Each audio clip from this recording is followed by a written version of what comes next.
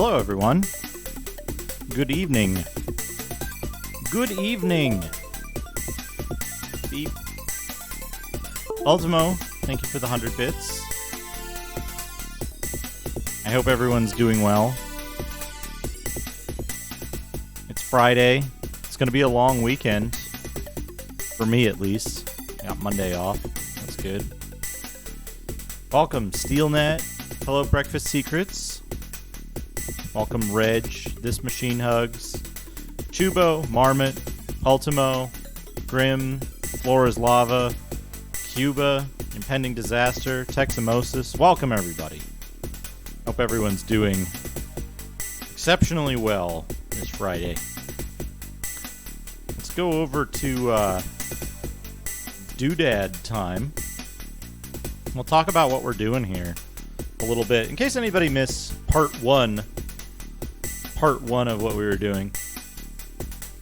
What I've got here, hey Diggle, welcome. My God, that's fantastic. 10 Elements, thank you for the host. What we've got here is the Nintendo Gamekeeper.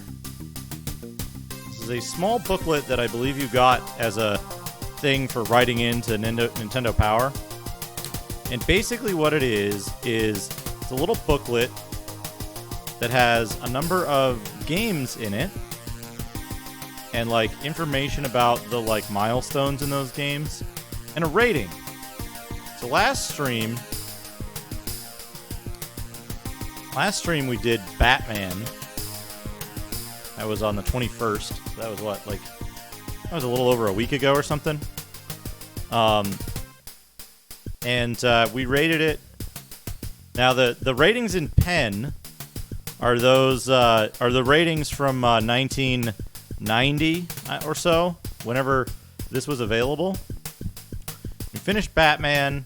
We rated it not lame. We actually rated it awesome this time around. Very similar ratings, though. Similar ratings. Slightly better fun, slightly less play control after having finished the game. And so then the other thing we did is we started Dragon Warrior. And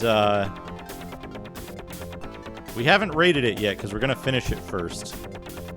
We found two towns, Tantagel and Garenham. Hey, Kev Larson. Yeah, this is the Nintendo Gamekeeper. It's a little booklet with Bilbo. Bilbo, long time no see. Great to see you. Welcome. Folks, if you don't follow Bilbo, you should go follow him right now. Go check him out. He hasn't streamed in a while because things have been busy. But when he does, oh boy, those are good streams. Excellent, top-notch streamer. Yeah, Dragon Warrior, this is back in 1990. Dragon Warrior got all lame. And we'll see if that holds up. We'll see how it holds up. But we're gonna start on Dragon Warrior. If we finish Dragon Warrior, which I don't expect we will, I'm gonna hold off on that Open the Infinite Grimoire until we get to the Nintendo scene so that it sticks. But if we do finish Dragon Warrior, we'll move on to Faxanadu. Pardon the camera's lack of ability to focus. But yeah, Faxanadu is what we'll move on to. Which I rated Faxanadu awesome with good graphics and fun and middling challenge and play control. So yeah, let's get started on Dragon Warrior. Dragon Warrior. You know what? I gotta. Whoops, that's just Notepad. That's not Notepad++. Dragon Warrior. And we'll go to the NES scene. Why is this here? Go get over there. We'll open up the Infinite Grimoire for Texamosis. There we go. Let's get started.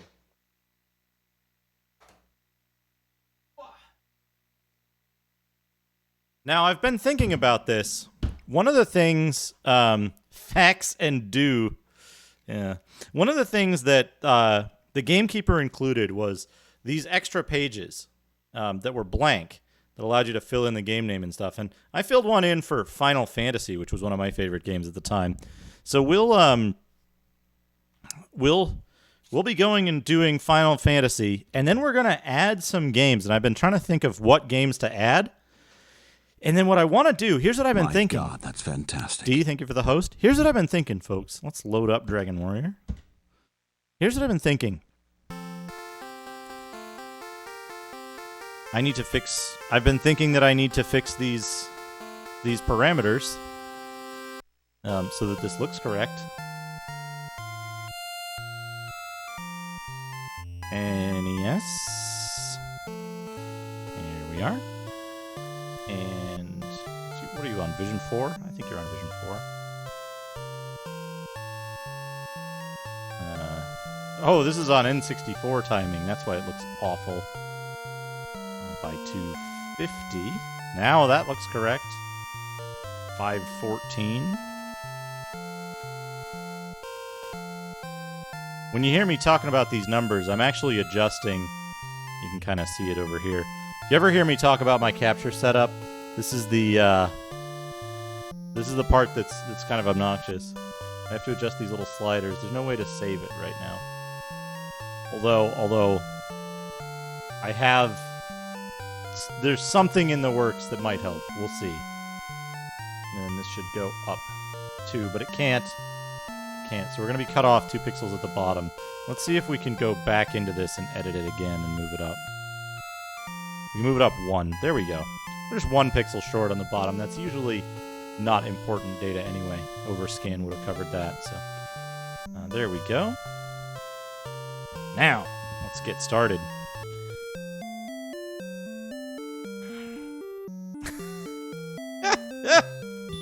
Continuous, Dad? Yeah, imagine if you hit the button at the wrong time in combat for Dragon Warrior, you'd miss. Wait a second. So here's what I've been thinking, folks. And tell me what everybody thinks about this. I want to hear opinions on this. What I'm thinking is, like the Gamekeeper, maybe we put together, as a little community thing, we put together another little list that is like one for each system, it's not going to be a physical booklet unless somebody's really enterprising. But what if we put together a little, document? We'll call it a document. That's fair, I think. That just has a number of kind of the peak games for a particular system. This covers a lot of ground in terms of what it's got in it. We've got Batman, Dragon Warrior, Faxanadu, Mega Man 2, Ninja Gaiden 2, Super Mario 2 and 3, Teenage Mutant Ninja Turtles, Tetris, Zelda 2. It covers a lot of ground, but they're all well-known games, pretty popular stuff, or at least highly anticipated stuff. And not all of them, I think, were great games. So I think it would be interesting to put together a kind of Gamekeeper type thing for a bunch of different platforms, one for each platform basically, and kind of condense it down to popular stuff, and then yeah, inscrutability. Well, protagonist unpleasantness would be 5s on Amiga. 5s for everything. I'm glad thou hast returned. All our hopes are riding on thee. Before reaching thy next level of experience, thou must gain 21 points. See me again when thy level has increased. Goodbye now, Dad. Take care and tempt not the fates.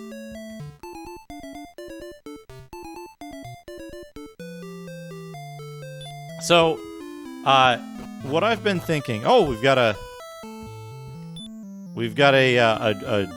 Complete Real Software Redemption. Well, let's do that. We'll listen to the Dragon Warrior town music. Hey, K Price. I don't know. Final Technique. I was thinking something like a what's the word I'm looking for? Like a maybe like a PDF that's like it's like a PDF that you download and then you can fill out or something. I don't know. You know what I mean? Like something that's individual to each person, you know?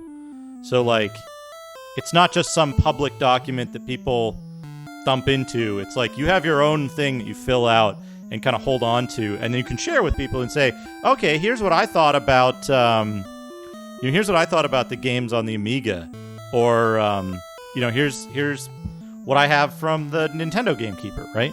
We just reproduce this one first, right? Make a template, kind of something like that. Yeah. And then it's like, you've got the, like, you can have the little, like transparent, what's the word? Like halftone logo in the back and that kind of stuff. I think that would be really cool. And then that's a way to, like, you fill it out. You have the, like, as a community, we kind of agree on what's the first few things, and then people fill in. Maybe it has space to fill in games that you think are important, so that it's like it's the same number of games always in any one person's. It's like, I don't know, 10 to 15, and 5 of those spaces are blank. The first 10 are like kind of agreed upon games, maybe like vote or something. And then the remaining 5 are like games that you add, right? And with the same thing with like the little milestones of like how far you got in the game and when you did that. So you can go back and see like, oh, what did I think of this game 5 years ago or 10 years ago? Let me see what I have for a Complete Real Software.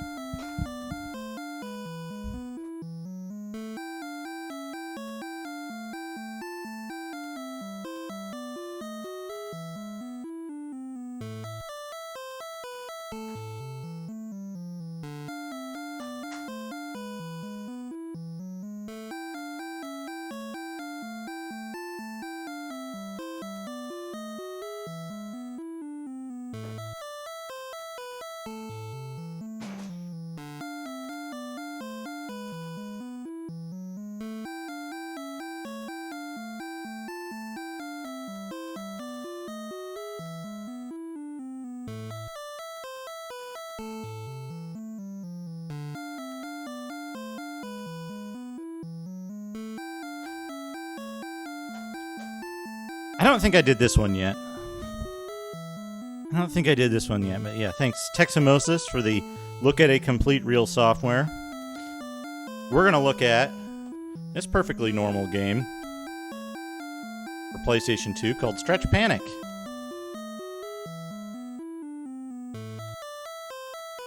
Nice looking game. Looks like it's maybe for kids or something.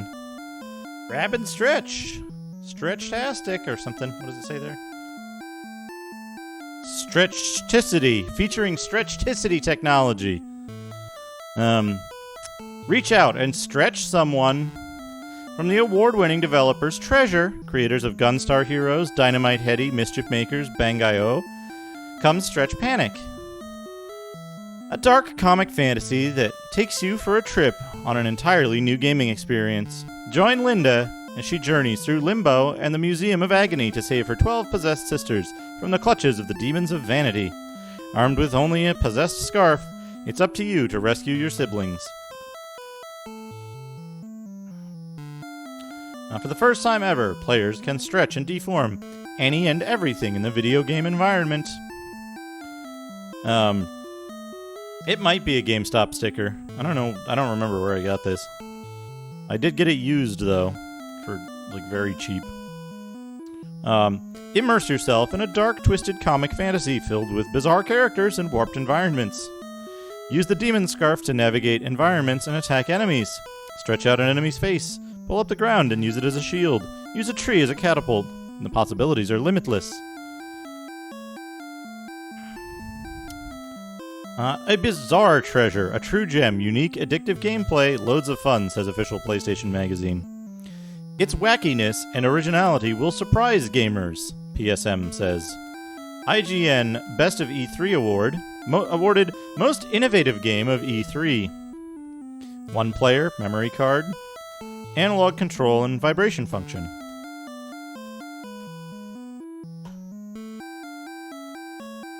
So yeah, here we are. Here's the game, the manual.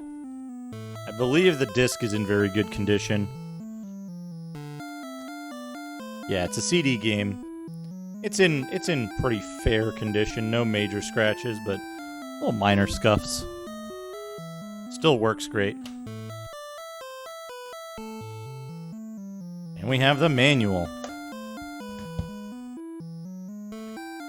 It's a CD game. It's a PlayStation 2 CD game, so it's that like weird blue color.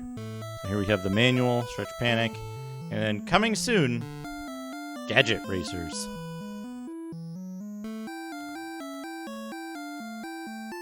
Yeah, setting up your PlayStation system and handling the disc, table of contents.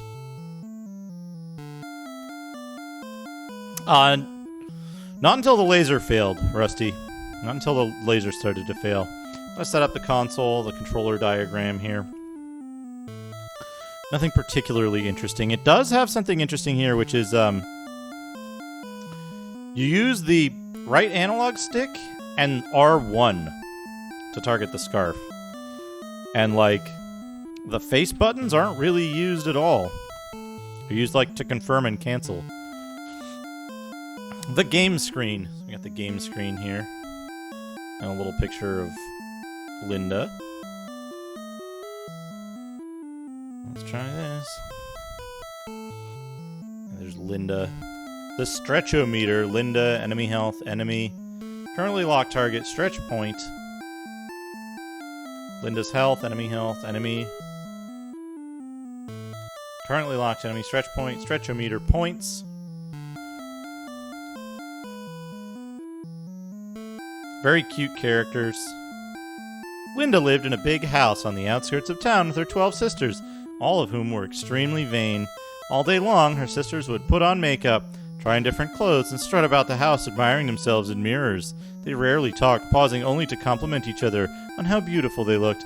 "My, how beautiful I look today," said Jelly Chan as she admired herself in one of the house's many large mirrors. "This outfit looks absolutely fabulous on me. Linda, don't I look spectacular?" "Yes, Jelly, you look lovely, as always," replied Linda, who wasn't in the least bit vain. In fact, Linda could not understand her sister's fascination with their appearance. The only piece of clothing Linda truly loved was an old green scarf which had been given to her by her late father.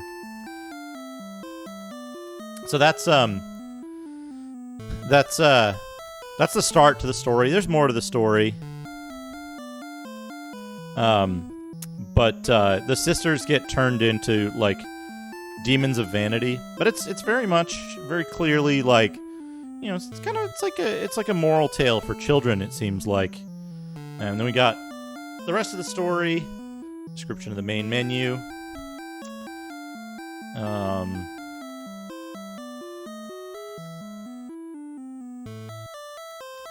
And then it talks about the points system and the Museum of Agony. Every time you open a door, you have to spend points, and then hitting bosses' weak points or going to one of the regular stages, which are free to enter. Going one of the regular stages gets you more points from attacking the regular enemies. This game is basically like a boss rush with like open-ended stages in between that you can just go to farm points and stuff to further challenge the bosses. So we've got here the EX worlds. The EX worlds are the like regular stages. And then we've got a description of the hold on, here we go. Focus. Description of the Bonita Zako. The EX worlds are populated by Zako, minions of the demons of vanity, which Linda must defeat to earn points. The primary form of Zako are Bonitas.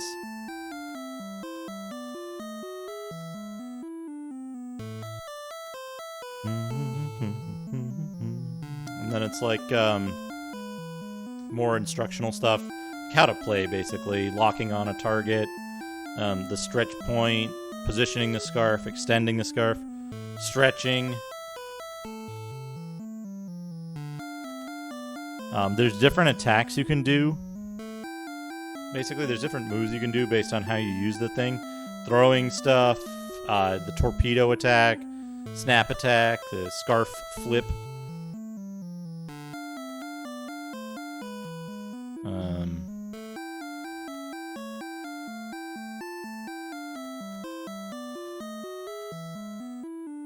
The scarf bomb,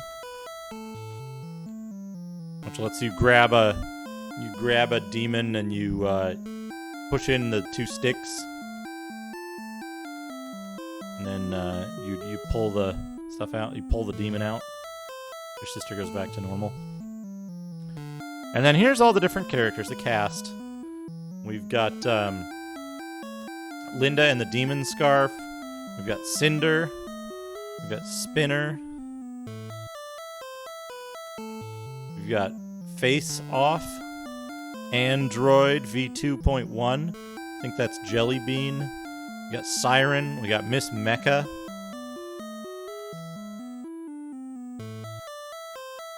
We've got Jelly Chan. We've got Demonica, Samantha, and Cyan.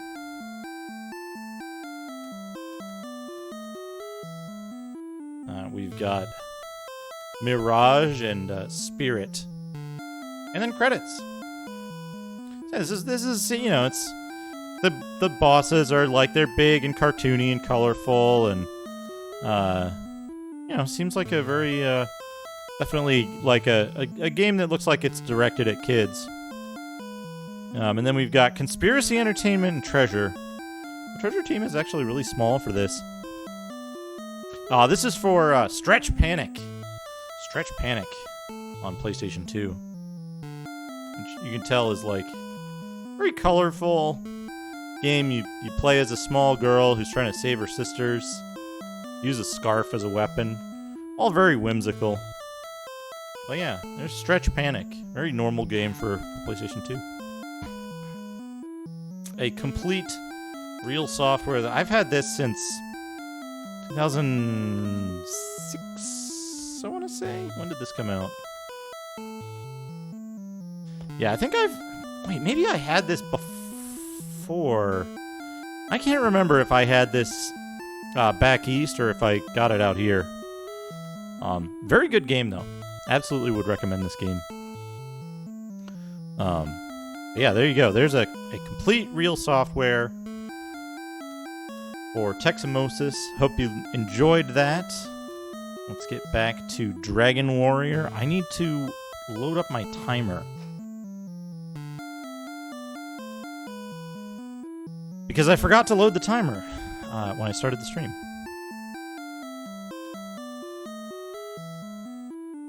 Did I make a time for Dragon Warrior? I didn't.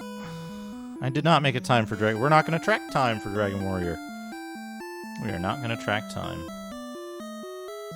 Tobor, I made my own timer. I made my own timer. You're welcome to use it if you'd like, but it's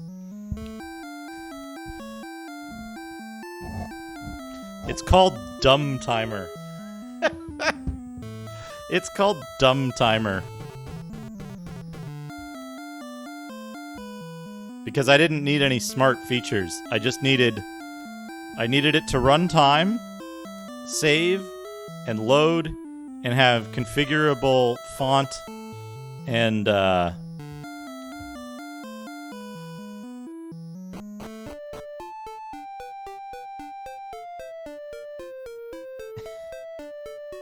Hey, Zetsubera. Hey, Faze. Babar to the rescue. Yeah, we don't need a timer when we know how long this will take, which is forever. I have 135 gold. How much gold do I actually need?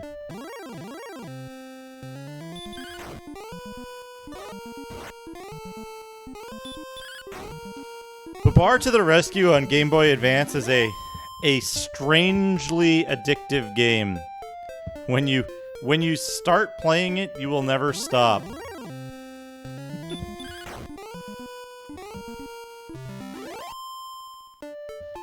Like a blanket and Italian food. You know what I need to do? I'm gonna take this. I'm gonna put this cloth underneath the Advantage because it doesn't have its feet anymore, and I just want it. Yeah, there we go. That's a little more solid.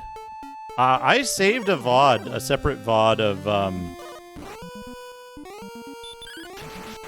excellent move. Get owned, Drakey.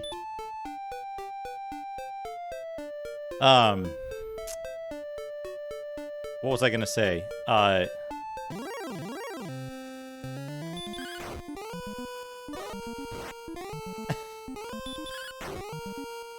So yeah, Tobor, if you want to use Dumb Timer, I'll send it to you.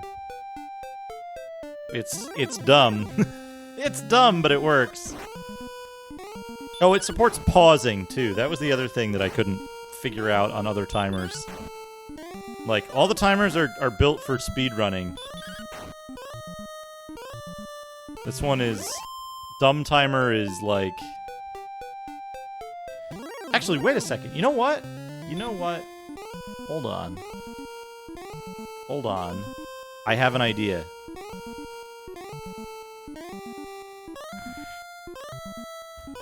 If I go to videos... Yeah, W-Split didn't have saving and loading, though. Command? I have an idea.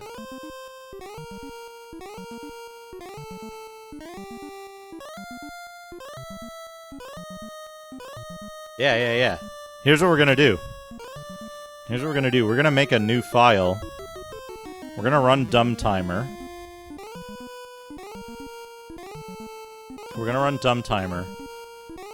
We're gonna start it, because if you don't start it first, it does weird stuff when you try to save it. We're gonna save a file called Dragon Warrior. I'm gonna go back into load. By the way, folks, please check out my workflow here. I'm in the load dialog here, right? I right-click and choose open with. Oh, for fuck's sake. Why is Notepad++ not in the open with list? This is fine. And then I open it here. We're gonna put 40 minutes. Because the video for Dragon Warrior is 40 minutes. So we're gonna load that. Now we've got 40 minutes. And then we'll start it. There we go. Oh, and by the way, this is using, like... You can't really see it. It uses a, like, bright purple background. So that it, Did I navigate away from my... No, I didn't. Okay, good. Uses a bright purple background so it can be chroma keyed.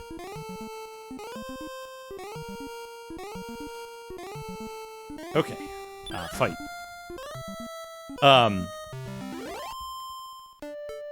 Yeah, Tobor, I can send you the timer. You can play around with it.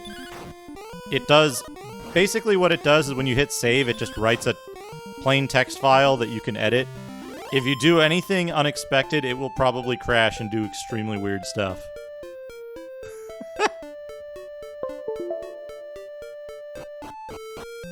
Okay, here we go. Now I want to see... Where is it? Here? Yeah. We want to get some really good equipment first off. So we want the hand axe for 560 first. And then half plate for 1,000. So we need 1560. 1560 is what we need for money.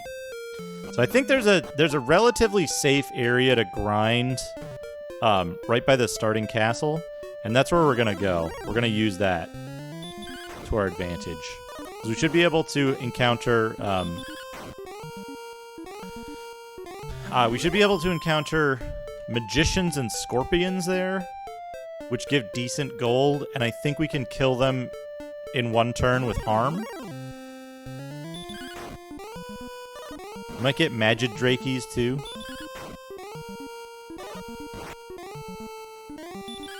I program a TAS-bot. I cannot. I don't know the first thing about, like, TAS bots and that kind of stuff. In terms of, like, actually running, like, creating them.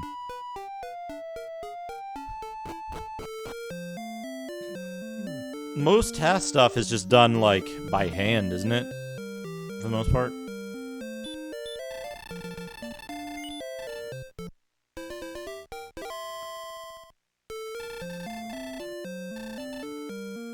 Okay, there we go. What was I gonna do? Right, I was gonna send Tobor this timer. Hold on a second, let me do that. You can run streaming resources dumb timer. I don't know if this zip is the most up-to-date one. Hold on a second. Let me delete that zip and recreate it. Add to dumbtimer.zip. Of course, anyone else who wants to like try out a warranty-less dumb timer, I would be happy to send it to you, but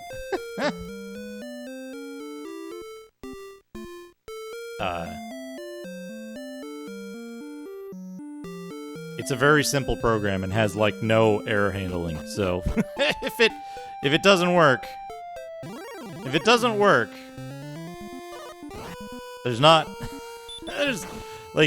there's a very narrow band in which it works. Narrow band, here we go. Narrow band in which it works. And if you use it in that band, it works. Well, I haven't had it crash in a long time. So. And it no longer uses up an entire CPU core.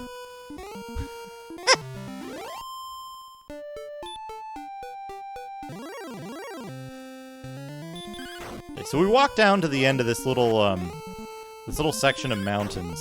The reason that this is like a safer place to grind is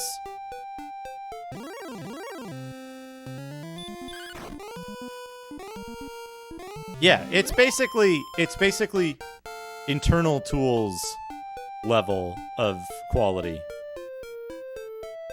Power increased by 5, response speed increased by 2.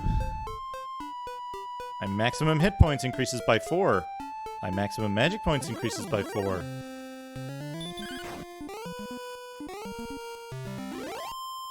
Okay, we might have to be on the lowest thing. Here we go.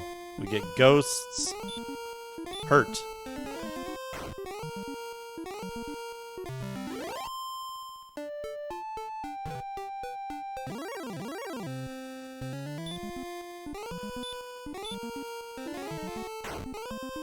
I am an incredibly, like...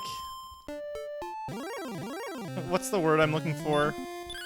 Whoops! I didn't mean to fight. Hurt.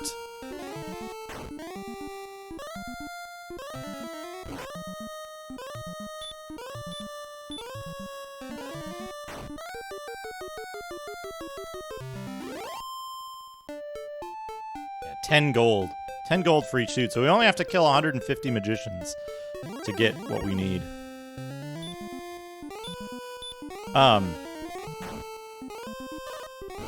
The only thing I'm good at with regards to programming is, like, architecture and scope control. A Magidraki. Hurt. 7, and he hits for 4.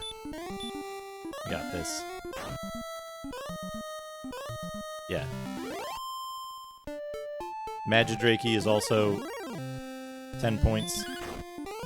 We're down to 2 MP though, so we're gonna go back and use the inn. But yeah, architecture and scope control. Like, I somehow got to the point of knowing, like, architectural stuff without knowing the, like, heavy lifting side of programming, so I'm a terrible programmer, and I think I'm a competent architect. You do not get any party members. It's all you. You get put to sleep. Dad Quest, yeah. Dadgon Quest. Dadgon Warrior.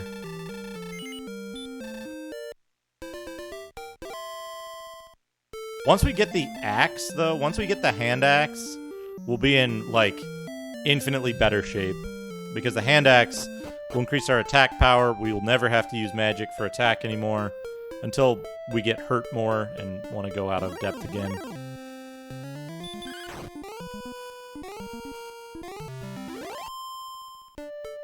It's interesting how much they,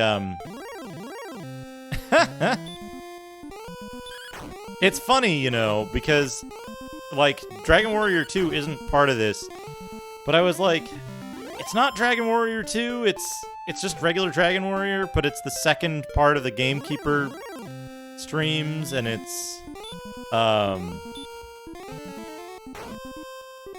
second part of the Gamekeeper streams, and it's the second part of Dragon Warrior.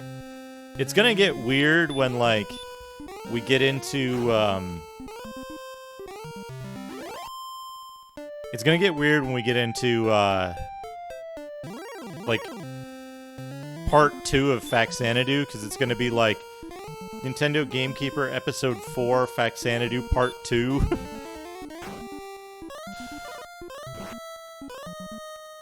I think we can hit with this one. No, I should have hurt him. Yeah, the Falcom naming scheme. Yeah. Hey, Shaman 16X. This is the Gamekeeper. It is a little booklet that they, I forget if they gave it away or something in Nintendo Power. And, basically, it has these little things in it for each game. Last time we did this stream on the 21st, we did, Batman, and then we moved on to Dragon Warrior. We did part 1 of Dragon Warrior. And then, we're just gonna keep going through the book. It'll be Faxanadu next, or, sorry. Faxanadu.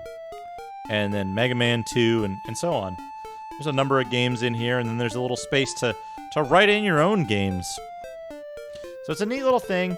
I have the ratings in here that I put in like, oh no! I have the ratings that I put in back in, like, 1989? 90, or whenever it was that it came out. Oh, 13 gold for a Scorpion. We gotta look at something else from D. Let's go back to the inn, and then we'll look at something else. 1980X, yeah.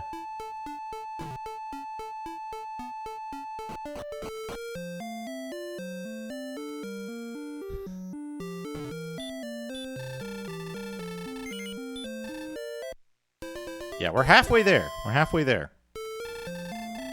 Granted, we started a quarter of the way there, so...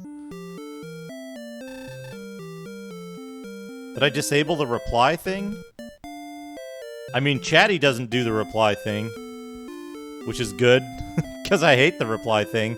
I disabled it in Frankerfaces. Let's pause the timer. We'll go to the doodad time. We gotta look at something else. What are we gonna look at?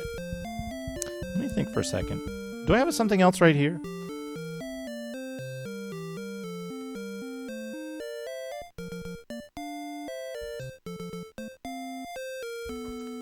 I sure do. I sure do have something else right here. This time it's music.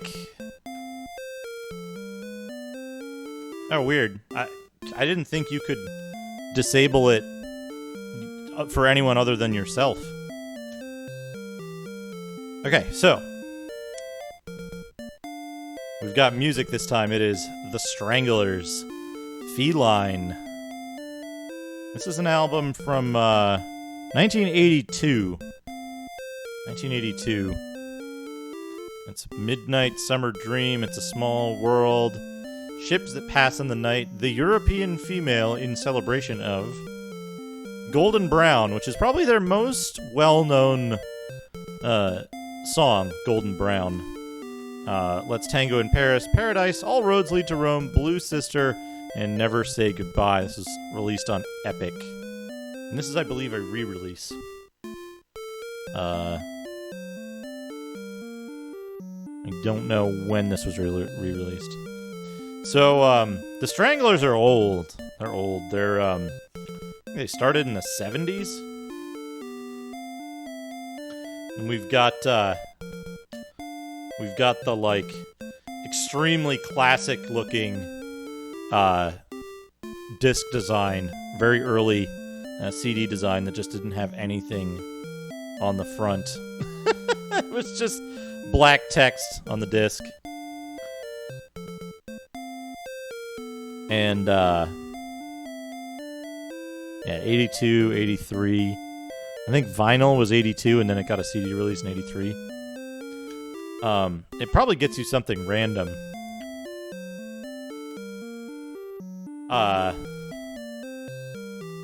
And then the booklet. The booklet is incredible.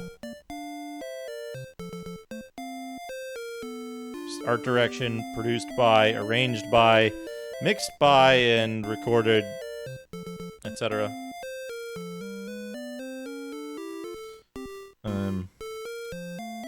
Stranglers Information Service. And it gives an address to post something to. This compact disc was manufactured to meet critical quality standards. If you believe the disc has a manufacturing defect, please call our quality management department. New Jersey residents should call a different number. But,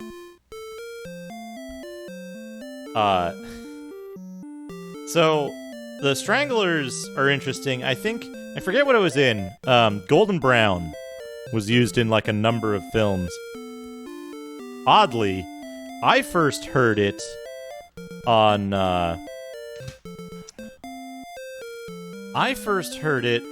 where did I hear it? What's the name of that thing?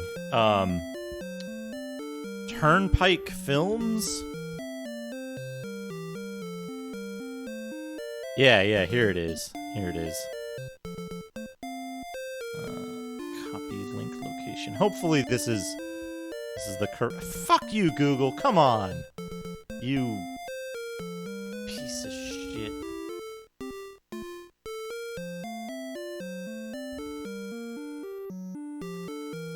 There we go. Copy link location. I love when the link location is like 40 pages long because it's got all of Google's crap in it.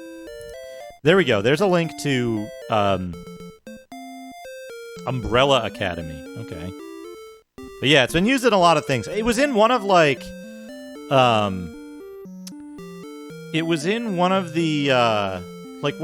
famous movies of the 90s or something, mid-90s. I want to say like Lock, Stock, and Two Smoking Barrels or something, or one of those similar movies. It was like an action movie, but it was kind of funny, but it was also like kind of weird. 90s cinema is how I describe it. Late 90s cinema, I would say. But there you go. There's something else. It is The Stranglers Feline. It's kind of hit or miss. It's kind of 50-50. Some of the songs are extremely good. Some of the songs are kind of like a little grating to listen to. They're experimental. They're experimenting. And some of the experiments worked and some of them didn't. So there is a something else. We've got a Doodad Redemption from Texamosis. Let me see what I got back here that I haven't showed off already.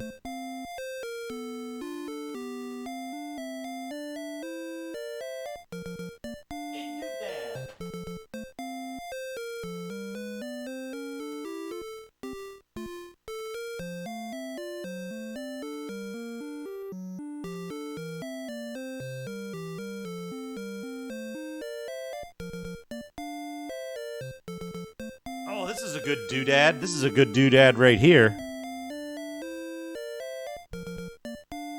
This is a good doodad right here. We've got Accolade in Motion. Accolade in Motion. the best in entertainment software. So, we've got Snoopy, a baseball glove, a baseballer, a spaceship, and a golfer on the cover here. Accolade in motion.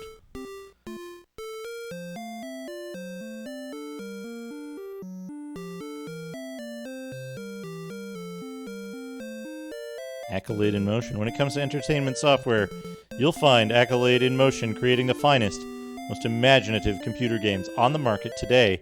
Whether your favorite genre is sports, driving, sports, role-playing, sports, science fiction, or sports graphic adventure, Accolade has a great game for you. It is Gabe Newell, isn't it? Alan Miller. Alan Miller. From the moment a game is conceived, through design, production, and meticulous testing, we work hard to produce the very finest games possible. And here we have Sports Alan Miller.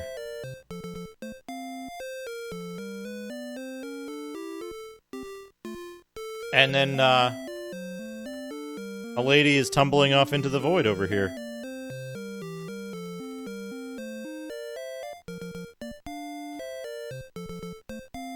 First up, we have Jack Nicklaus Golf and Course Design Signature Edition.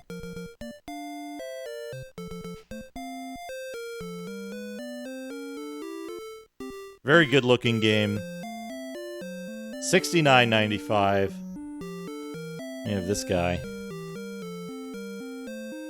He's gonna play golf. Jack Nicholson Golf.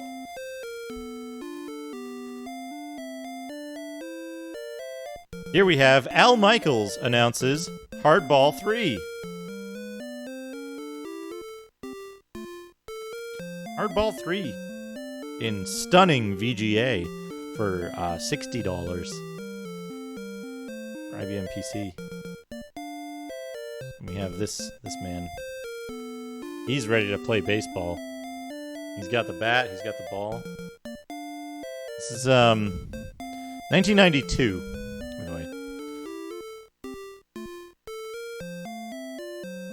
$59.95 in $1992, by the way. Jack Nicklaus was, for IBM PC.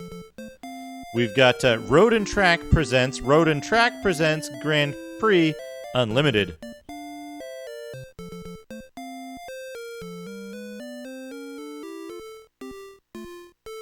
Road and Track presents Grand Prix Unlimited. And we have, a spacesuit man and a guy in a toy car. And a relatively good-looking game. $110. $59.95 for a Road and Track presents Grand Prix Unlimited. Here we have Star Control 2, science fiction, based on the hit science fiction combat game. A novel and exciting hybrid of white-knuckle technical combat and classic science fiction role-playing.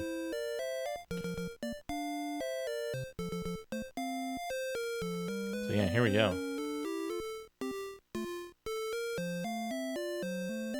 Another $110 game. Science fiction Star Control 2 role-playing. And here we have some exquisite role-playing down here of these folks. Here. That's what space looks like, by the way. That is 1992 Space.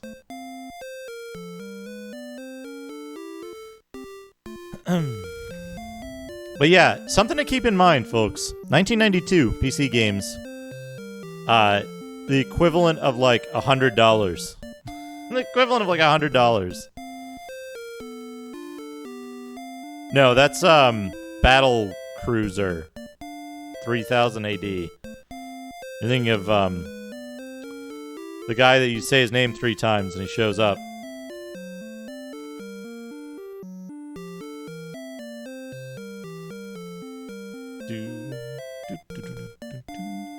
Snoopy's Game Club. Snoopy's Game Club. It's for tiny children who have a desk at, like, waist level. Also, here's a random dude in a jacket. So the funny thing is, you ever wonder, like, you think, oh, Derek Smart, there you go. Derek Smart. So, you ever wonder, like, you think, like, is it just me, or are games, like, kind of more cheaply made these days? Games don't seem to have the value they used to. And, like, even if they're longer, they have, like, more recycled assets. They have, it seems like less quality assurance testing. They just don't feel as high quality as they did back in the 90s. Well, it turns out, back in the 90s, you were paying twice as much for a game that took half as much effort to develop. So, yeah, Accolade in Motion. Here we have many photos of people doing various things, like that guy with a broken leg.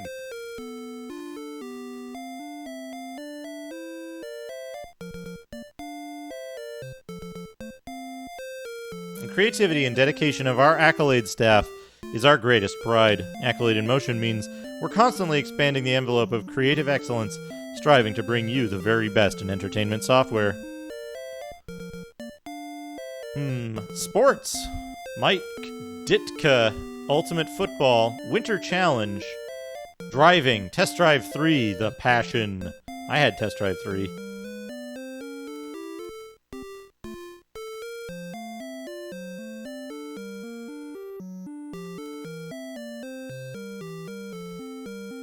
But yeah, like, bigger, more complex games are being made, and they're being sold for half as much money. Role-playing, Elvira, Mistress of the Dark, Elvira 2, The Jaws of Cerberus. Less Manly, Lost in L.A., famous role-playing game.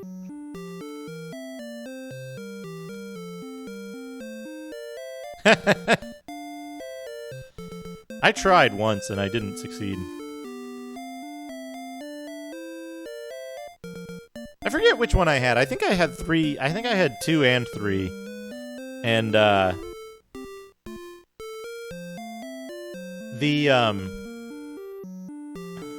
one of them was like drive from Southern California to Northern California and had an expansion thing for Massachusetts. And I wanted to play, both of those again. Yeah. Science fiction. You got Star Control and Hover Force, which I don't remember hearing about at all. The fastest game you'll ever play. Pedal to the metal animation. Ultra crisp graphics. And how to contact them. And then we have Macintosh titles. Mac titles.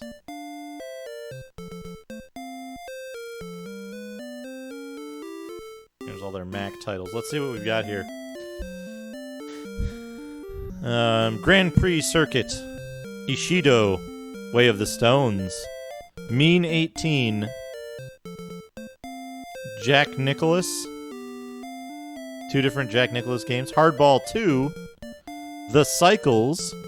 California Challenge. The Supercars. The Duel. I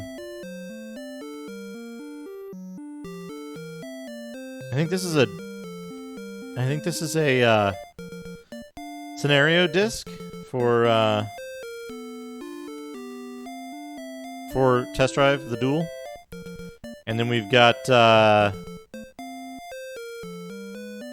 Muscle Cars, which might be an expansion as well. All-time favorites. We've got our all-time favorites here.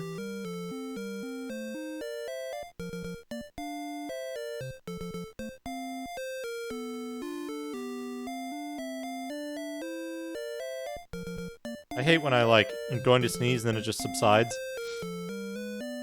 We've got Ace of Aces, Hardball, Hardball 2, Ishido, Test Drive, The Duel, Test Drive 2, plus California Challenge, European Challenge, the Supercars, and the Muscle Cars. More Jack Nicholas. Many more Jack Nikolai. The plural of that. Yeah, this whole page is Jack Nikolai's. Hey, sentient program, welcome. We have the availability information.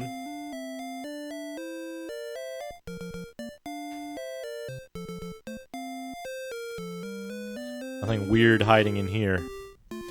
Again, this is just a, thank you, Accoladians in motion, to all of you who sacrificed unpacking your boxes, missed lunch, or were otherwise willing to give us your best in motion.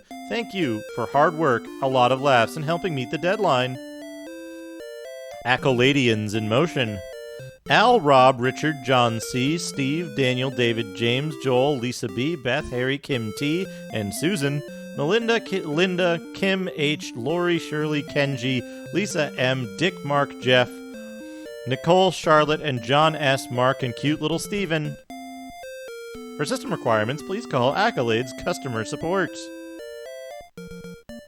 The Accoladians, yeah. Accoladians, I think, were in, what the hell is the name of that?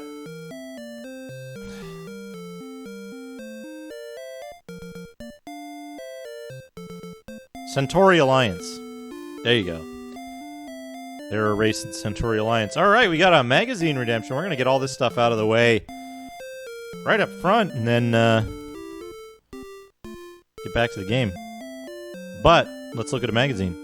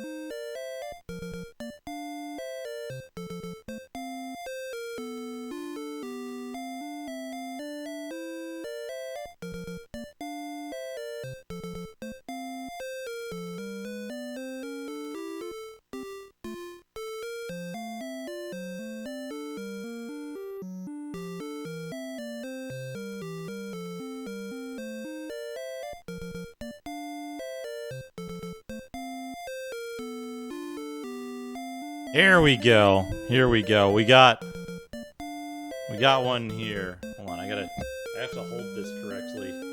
There we go. We've got Legend of Zelda, Nintendo Fun Club News, Fall 1987. And on the back, we've got an ad for the Top Gun video game by Konami. He's approaching at Mach 2. Cruise through the Top Gun video game, and you may land on the aircraft carrier USS Intrepid. $5,000 1987 contest. $5,000 in 1987 money. Alright, here we go. Taito brings out the hero in you. We've got Elevator Action, The Legend of Kage, Renegade, and Arkanoid. At this time, when I got this magazine, I would have called it The Legend of Cage. And I still have to prevent myself saying that. The name of the game is Challenge, an important message from the master gamesman and president of the Nintendo Fun Club, Howard Phillips. The Prez Says section. This is our third issue of Nintendo Fun Club News. If you're an established member, you'll see it has expanded. The more news, more color, and looks more. It has more news, more color, and looks more like a magazine. If you're a new member, welcome to the Fun Club. We think you'll enjoy this issue and many more to come. Thanks for your support, letters, and enthusiasm. We're rapidly expanding the Nintendo Fun Club.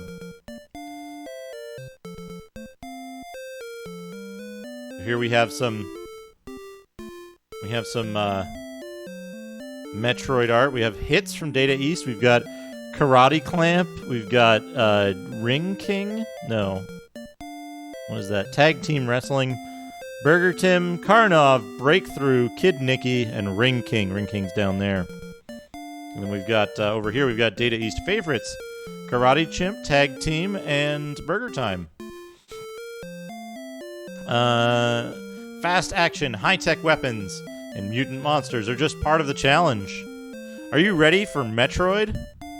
Your challenge is to search the underground fortress maze of the hostile planet Zebes, or the Mother Brain. But first, you must fight and defeat the two terrible mutant monsters, the mini-bosses, which lurk in hidden chambers far below the surface of the planet.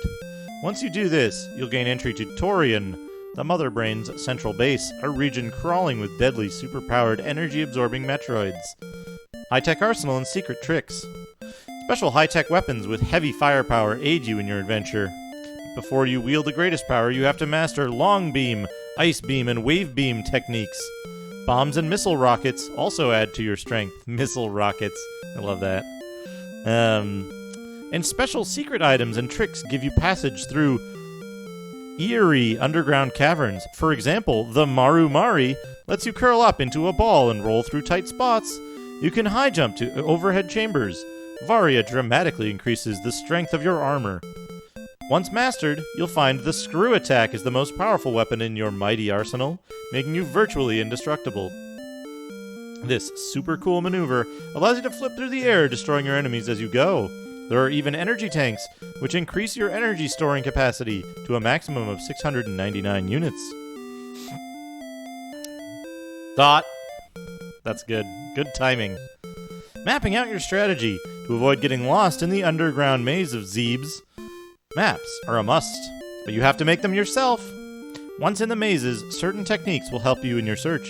You can use elevators to take you deeper into the planet fortress. Use your power tools, bombs, etc., to blast open hidden entrances in floors, walls, and ceilings. Available now! One of the most exciting features of our newest games, Metroid and Kid Icarus, is the password. This lets you mark your place in the game. You can come back and start where you left off next day, next week, next year. Password pack. Then we have some art and screenshots here.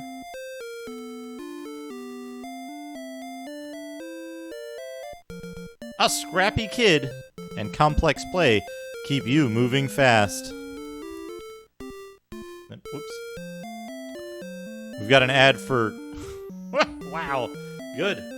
Good. Check this out. We've got an ad for Scoon, and we've got an excellent Medusa there. Kid Icarus available now. And we've got these packs, and there's something about... Let me make sure. Are any... this is just a pack wish list. It's what my elder brother and I wanted. Pit equipped himself with the 3 treasures. Available now.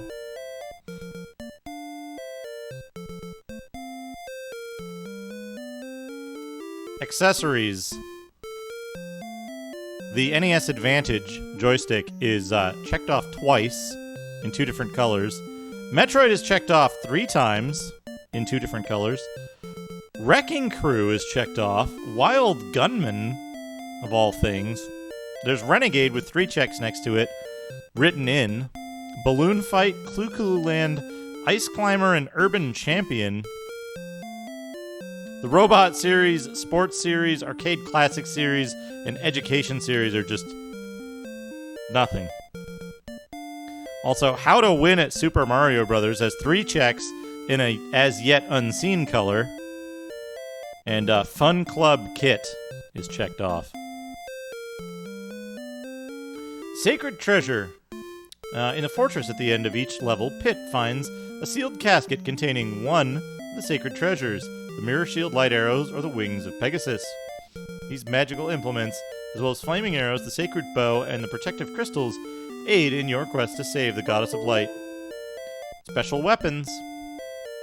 You must also look for mallets, a credit card, angel's feathers, the flaming torch, pencil, and check sheet. which give you much greater chance to succeed. The Water of Life, Chalice, and Bottle, and a Water Barrel will help you survive this complex and challenging adventure. Get Ganon. It's a difficult and hazardous mission to destroy Ganon, the mystery-shrouded villain of The Legend of Zelda. He's mean and wily, but he has his weak points.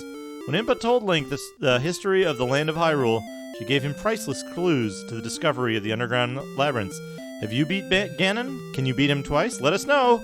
Call! And then the phone number. Pitfall Harry's Greatest Adventure, Super Pitfall, from Activision.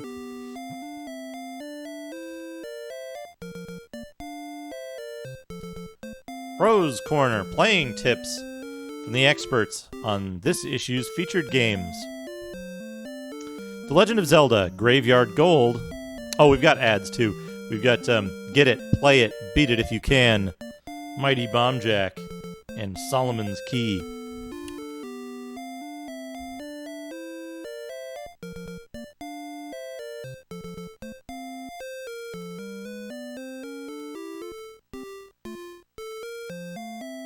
This is a grave robber's trick for quick cash. Freeze the first ghost you see using the boomerang. Keep him frozen and touch the other tombstones. Presto, more ghosts will appear. Beat the frozen ghost with your sword, and all the other ghosts will turn into cold cash or... question mark? Fast end option.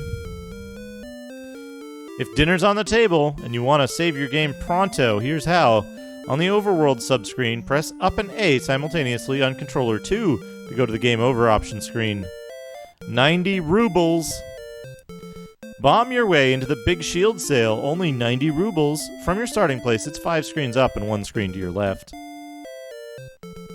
Underworld tips. Metroid, more energy. The fastest way to build up your energy supply is to defeat the Metroids. Try it and see. Good. Good advice. Good advice for a game that's just come out. When a Metroid grabs you, escape through a door or use your bombs to make a fast getaway. If you can't get over a wall, try using your bombs to blast yourself over. Bombs and guns can also help you find hidden passages.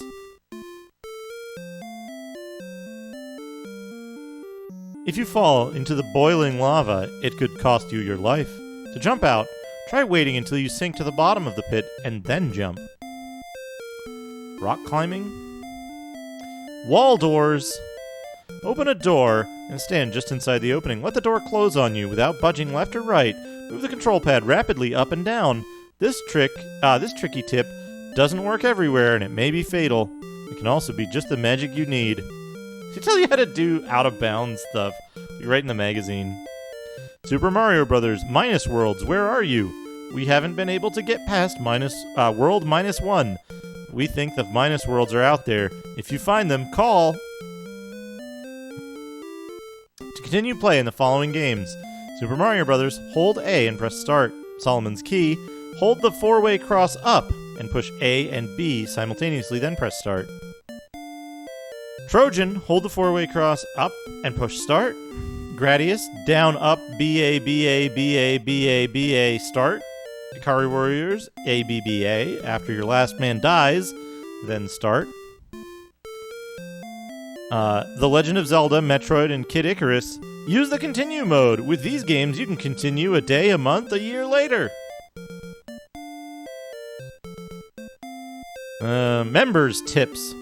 If you stomp a Koopa and wait until you see his feet stick out and kick him at the last second, you'll get 1,000 points.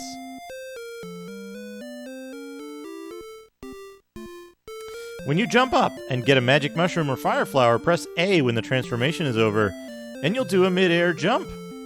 Also, when underwater, if you're swimming forward and quickly reverse direction, you'll do a backstroke.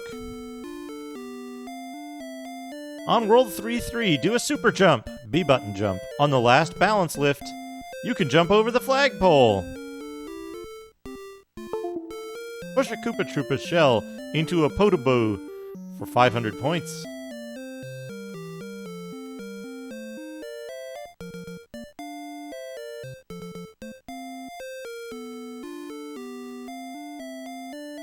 Ten-yard fight.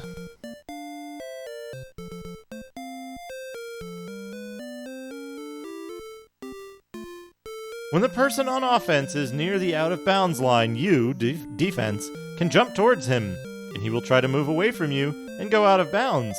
This tip works even if you are far away from him.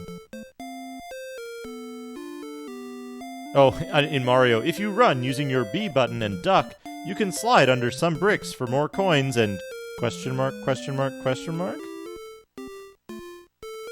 Kung Fu clue, on the first level, if you can punch enough enemies, the bonus points you get for at the stairs should bring your score to over 50,000. One extra man. Punch-Out! You'll be a big fan of the hot new video game Mike Tyson's Punch-Out! Rad Racer takes you to turbo speed in 3D! Spy Hunter Seek and Destroy. FCI blasts you to outer space on Nintendo registered trademark Lunar Pool and Xanac. Play Xanac, the fastest, most advanced space game ever. You have 8 super weapons plus secret power forces on your side to stop the enemy.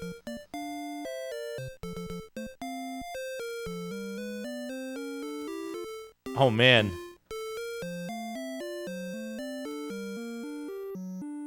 Got a map with, like, my brother and I are notes in pen. Use bomb and candle for question mark.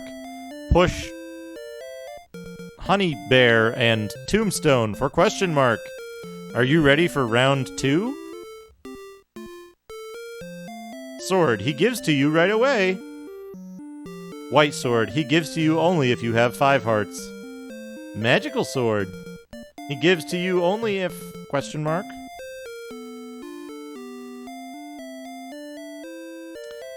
Bandai Family Fun Fitness. Hurdles, Animal Trail, Dark Tunnel, Hop a Log, Rafting. What happens when Link grows up? Coming soon. Super challenging gameplay. New for Christmas. Data East games again. Ring Thing, Kid Nicky, Breakthrough, Karnoff, Pro-Am Racing. Will challenge the hottest driver. Scores of fun.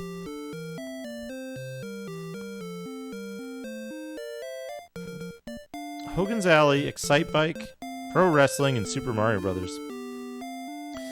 Somebody got a max score in Super Mario Brothers. I can hear strange music. It's really eerie here. I feel as if I'm in a strange world. Did you get the thing yet? Did I get the thing yet? I don't think I did, Anne. I just checked my mail before I started the stream, and I didn't have anything interesting in it. Soon, though, I'll bet, if you sent it. Can you beat Ganon twice? Noah Hoffman beats Ganon.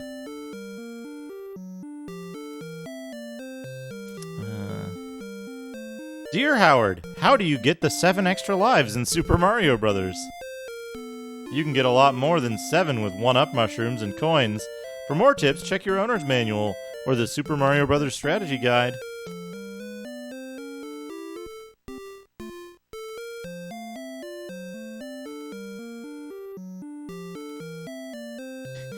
Dear Nintendo, is a dungeon an underground coin room or an underground world? How do you get unlimited lives? If there is a minus world 2, 3, or 4, how do you get there? In order of your questions, Danny. 1. A dungeon is an underground world. 2. You don't. 3. We haven't found them. Have you? Is it a coin room or a world, Anne? Is your kitchen an underground coin room or an underground world?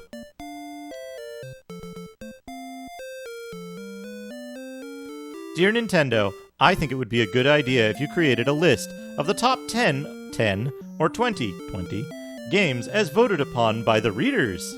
Great idea, Shane. Let's do it. Send favorites. Fun Club member Shane has suggested we start a top favorites video list. We think it's a hot idea. How about you? Send us a list of your 5 favorite video games and watch the next issue. Dear Nintendo, what games does Howard Phillips have in his game library? Howard reviews all the video games for Nintendo's system in Japan. At last count, he had close to 300. Too many to list.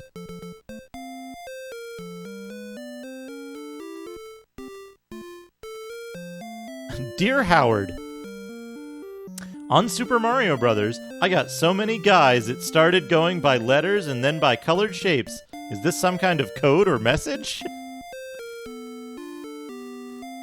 Yes! If you get more than 9 lives, the display is coded. For example, a crown with a number after it means you have more than 10 lives.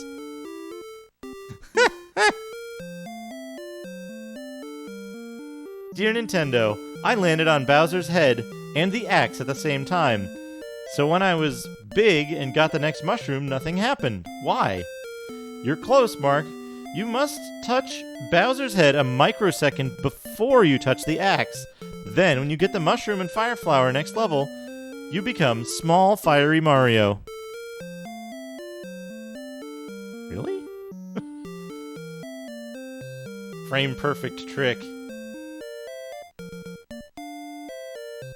Profiles. Profiles, we've got George, Rich, Phil, Chuck, JC, and here's Howard.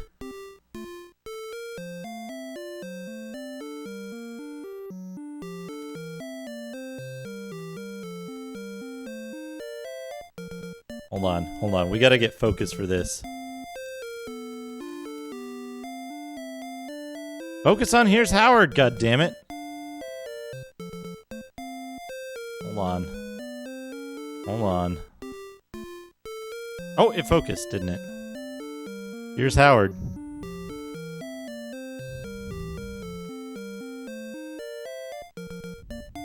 A rock video Howard Phillips created at a Nintendo trade show in New Orleans. Yeah. Here's Howard. He's drumming. We've got Phil, George, Rich, Chuck, JC. Okay, arm.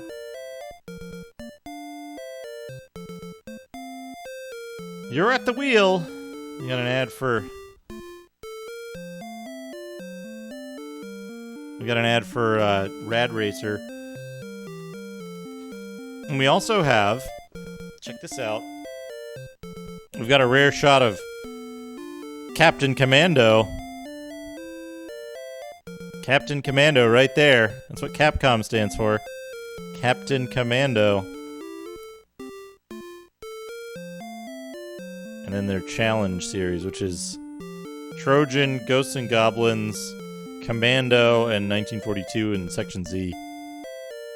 Yeah. Captain Commando, there he is. That's what Capcom stands for.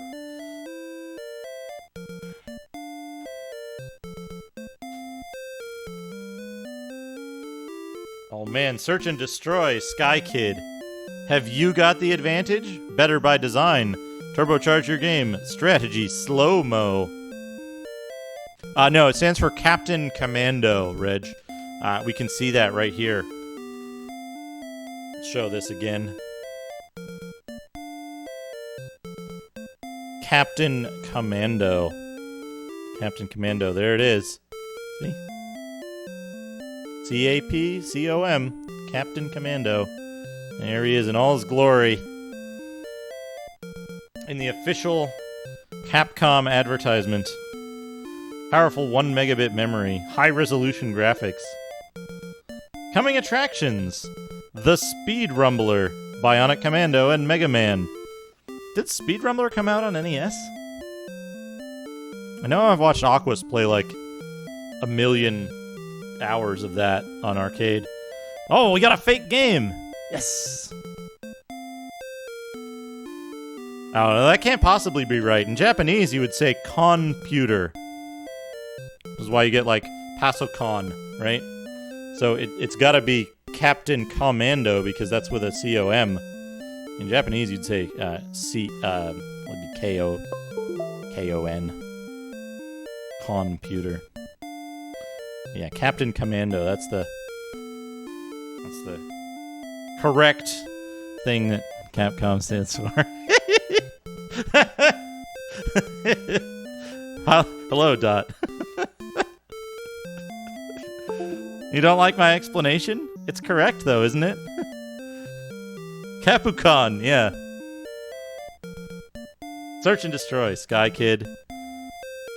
Got the, what's this? Oh, these are score pads, official score pads as well. We've got a filled out puzzle thing there, and 3D World Runner gets a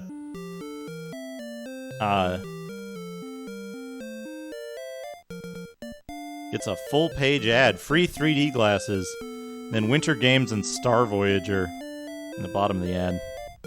So for some reason, I've written someone has written the word entertainment next to game reviewers wanted. Picture yourself on Halloween. This year's categories include Best Character Lookalike. Oh, that's very kind of you, Rusty. Very kind of you.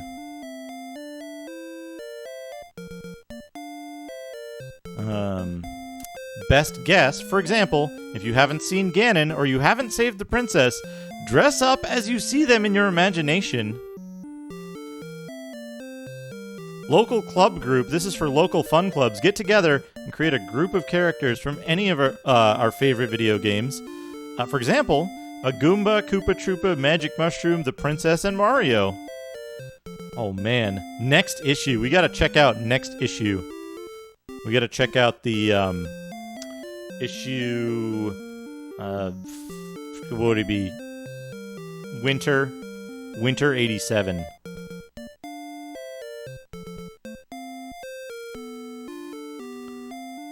But yeah, there we go. There's Nintendo Fun Club news, fall 1987. All right, I'm gonna take 2 seconds to go wash my hands. I'll be right back.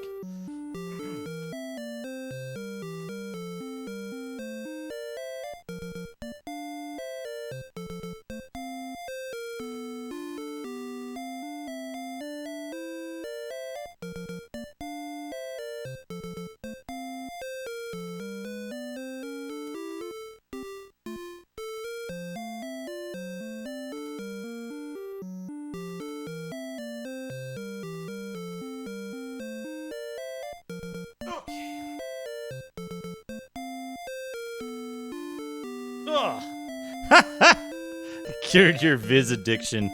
Thank goodness.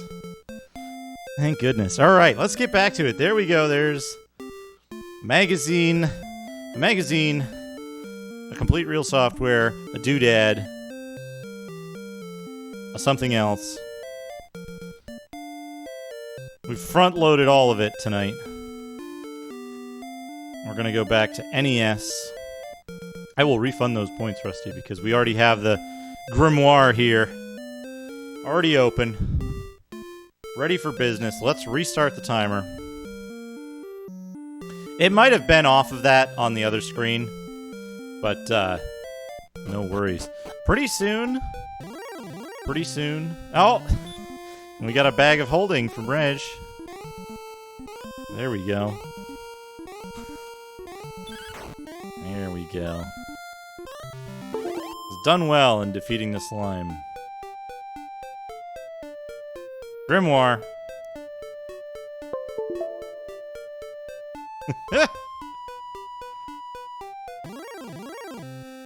One of these days, I'm going to automate that. Counter spell.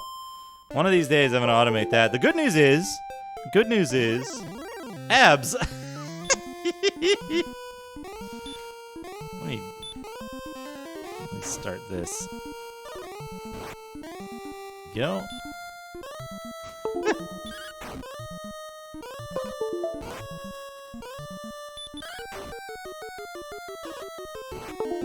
We need to cast Hurt on this guy twice. Probably not now, though.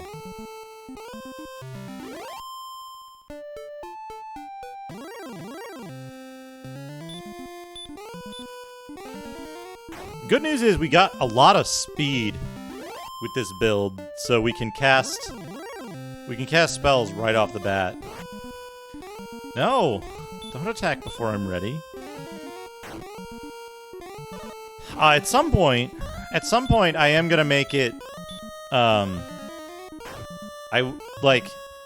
some point I will have it automated, so it will be able to, switch between the two without my intervention.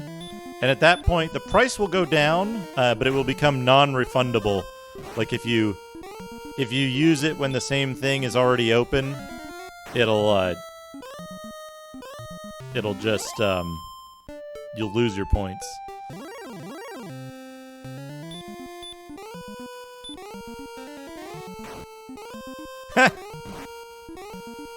Oh, there'll be all kinds of fun stuff. Once I get the...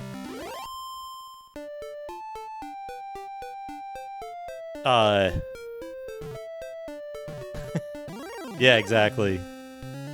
You get soft lock if you spend your points wrong.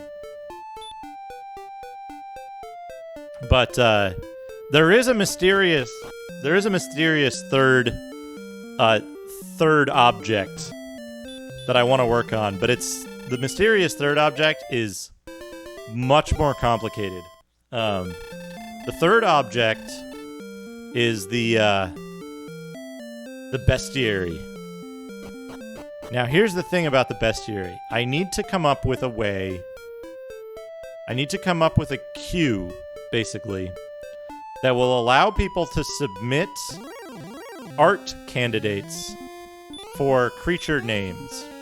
And the way it'll work is, the way I imagine it working is there will be a way that people can submit art, and it'll be based on, basically the bestiary will, like, when it's open, it'll display the names of creatures and something about them, if I can... I'm working on that. Whether it has, like, additional information, it'll just be the name to start. But then, not exactly. So it'll display the name, and then it'll show a picture, or it'll show, like, the mysterious Pokemon thing, where, like, it's just, like, a question mark with an outline, well, not an outline, but, like, an amorphous shadow of a creature, right?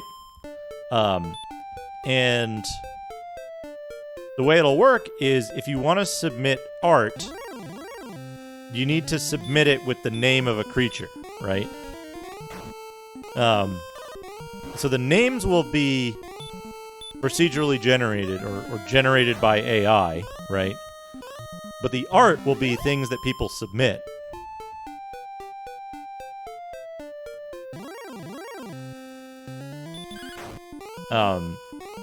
And so the way that would have to work is, basically, like, I need to make the thing first, and it would show each page for, like, I don't know, 30 seconds or something, and then there's a page flip animation and a new page with a new creature name and stuff. If you get inspired by the name, you can submit art to a queue, and then it's basically just, like, to prevent having a, like, what's the word I'm looking for? To prevent having an open thing for people to submit stuff that's, like, TOS violating, that kind of stuff. You know, objectionable content. It'll simply be a queue which I can go through and, like, approve or deny, basically. So if someone submits something that's like trolling, basically, then I can deny it. But otherwise, it would mostly be, if it was art submitted in earnest, it would be accepted. The only problem would be, I guess, if multiple pieces of art are submitted for the same creature, I can just have it pick at random one of the pieces.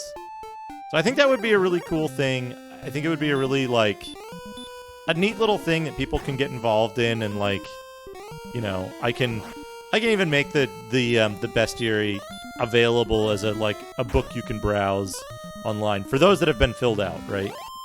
But I think it's cool that, like, it's kind of a way for people to, like, get involved, where it's like, to see new unidentified monsters, you have to be watching the stream and see them come up. But there's a few different ideas, but it relies on a back plane of this thing that like doesn't exist yet, and that I don't have the programming skill to create. So it's actually BNU has been working on that because he's interested in it.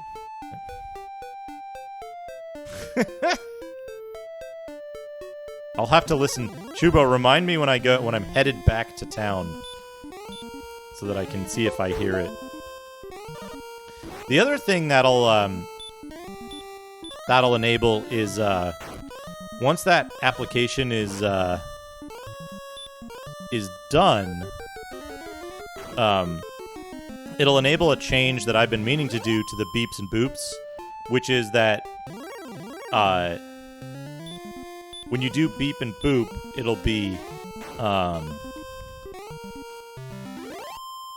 random, and it'll change. Ooh, courage and wit has served thee well. Thou hast been promoted to the next level. Thy power increases by 4. Thy maximum hit points increase by 3. Thy maximum magic points increase by 3. No speed up, but that's okay. We're already always moving faster than the enemy.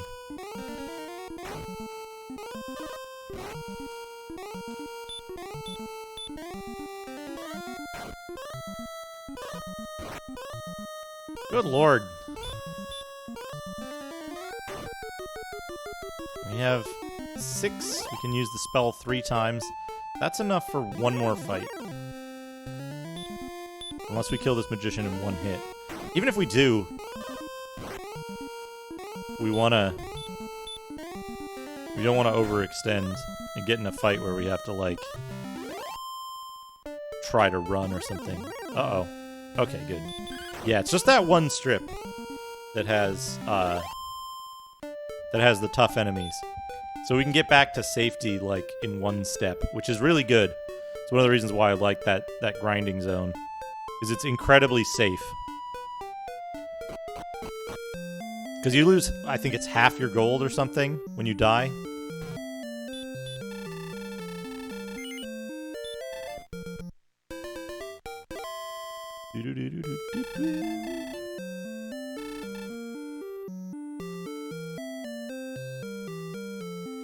Oh. What is the part that sounds like Popeye the Sailor?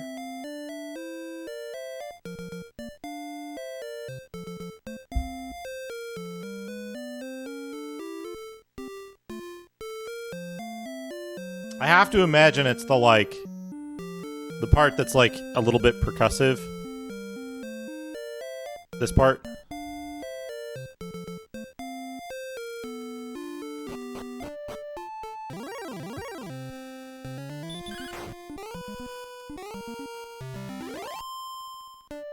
What was the thing? There's something about, like, NTSC signal that, composite signal. This slime ran away before fight even started.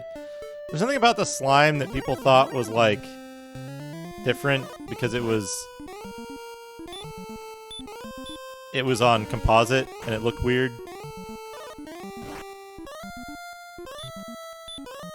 Like, not seeing the mouth as a smile or something.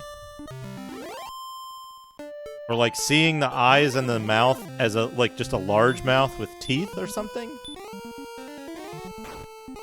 What is that?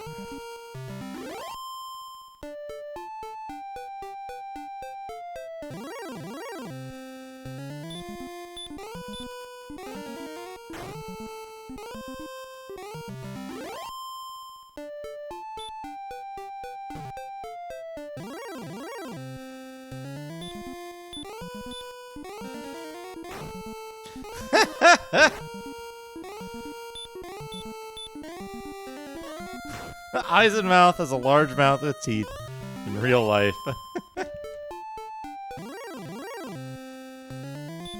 But yeah, something basically like, I think the idea is that like the slime has a mouth like this Magidrake has.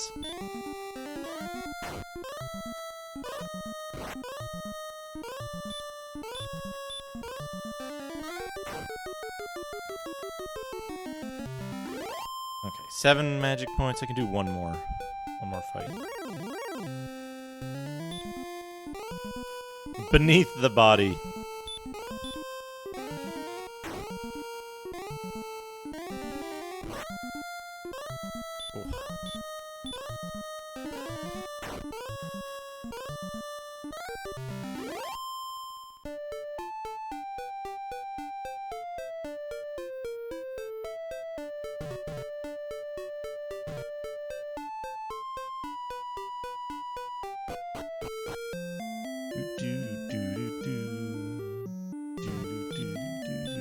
We're almost there. Almost there. We're 4/5 of the way there. A little less than 4/5.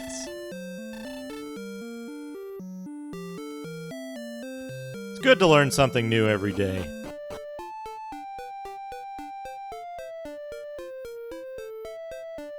Super Mario Land. I don't think I've ever played Super Mario Land 2.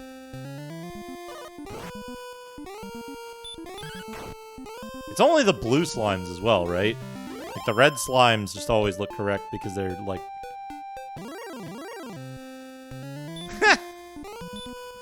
For no reason! I should play that one of these days.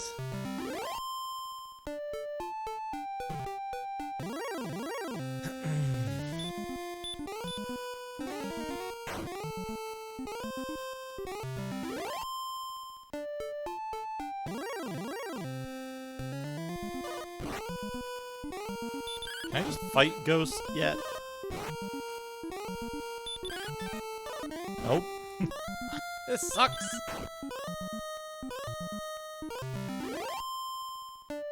The good thing about doing this here, where like the gold isn't perfectly efficient, is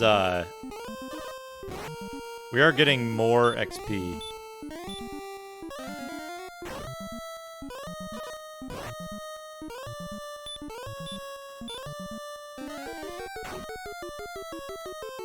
There we go.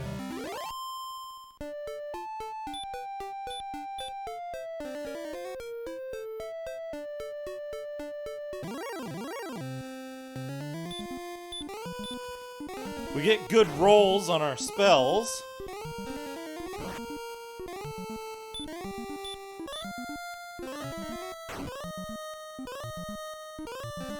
No, we didn't get good rolls on our spells. We're gonna have to head back after this one.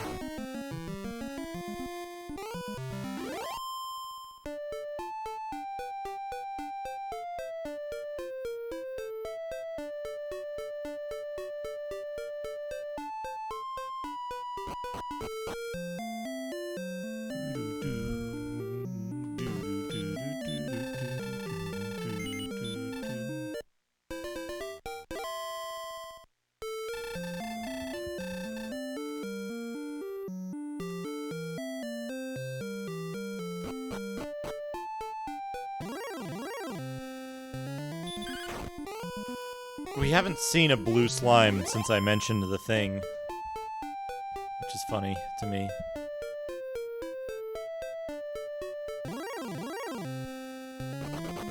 The red slime ran away.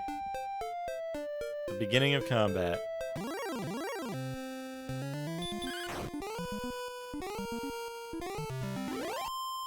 I thought the little, like, inset pictures were really nice for this.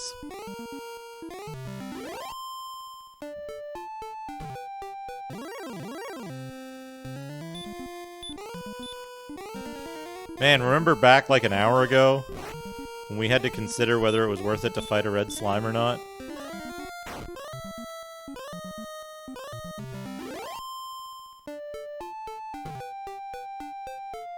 Probably another area where we could fight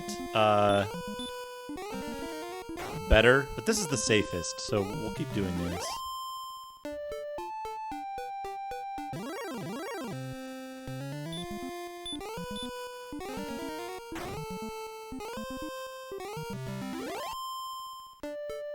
Yeah, hurt is definitely the way to go on the ghosts. You jerk! You jerk.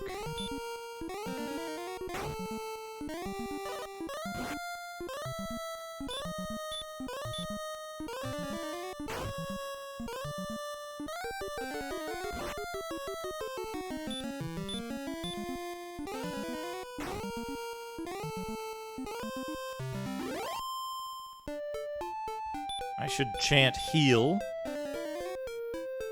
Yeah. Now we've got... Damn it. We've got 2 hurts that we can do.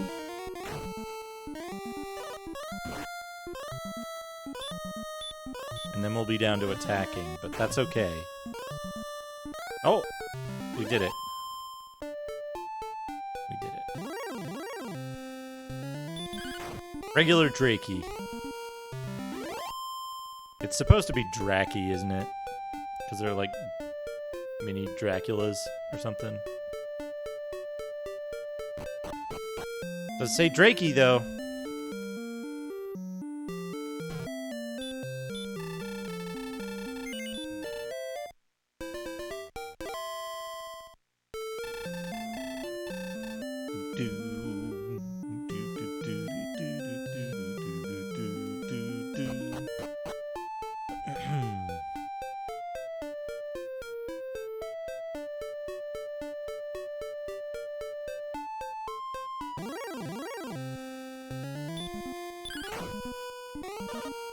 There's small Dracula polyps. Excellent move. 19. Oh man, excellent moves are getting more worthwhile now. We should get the weapon with the highest crit chance.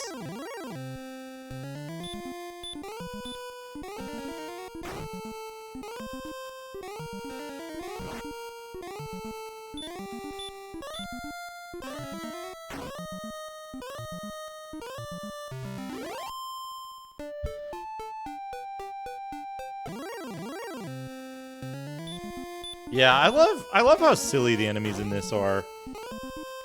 It's definitely a game where, like, this game does, I think, a good job of telling a, like, serious, straightforward story, but then having stuff be a little bit comedic to lighten the mood. Instead of the story itself being comedic and, like, everything falling flat. Which I think a lot of games that try to be comedy do pretty poorly. Like if your game has the word bacon in its title or something like that, you probably failed at making an actually funny game.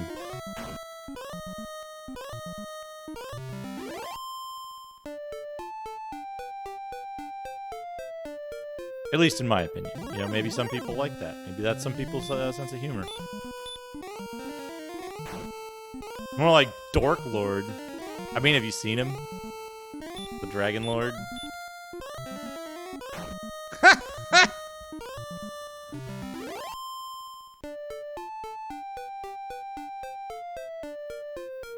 Ruined. Thought. I've ruined your game.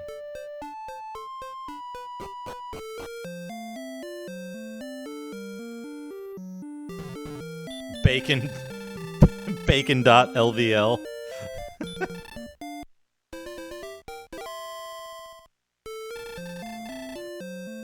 Marmot, I can't tell if that's an actual real game title. It might be. Hey, Churigan, how are you? I'm doing well. I'm doing well. There it is. There it is. So I guess, like... I guess if you... I don't get it. I've never seen the slime any other way.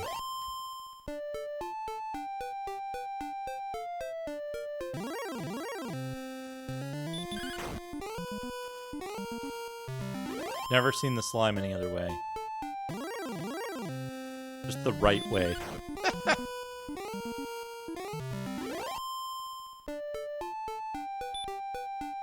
like, it's like Bacon Factory Manager 2021. Okay, exemption. If you're German and your game is entirely humorless.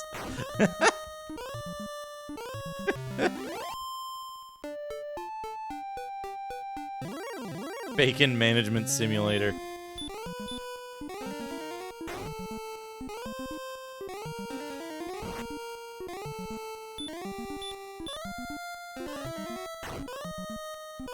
It's funny that, like,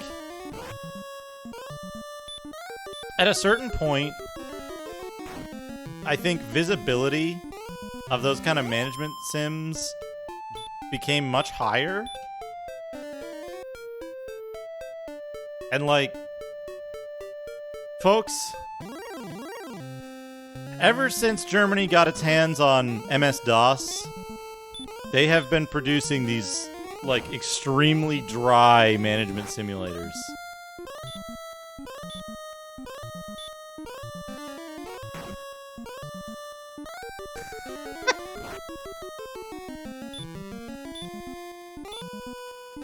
Aquas, how's it going? Yeah.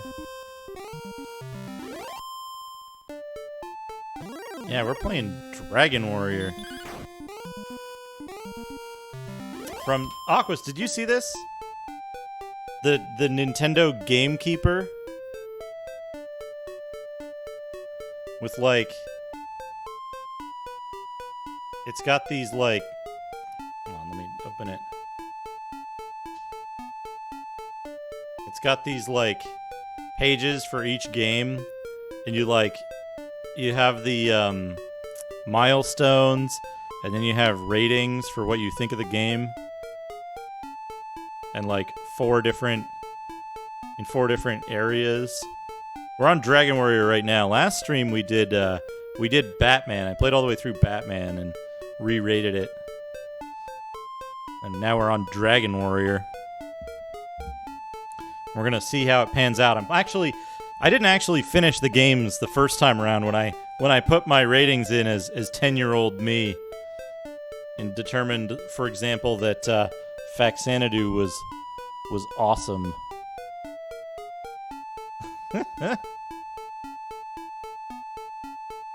Yeah, the Gamekeeper. I'm keeping some games. Wait, what are my numbers like? Okay, I'm out of MP. That's why I'm going back.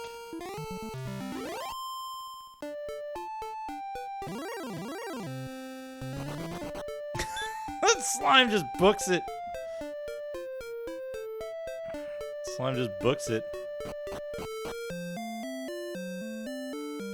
Was there a red slime in 3?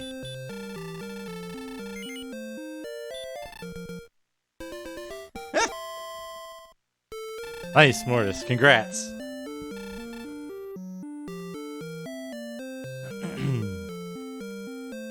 Okay. What am I doing? I'm going to get the hand axe, right? There isn't something else weirder that I should be saving up for. I think I need the hand axe to reliably get to next town. Oops, I went too far west.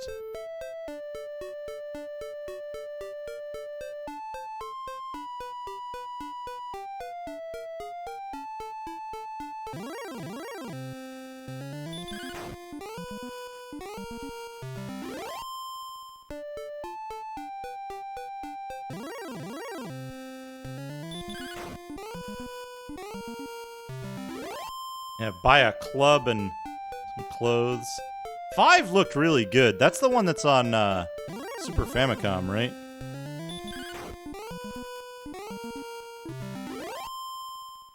Oh, I need $5 more, I think. Yeah. 5 reminds me a lot of 3, and 3 is definitely my favorite of the ones that I've played. Excellent move. I've done well in defeating the ghost. We're one more gold point away, yeah.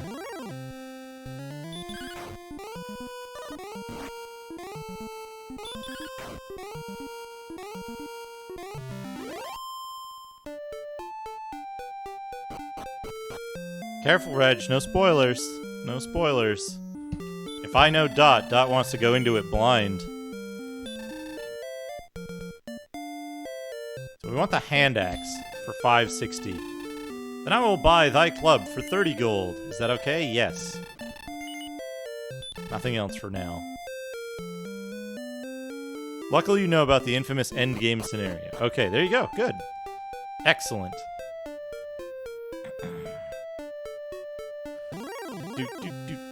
How much damage do we do? 9 damage. 9 damage. Now we can go get a torch and get Erdic's token.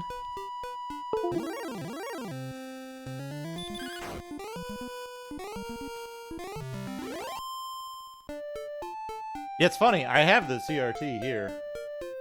It looks real nice, but I'm just playing in the fucking OBS preview window. Erdic's Salt Amulet, yeah. These people tell you about stuff. There's a tool shop, right? Is this the tool shop? They talk to you about entering buildings. Buy a tool. Doesn't the dragon scale, like... We don't know if it does anything?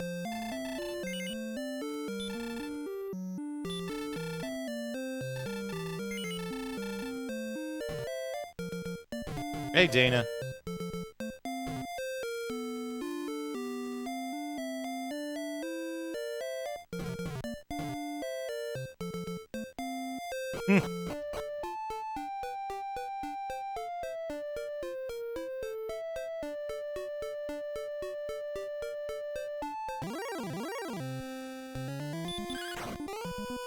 Why am I going down here?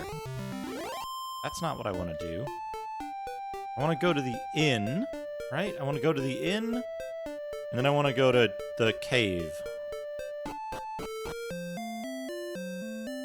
Yeah, it's supposed to give +2 defense, but it's like unknown if it actually does. There may or may not be a bug that causes it to do nothing. Or to make your defense worse, possibly?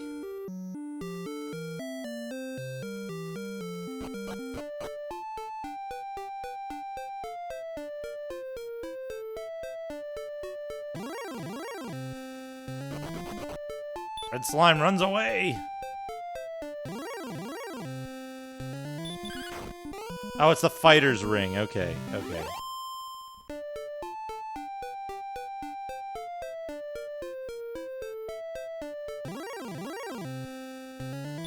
A slime.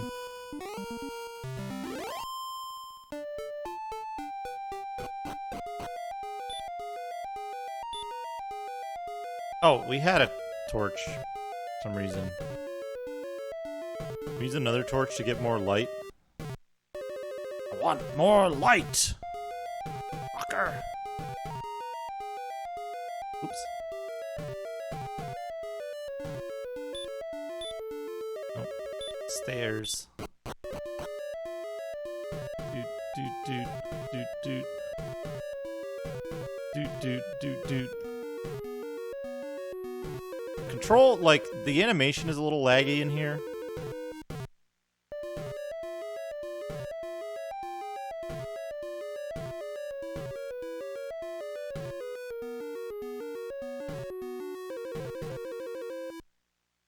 Welcome to the MSX zone, yeah.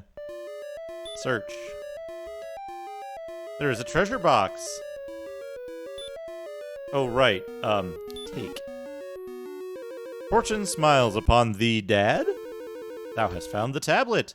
The tablet reads as follows. I am Erdic, and thou art my descendant. 3 items were needed to reach the Isle of Dragons, which is south of Brecconary. I gathered these items, reached the island, and there defeated a creature of great evil. Now I have entrusted the 3 items to the 3 worthy keepers.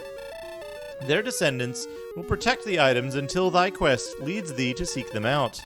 When a new evil arises, find the 3 items, then fight!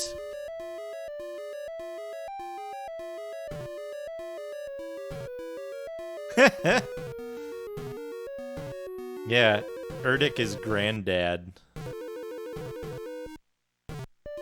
I'm pronouncing it wrong. It's Erdic. Yeah.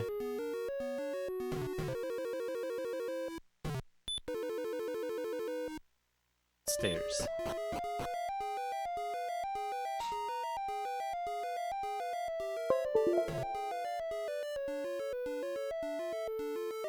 Alone in the air, Dick. Yeah.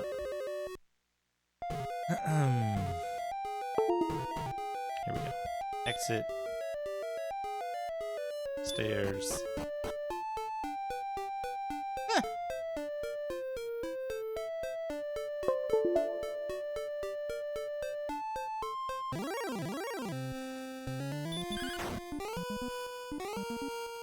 That's best, Jinkinator. That's best if you have PlayStation discs.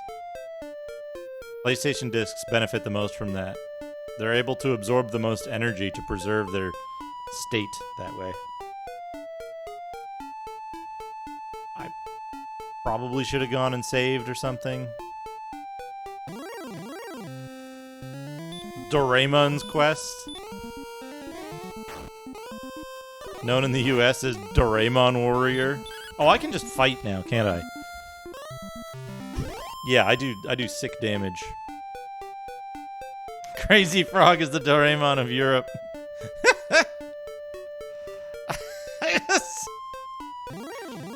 I misread a message somebody sent me earlier today.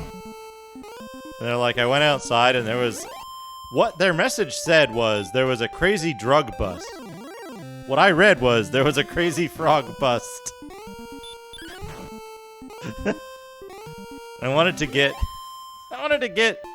just a bust of Crazy Frog and like put it somewhere conspicuously in the background of the stream and just be like, just absolutely refuse to acknowledge its existence to chat.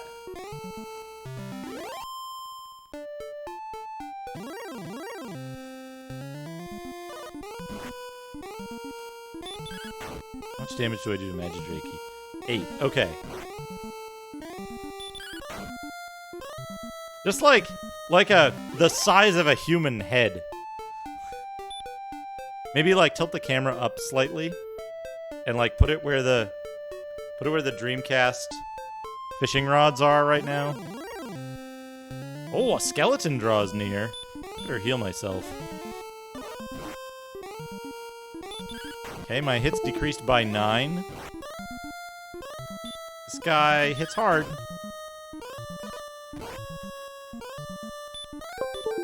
Heal.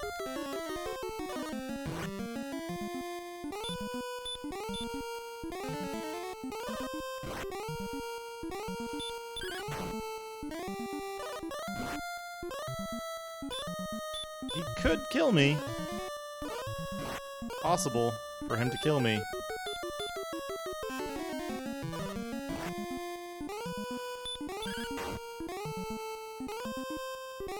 Done well in defeating the skeleton.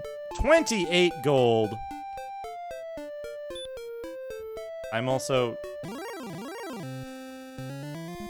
Oh, this is bad. On the plus side, if I die and lose half my gold, I still will be up by more gold than before.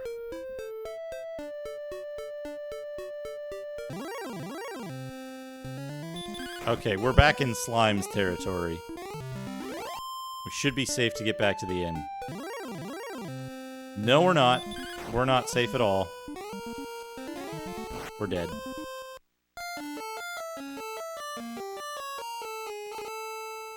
And the rare fully closed. Thou art dead. Death should not have taken thee, Dad. I will give thee another chance to reach the next level. Thy experience points must increase by 43. Go now, Dad! Yeah, we're dead. That's fine, though. Pretty much. Pretty much. The king is a necromancer.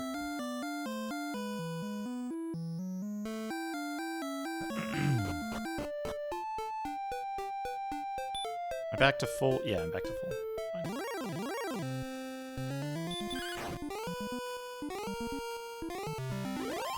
There's hold on a second. I gotta look. Dragon Warrior Manual.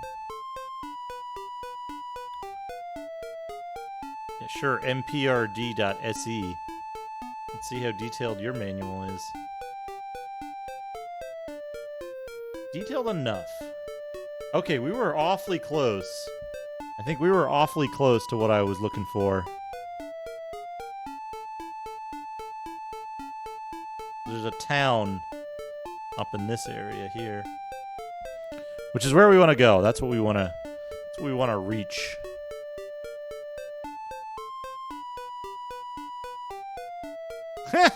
You only remember the throne room because of your constant death.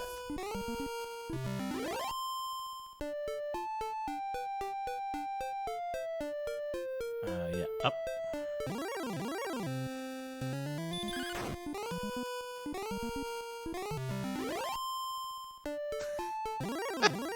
%50 of your net worth.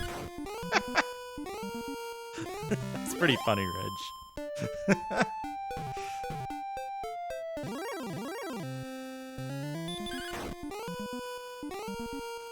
Oh man, we can one-hit magicians now. That's good.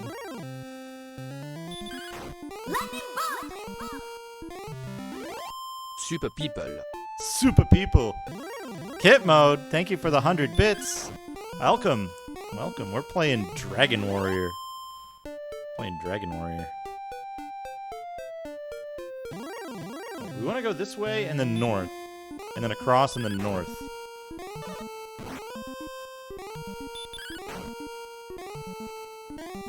According to the manual. We got the map from the manual up here. No! You can't go that way. You gotta go all the way around down there. Woof. We're gonna make a second attempt at this. Now, I think the benefit here is that if we get to this other town, we can buy wings.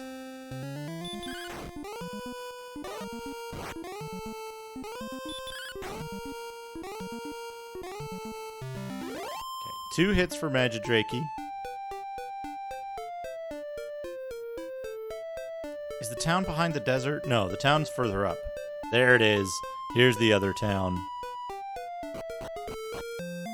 What town is this? Tell me. This is the village of Cole. We gotta check. Here it is. We've gotta check. Is the village of Cole? Yep. Cole. So, we've got the village of Cole here. In the Gamekeeper. With the village of Cole is our next destination. We're gonna fill in the date that we found it, which is 9/4/2020.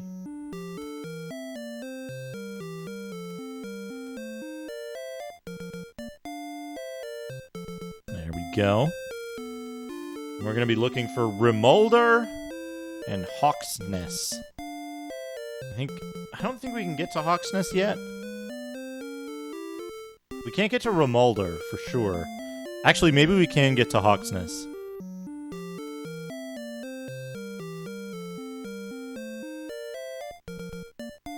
Yeah, only about 30 years after its release. What do we got here? Yes. What can we get? Okay, hand axe was a good choice. Waiting was a good choice, because now we can get the full plate. Also, if we go get in one fight, we can get the small shield. I think we have no shield right now. Yeah, no shield at all. Clothes and no shield. Hey, Triple Fox. Gollum is afraid of the music of the flute, so 'tis said. Please save us from the minions of the Dragon Lord. Dreadful is the South Island. Great strength and skill and wit. What?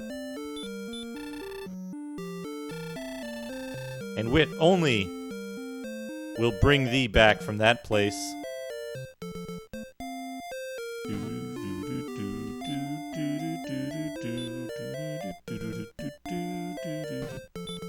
I was wrong.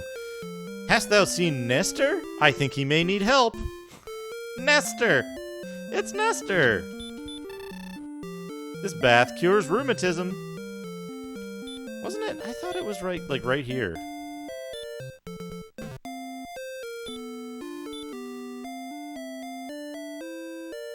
Yeah, he needs help because he's bad at video games. And he can't find the correct spot to search for the flute. Art thou the descendant of Erdic? Hast thou any proof?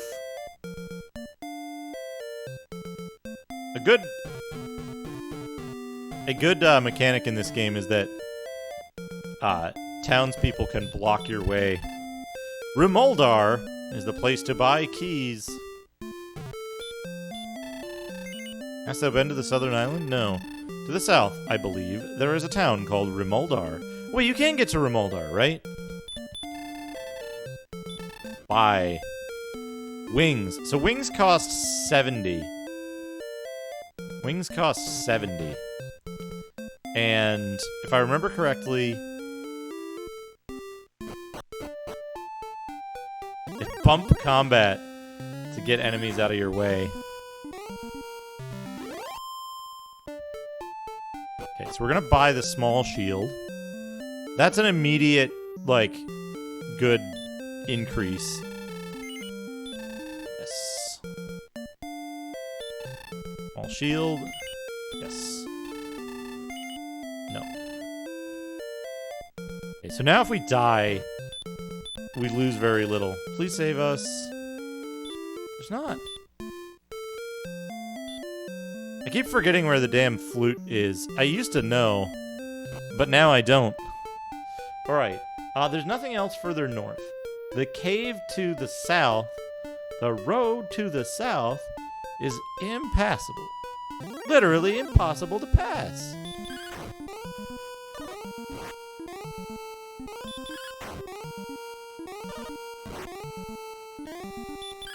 So we gotta hold out for 3,000 gold, which is a large number of gold to get from these tiny bits.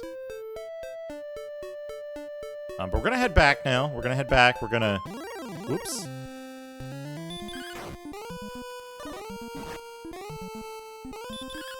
We're gonna head back. We're going to rest at the inn, and then we're gonna explore the southwestern area.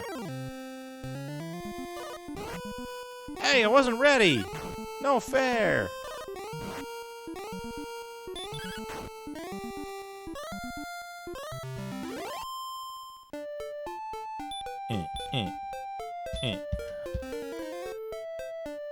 So if we get the,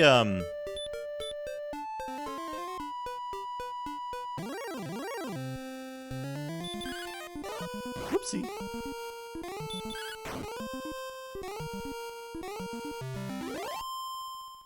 If we get the, if we do end up getting the full plate, we'll basically be set until we get Erdic's armor, which I think you wanna, like, you have to fight a dude for. Courage and wit have served thee well. Thou hast been promoted to the next level. 2 power response speed by 6. It's fantastic. Response speed is very good. Thou hast learned a new spell. We have learned the best spell in the game, perhaps. A very good spell. We have learned an extremely good spell. Whoops. I'm gonna talk, but nobody's there because the slime ran away.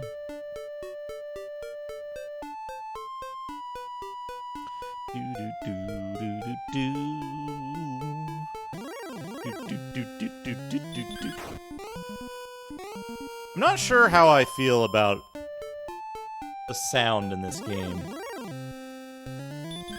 I think this game kind of shows its age and the like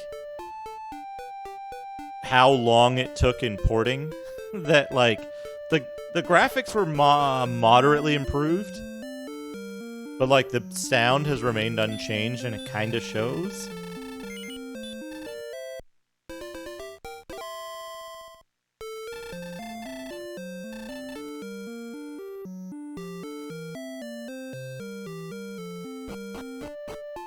But it's like, I don't know. I feel like this game is still good, but it's... I don't know. Because this was what? This was super, super early for the Famicom, right? Wasn't this, like, extremely early for the Famicom? And then, like, kinda late for the NES? Relatively? Reaching the next level is 346 experience points. 346 points. Will thou tell me now of thy deeds so they won't be forgotten? Yes. Been recorded on the Imperial Scrolls of Honor. Continue our quest. Goodbye now, Dad. Take care and tempt not the fates. Yeah, 86 and 89.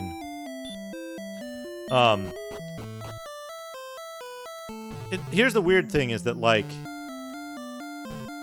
I think, like, the music suffers... trying to think of the best way to describe this. The music suffers from it having been developed relatively early. Yeah, the sound effects are good, right? It was not battery backed up in its original release. It was passwords. It was like kind of large passwords, I think. And the battery feature was the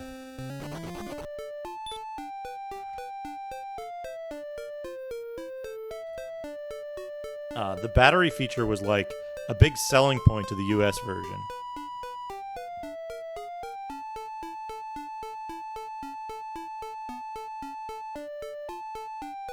Where am I going?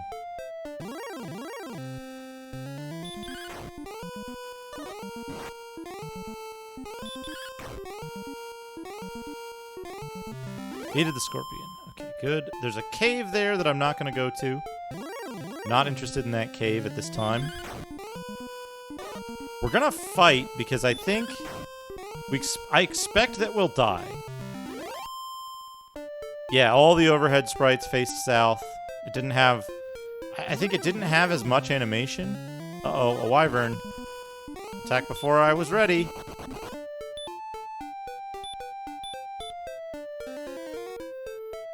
Okay. Be able to survive one attack.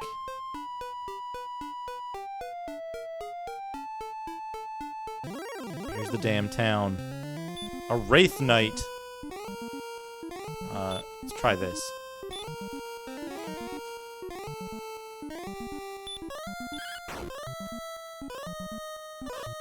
Oh, he woke up. He woke up on the first turn afterwards. Let's see if we can run. Nope. Dead.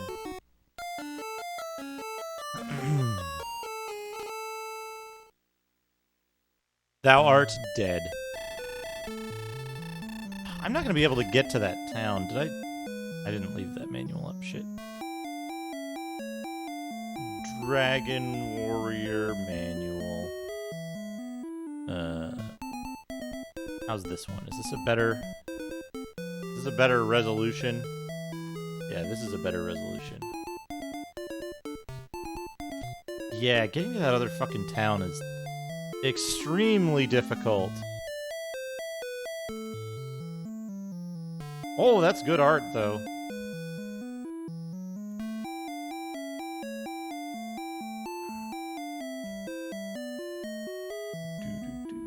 Was there a more detailed map later in the manual?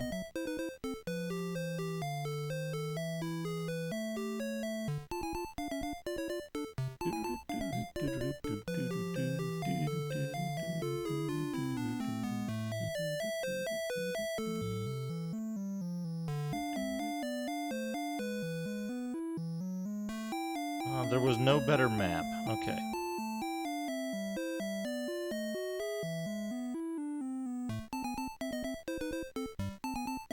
so everybody sees what, was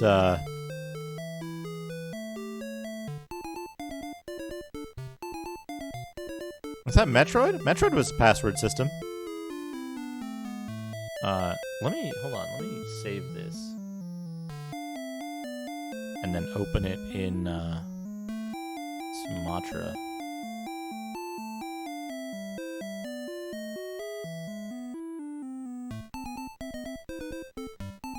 Window capture. Add existing PDF viewer.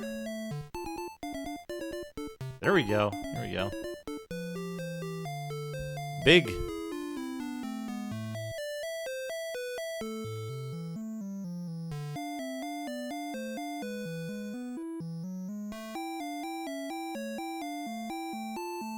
Okay, scale this down a little bit. So,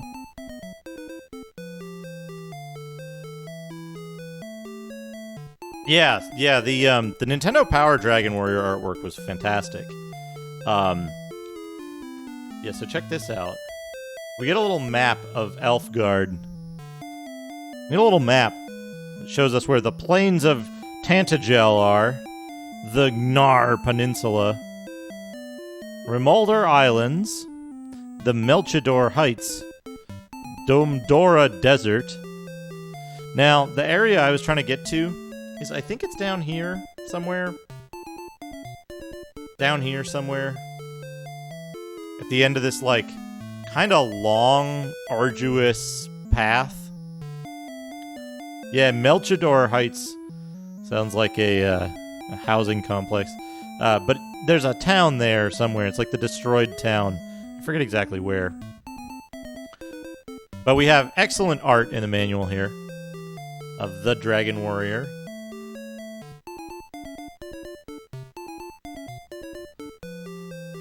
Here he is in the woods. The woods are full of eyes.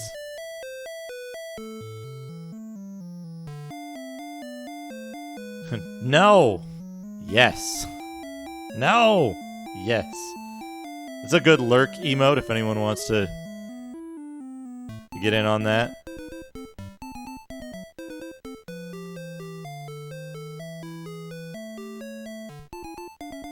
Plains, forests, mountains, craggy mountains, swamps, entrances to caves, bridges, castles and towns, shop counters, doors, roofs, stairs, barriers. I can hear strange music. It's really eerie here. I feel as if I'm in a strange world. Du kedohans tuk topish magnum disis egiem iplet. Long. Ego. Stock Thread, thank you for 10 months. This is a game I played a long time ago as well. Long ago. So, bamboo stick, club, copper sword, hand axe, broadsword, and then armors. Clothes, leather armor, chainmail, half plate and full plate, small shield, large shield, fiery torch, herbs, and here we have an excellent Dragon Warrior sitting down with all of his items.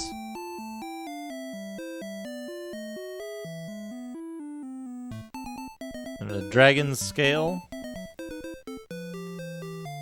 the wings, the fairy water, key.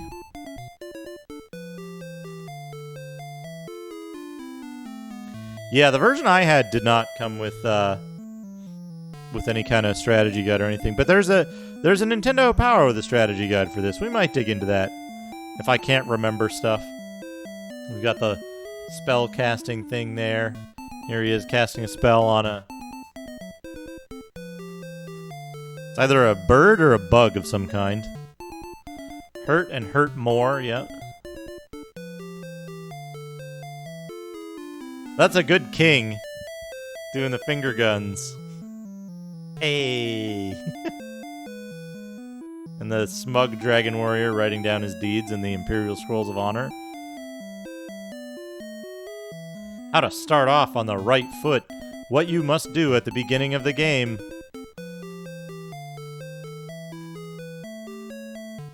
There he goes, running about. Official Dragon Warrior. Look carefully at the windows. Judge monster's strength. Skillfully use your items. Gather lots of information. And then warnings. He is going to run into the ocean, and it's going to go burp, burp, burp, I burp, think I'm burp. being followed. What could they want from me? Doc Myers 89, thank you for the follow.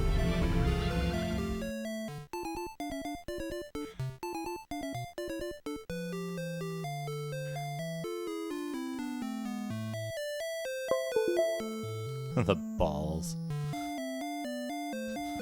So yeah, we're gonna keep this map up. Now go, Dad! Alright, so...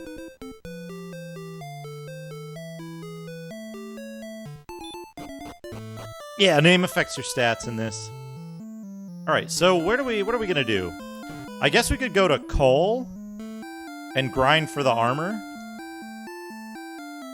How much is the inn in coal, do you think? I didn't check while we were there.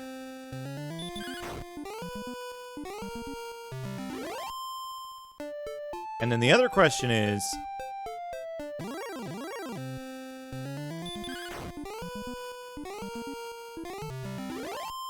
Link is one of the better speedrun names. I heard that just a single exclamation point is the best speedrun stats name.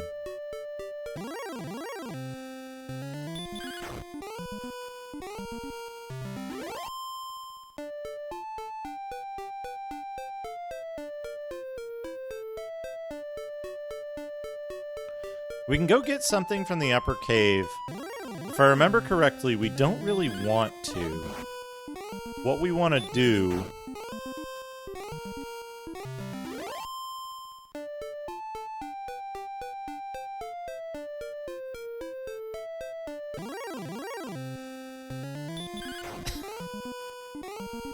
have sex with Bowser.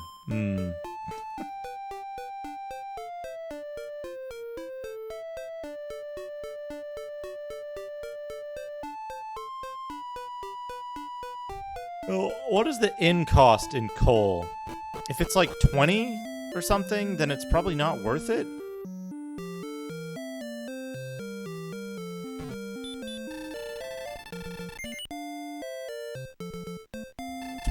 It's exactly 20. Fuck. So we could go down here. Like, do the mountains here have better stuff? Because we might be better off... for fighting this stuff, we might be better off fighting still near, Tantagel.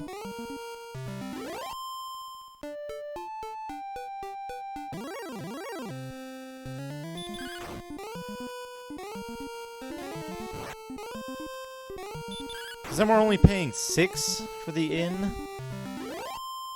But it's like the change of scenery is nice. If I could get... oh, I've got sleep. I've got sleep. Hold on. We can go try to fight skeletons. Because we have sleep.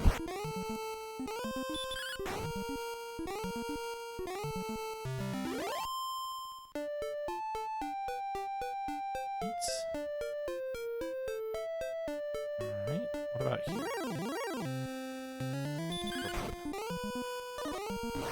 I just need to get sleep off on the skeleton. And it should be okay? Where are the skeletons? They're like a little further west. Maybe the southmost section. There's like these giant grids you can paint over the world map that have the encounters. So we want to hit the encounters of a different continent, basically. Wherever they happen to be. I know I ran into a skeleton down here somewhere. I just don't know where.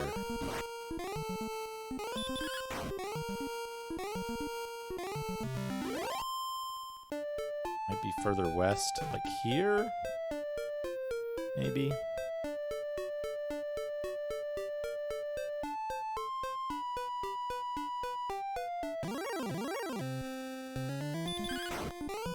No, maybe in the... I thought it was the southernmost point.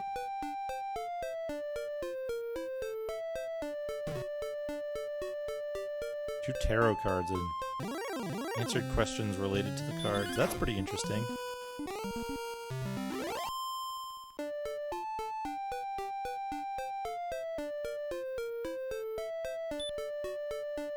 I should heal myself.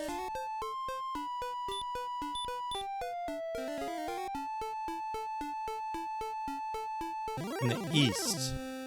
Yeah, maybe the farthest east section. I don't remember what square I was on when I hit the skeleton.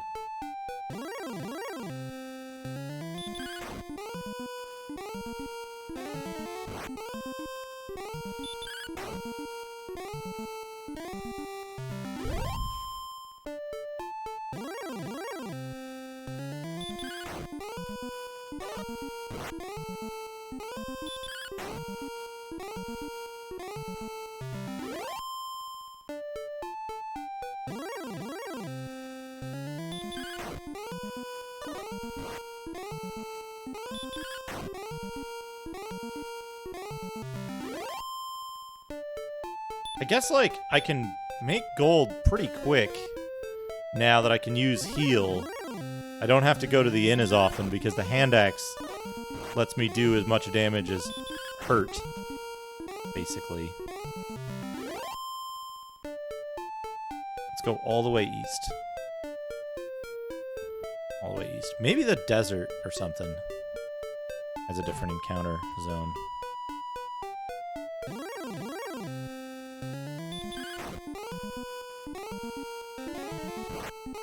Don't do hurt.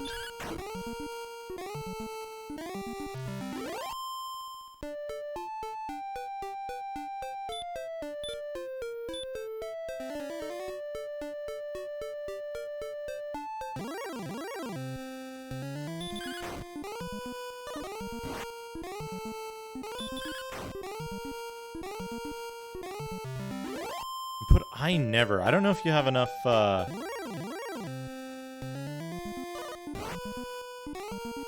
I don't know if you have enough letters for that.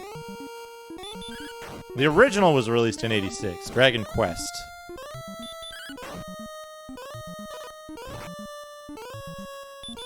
This one was '89, I think.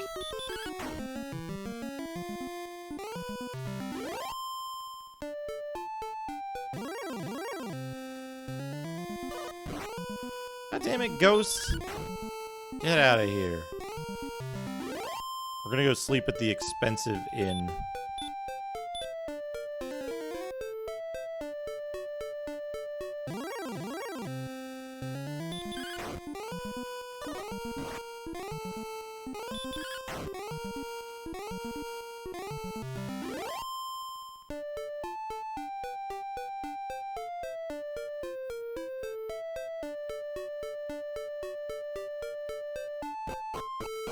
It's okay, we made a lot of money, so we can sleep at the expensive inn.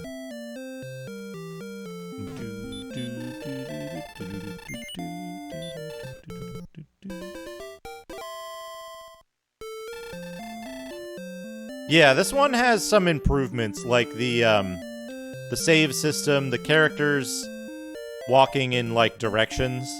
They were just kind of like they were kind of Ultima sprites in the '86 version. Forget what else. What else was added from the '86 version? Did they have the like this presentation for combat? 15 gold from that guy. What do you got? What if we go all the way east here? What do we get? Magic Reiki. I think the music was the same, yeah.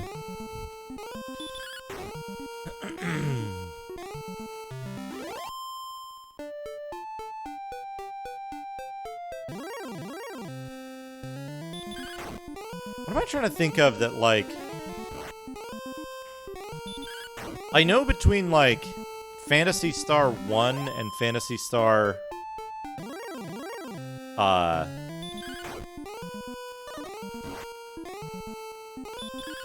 yeah, the coast.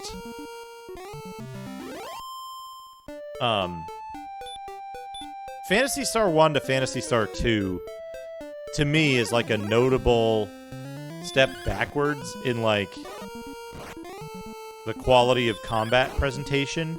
But there's some other game that, like...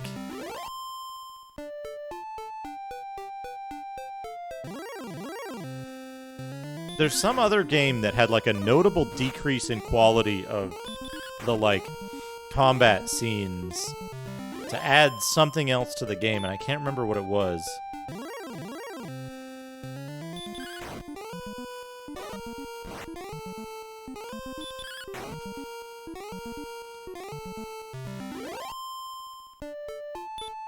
But it was between, like...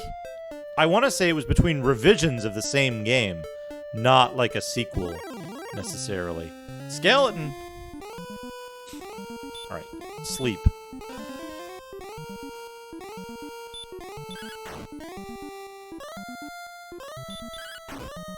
Yeah, here's what we do. You put the skeleton to sleep, and then you hit it many times. Then you hit it a whole bunch, and then you win.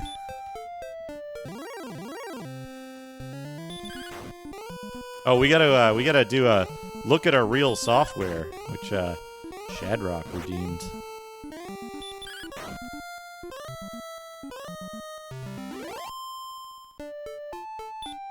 Let's heal ourselves, just in case I accidentally bump the controller or something. Let's pause this and let's go to Doodad time. Let's go to Doodad time. I got something. I got our real software we can show off.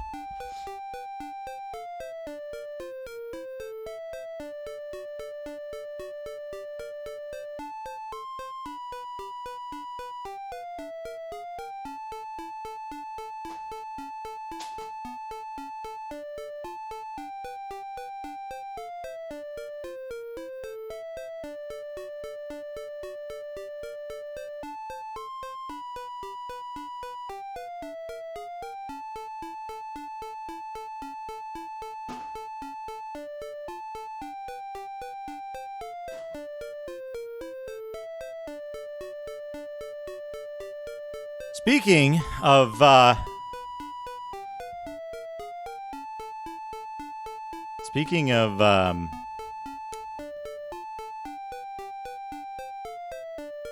RPGs that have some grinding in them, but, also, if I'm not mistaken, 1989 RPGs, and this is something that's very important to the rating of this game in terms of how we put it in the book here. And we've got this real software, Phantasy Star. Hold on, let's see if we can get it to focus on Phantasy Star. Nope, it won't focus on it. It absolutely won't. It'll focus anywhere but Phantasy Star. Yeah, real Phantasy Star. Mega cartridge for use with Sega System only. Made in Japan. Made in Japan. Mega cartridge for use with Sega System only. Avoid exposing cartridge to extreme temperature. Be careful not to immerse cartridge in water. Protection when cartridge is not in use. Use cartridge inside protective plastic case. Yeah, here we go. Phantasy Star TM from Sega registered trademark. This is one of my all-time favorite RPGs in general. I think it's one of the most technologically advanced games of its time. Like, this game came out the same year as Dragon Warrior in the United States, right? 89. This came out, I think, was it the same year as Final Fantasy?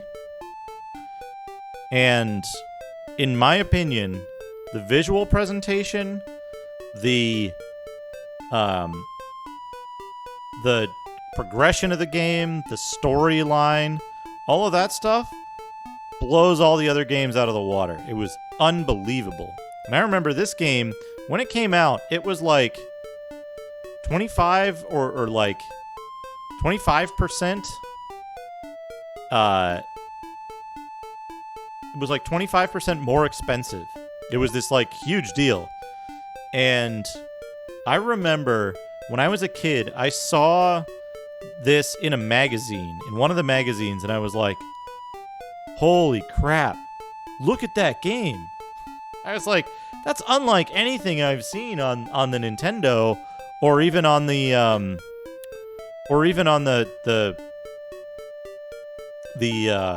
Master System. Right? The Master System games are always more colorful, but they're like a little less, I don't know, less care goes into the sprites and stuff like that. So the art is usually a little more simplistic, in my opinion, on the Master System. But I was like, this is unlike anything I've seen on anything. It's got these incredibly detailed monsters and like these like detailed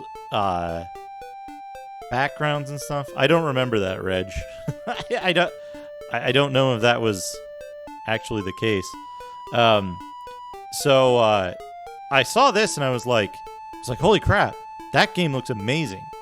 And I was like, I remember like looking through a catalog or something, and like the price was listed like very high. I think games at the time were like $30 to $40, and this was $50, something like that. This was $50 in like 89 or something like that, as compared to like, yeah, but that's in Canadios, abs. Those aren't worth anything. Game prices were like unusually high in Canada.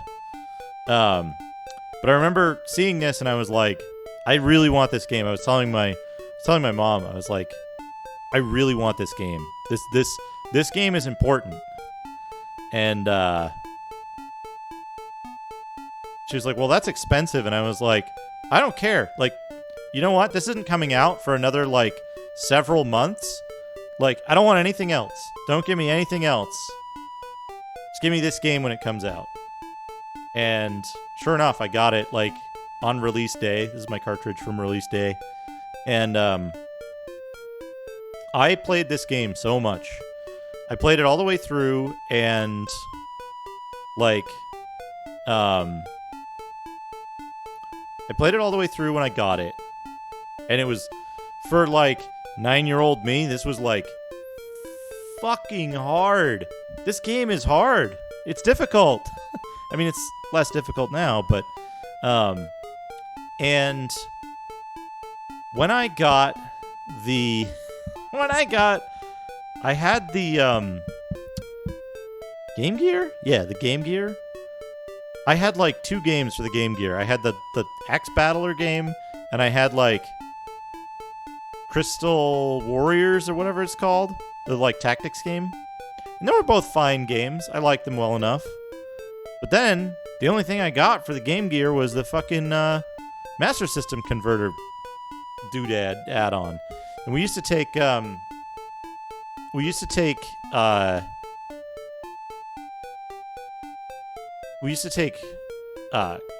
car trips across the whole state, and it was like a 2 or 3 hour drive or something like that. And like, I'm a kid, so like this was like I was like 12, 13 or something at the time. So a long car ride sucked.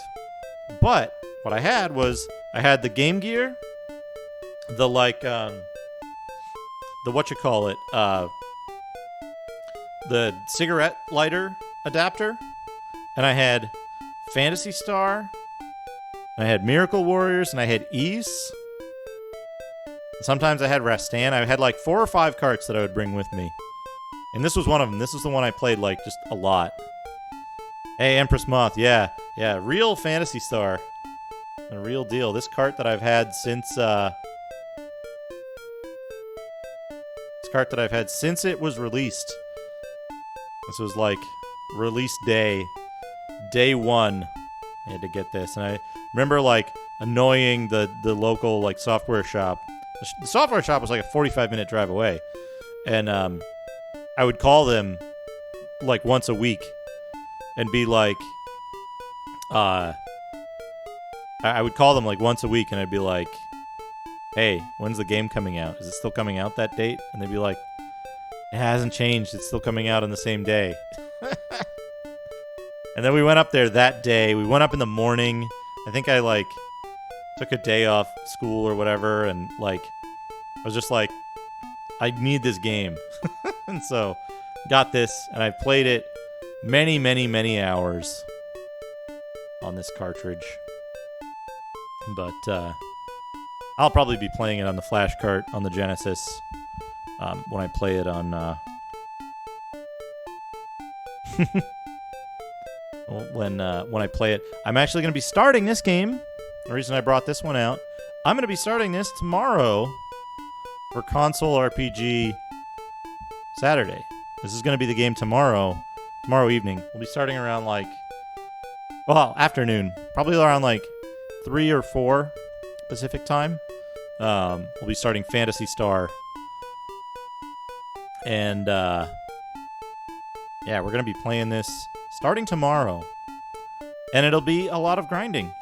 Because I have a specific way that I like to play this kind of game, which is what I do is I'll play at the start of the game. I'll usually grind a bunch if I can find a good spot to do it. Buy the strongest weapon I can. And I'll then just proceed through the game, taking every fight and fighting every battle that comes up without running or without trying to grind. And then usually that initial build up gets you through the rest of the game. There's one part there's one part in Phantasy Star where we're gonna grind a whole bunch, and that's after we get the heat gun. After we get the heat gun, we're gonna grind a whole bunch, and then we're gonna go from there. We're gonna get some weirdo items too, because there's an optimal grinding spot that I know of anyway. So we'll use that. Yeah, we're gonna play this tomorrow. I think we'll probably get to the first 2 party members. Probably not the third, but yeah, we'll be doing this. This will be fun. I also want to check. There's apparently secret doors in dungeons that I never knew about. And I want to see if they're there. If they're actually there in the original version of the game. So we'll see about those too.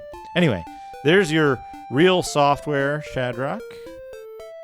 I'm going to take this opportunity while I have the game in a static state and the timer paused. I'm going to take this opportunity to take a quick break. I will be right back.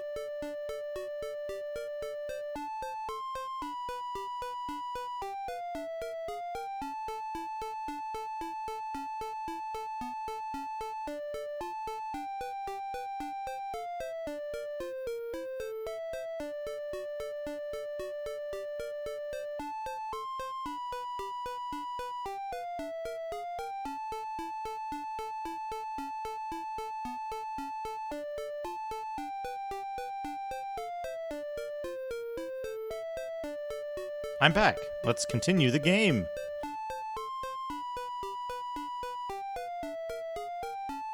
A JRPG, a good obscure JRPG, without too much grinding.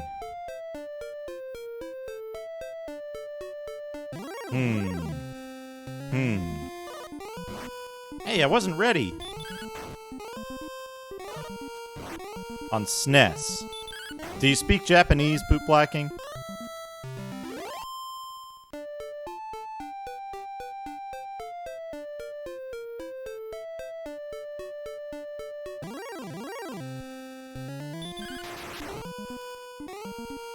Unfortunately, no.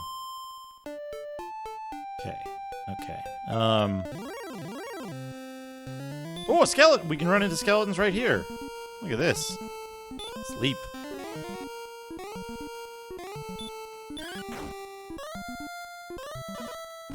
He woke up. Sleep.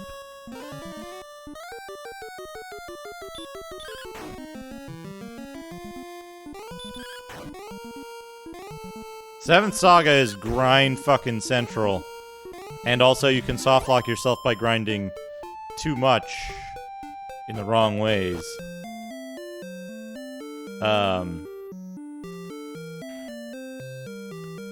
Do you want, like, standard JRPG? Oh, is there a patch to put it back to normal? That might be good, yeah. Hold on, let me look. I'm gonna do this on Game Time. SNES RPGs. I just gotta remind myself of what's on there. Yeah. Mystic Quest is a really good RPG.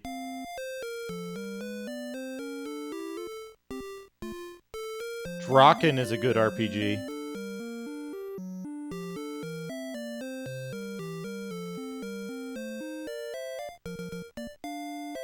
Ultima 7 is not a good RPG on Super Nintendo.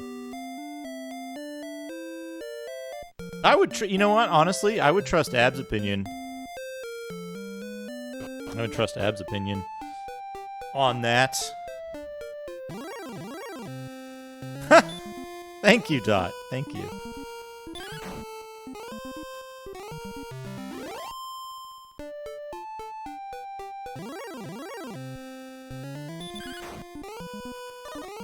I wonder if there's anything about it in particular, other than, like, the capture card and the oversampling, that's, like,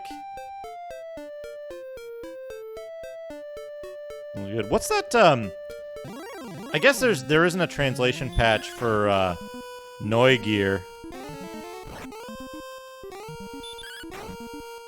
One that Macaw plays all the time. That's kind of more of an action RPG anyway.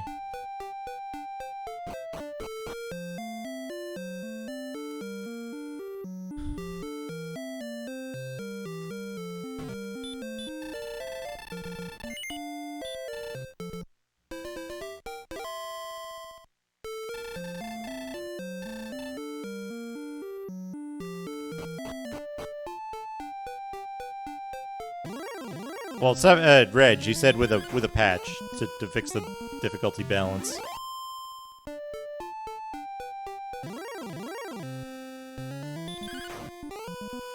There's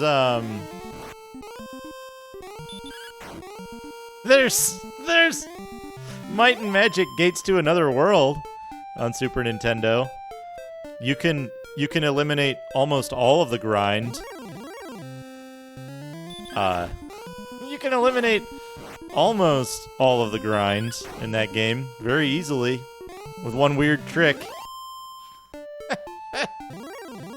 Abs, you played that, right?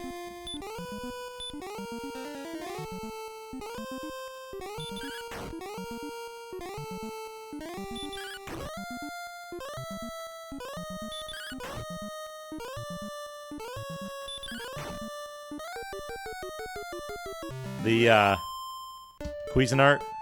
The Cuisinarts? They remove the grind from the game.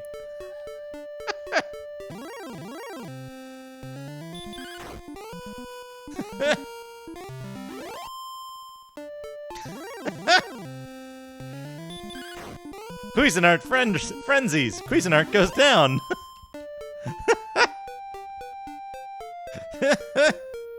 Because frenzy does nothing except kill the person who uses it.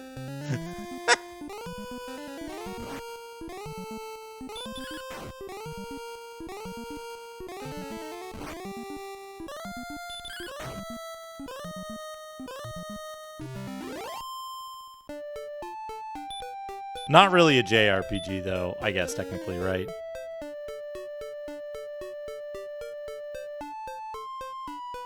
I'm trying to think, like, there's a billion RPGs for the SNES. The problem is that all of the, excellent move, 33!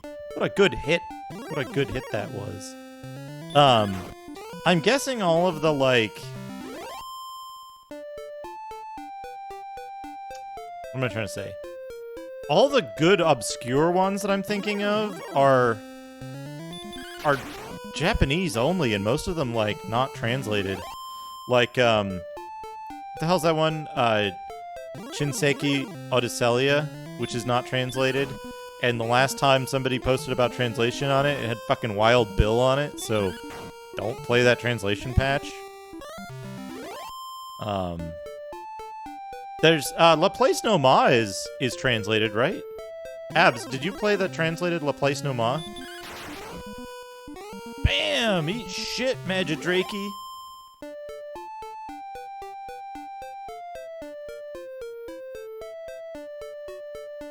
How is it? How is it? I've mostly been interested in the PC Engine version, so I don't know a lot about the, I don't know much about the SNES version, except that it's, like, pretty different.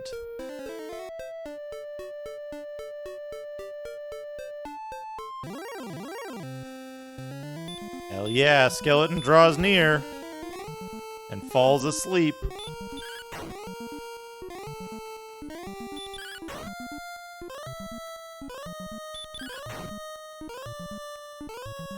Much more JRPG style than Dungeon Crawler. Okay, yeah.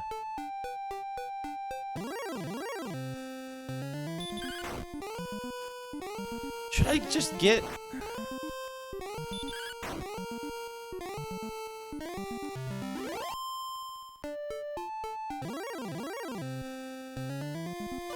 No! No, don't do that. Go to sleep, skeleton. That's a good children's book. Go to sleep, skeleton.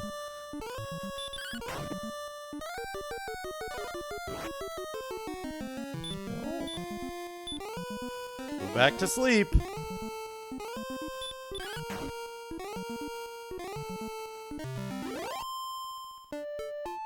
$28 gold. Huh. That's cool. I didn't know about that mechanic.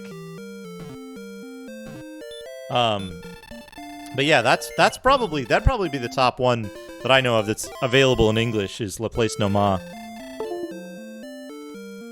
Alright, 10 elements. Have a good night. I hope a dragon warrior does not attack you in your sleep.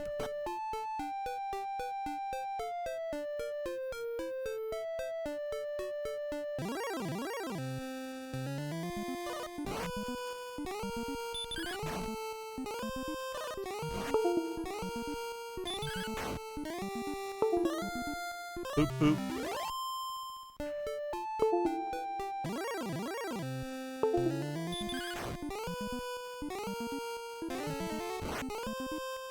Hey, Easy 8.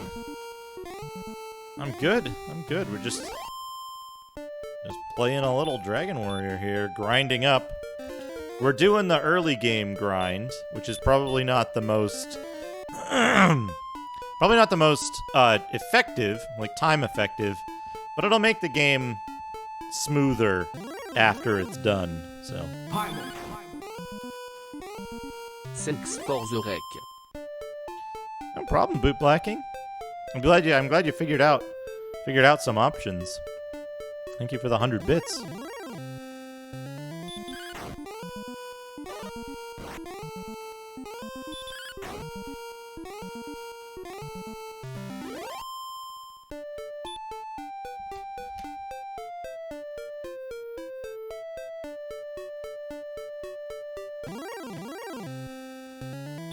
Skeleton draws near. Put him to sleep. Hit him. He woke up. That's bad. Put him back to sleep.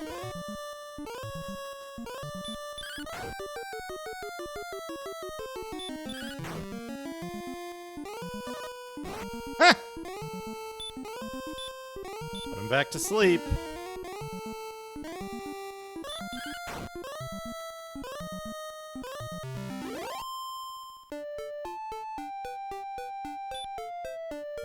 I don't have enough to take on another skeleton if I run into one. Yeah, the Old English was like a very weird choice. Dost thou want a room? Thou seems to have spent a good night. Thy lies shall have brought thee low. Well. Why? And then, please stop.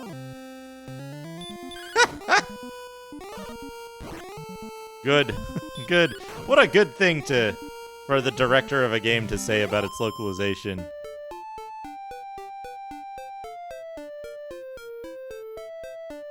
Who was in charge of the localization? I mean, I'll be honest, not the worst localization I've seen.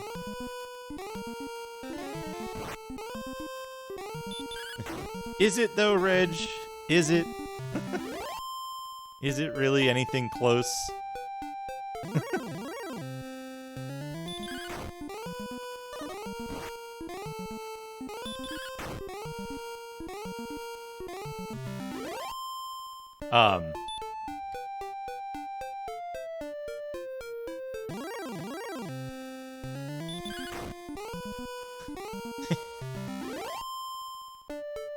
I don't think it's close to any real English.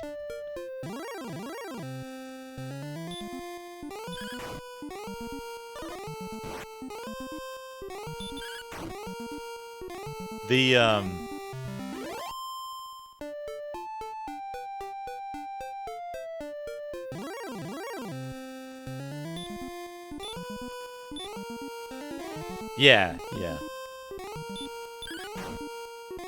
Hey, you know what they should have done? They should have thrown out the entire script and just replaced it with pop culture references. My God, that's fantastic. MP83, thank you for the raid. Welcome, Monsters Professional 83. We're playing Dragon Warrior. What are you playing tonight, MP? I didn't get a chance to peek in on your stream before I started. Courage and wit have served thee well. Thou hast been promoted to the next level. Thy power increases by 4. Thy response speed increases by 3. Thy maximum hit points increase by 6.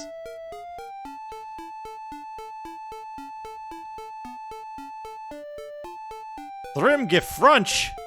Oh, Frunon. Thrimgefrunon. Thy maximum magic points increase by 3.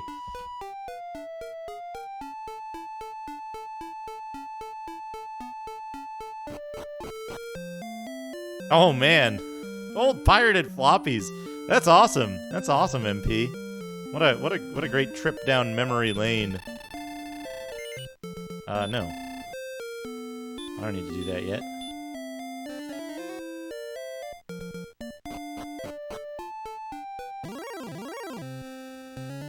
Oh, skeleton! Put the skeleton to sleep. Excellent move. Holy crap, I one-shot him. Lots of good memories destroyed one game at a time. Ooh. Got the skeleton in one shot.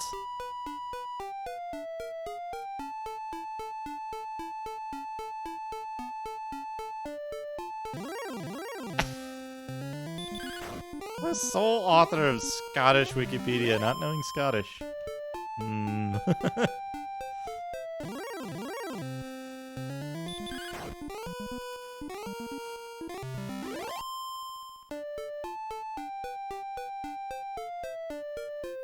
One of my favorite things is Richard Garriott saying, Stygian Abyss.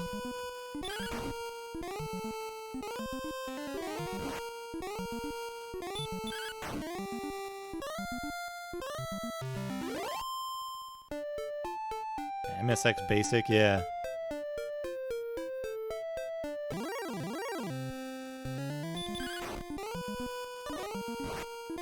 Damn, I got hit. Excellent move.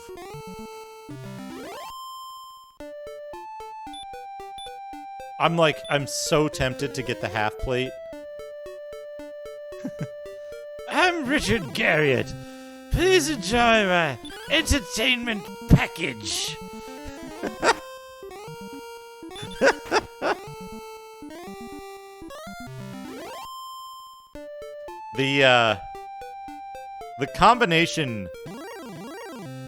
The combination of embarrassment and pride in Macaw's voice when he presented that on that wonderful magical stream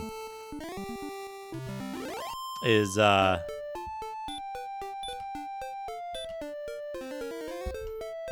really heartwarming, you know?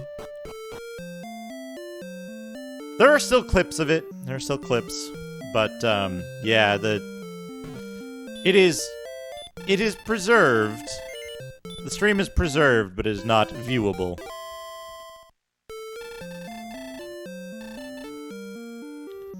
But yeah, the combination. For fuck's sake, ghosts are running from me now.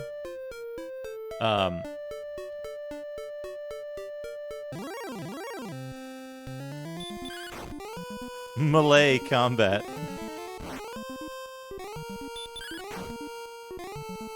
There were a number of people. I think I'm being followed. What could they want from me? Warthog56, thank you for the follow. Fuck off, magician. I mean, he did fuck off. I wanted him not to.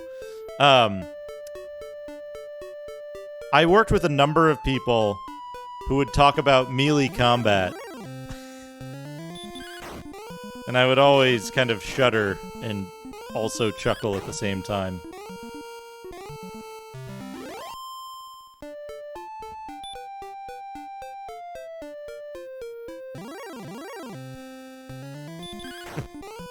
This hand-to-hand combat is all wrong. It's not satisfying. It feels mealy.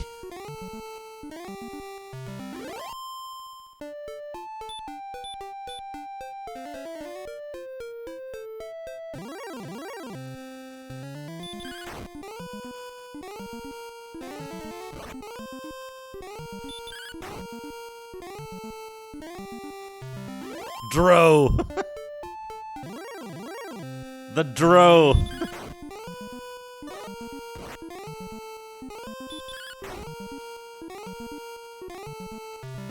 Yeah, melee.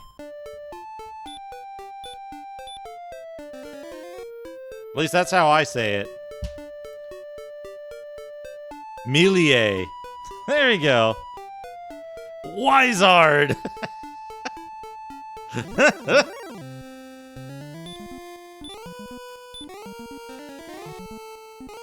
I sometimes make an effort to mispronounce things. To mispronounce things differently every time they're said in a body of text that contains repetitions of the same words. Yeah? Yeah. Okay. Dank memes.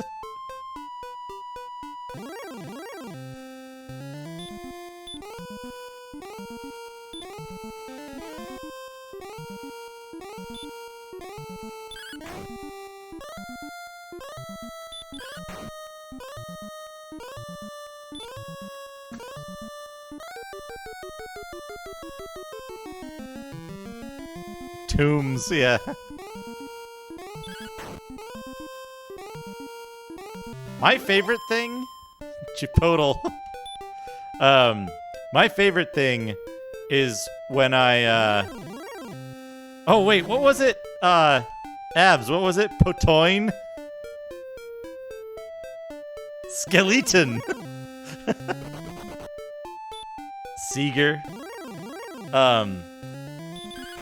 So...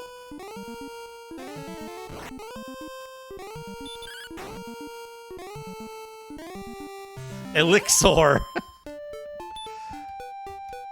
Yeah, now, Potoin, I got confused with the Irish pochine, which is like a liquor. It's like a strong liquor. Also referred to as Mountain Dew, which is hilarious. Dewormer. So, I used to do this bit, which was intentionally inserting, like, paramecium cheese. Which was intentionally inserting, like, deep lore from Star Trek and Star Wars into the other franchise. Chill poutine. Oh, man. Chilled poutine. You pour the gravy on and then you chill it until it coagulates. My God, that's fantastic. Starman JSP, thank you for the host. Welcome, everyone, from Starman. Whoa!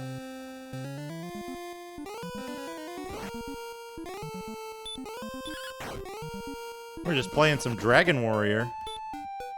Folks, if you don't know Starman JSP, give him a follow.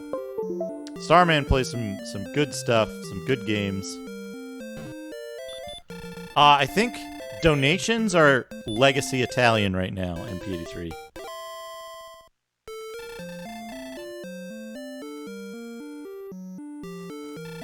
There we go. We're back up to full. We're ready for skeletons if they show up. We want skeletons to show up. Hey, what were you playing tonight, Starman? I asked that. Did I ask that before?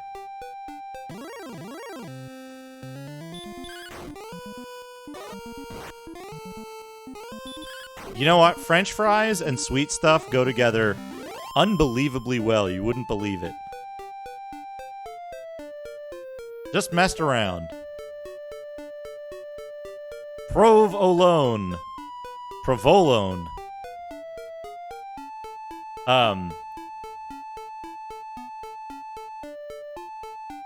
So, yeah, fries and Frosty. Abs knows it. I thought that was insane until I tried it, and then it's good. Also, biscuits and gravy.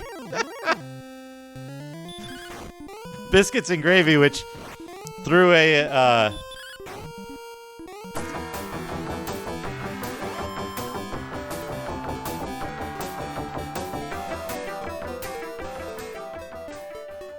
Grazie. Grazie. MP83, thank you for the $1.69. $1.69.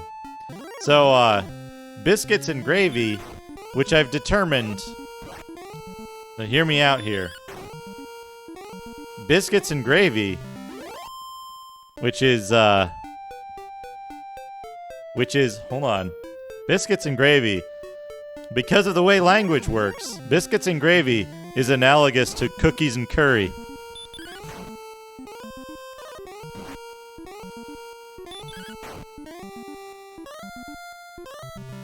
Because curry is, by necessity, a type of gravy. And, biscuits and cookies are interchangeable, language-wise.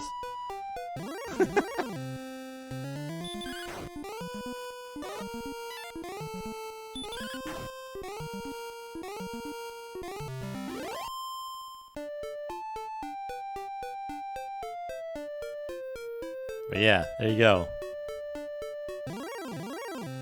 Packet of Zeddy biscuits.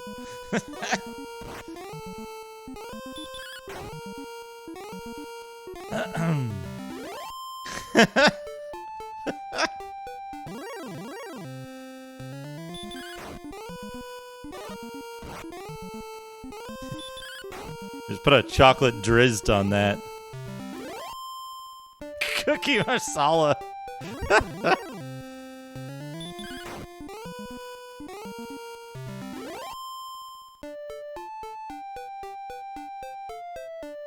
like, it's like I think I'm being followed. What could they want from me? Dickinson Digigal Gaming. Thank you for the follow. See, this is why, like, I'm considering getting the half plate.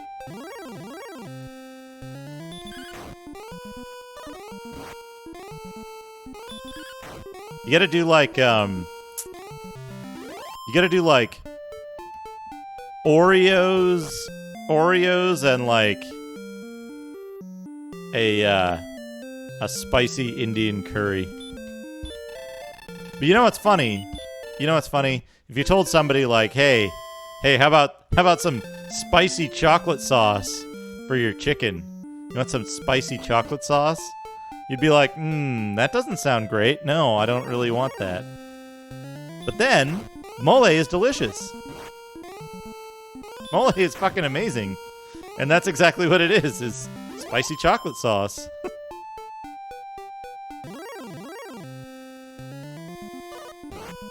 Arrowhay Chinlu or something?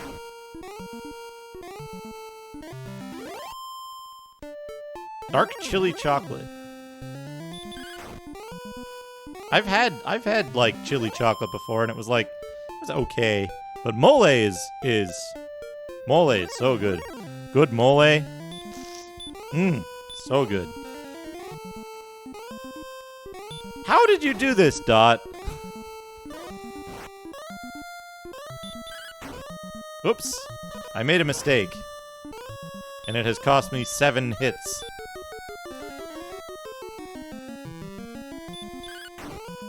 Ah, yes. May I recommend cleaning your hands as soon as you're able.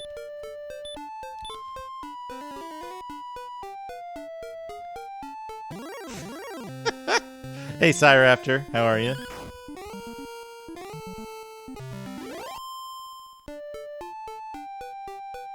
Did you pour milk in your eyes?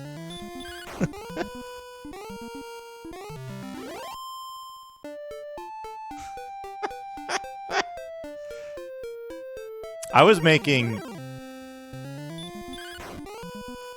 once made a, like a pico de gallo, kind of thing.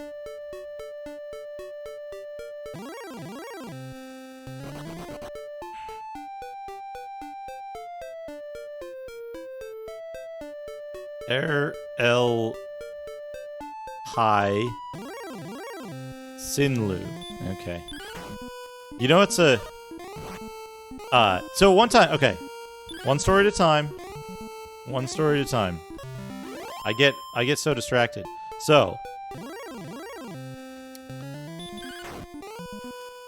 First story. One time I was making a, like a chunky salsa kind of thing. And I was like, you know what I'll do is I'll just I'll mince this habanero extremely fine and put it in there. And I was like, okay, yeah, this is good. It'll be like, some bites will be spicy. A nice surprise for those who like spice. And so I did that. I put some jalapenos in and some, like, tomatillo and some onion. It turned out really good. It was tasty. It was nice and tasty. Very light tasting. I put some lime in there or something.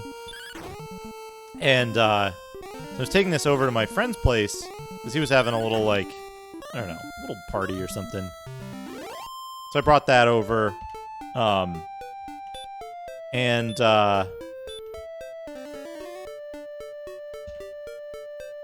like, washed my hands after. It was, like, a couple hours later. And, I did something similar to what I just did right there.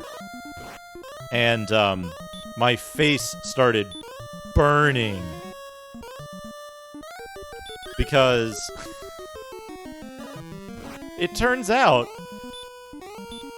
even if you wash your hands, habanero oil stays around for an extremely long time. Extremely long time. And it fucking hurts. good lord, habanero oil is awful. Because I'd been mincing it so fine, I'd been like pushing down on it and like holding it in place while I chopped it. And so I got it like up under my fingernails. What little pieces of fingernails I had. And so when I went like this, it like pulled the like outer layer of like skin slough off and just lodged oil into my pores.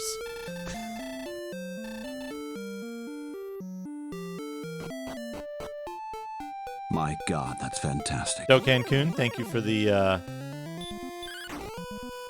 host. Worse than Windex. Like to get in your eye? The initial pain might be less, but the like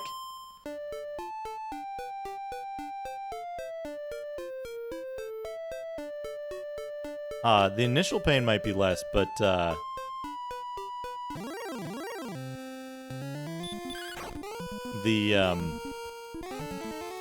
pain over time for habanero is probably more.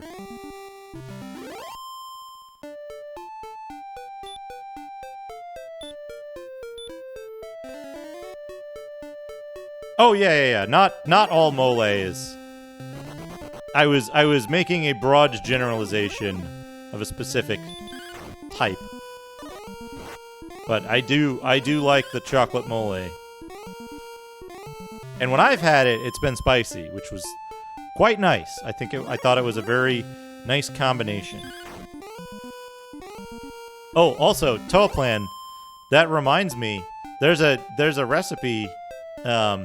I haven't, Empress Moth. I have not. That sounds delicious, though. It sounds delicious. So, back when we used to do in-person gatherings, I didn't one-shot him, so he ran away. Back when we used to have in-person gatherings, we used to do like Mexican food and margaritas for a very long time. And I keep beating up these magicians and then making them run away. So I would I had one dish that I like to make.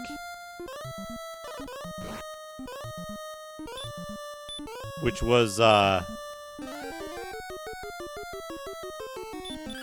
trying to think of how to describe this. So the name of the dish, it started out as shrimp. It was a shrimp dish initially. And it got the name Tear Gas Shrimp because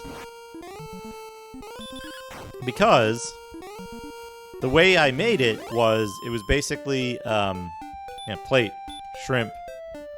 of shrimp. The way I made it was I would get a bag, like a big Ziploc freezer bag. I take the shrimp and put it in there with like fresh jalapeno, whole chopped fresh jalapeno, including the placenta.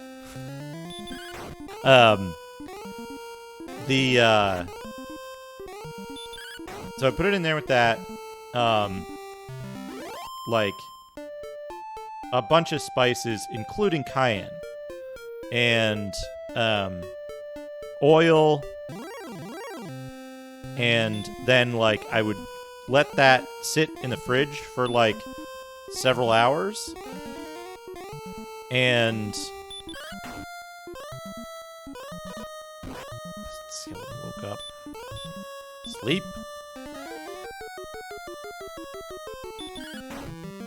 So I put that in the fridge for a couple of hours, and then take it out like 10 minutes before cooking, and I would put lime juice in it at that point. You don't want to add the lime too early. And so then, to cook the shrimp like that, I would heat up, I had a cast iron pan, and I would heat the cast iron pan up to like 700 degrees or something stupid. And just dump the whole bag in. And then it would smoke like crazy. You'd let the shrimp cook for like a minute, and then you turn them over and let them cook another minute, and then they're done. But it would just create this cloud of basically tear gas, like actual tear gas. It's so good, though. So good.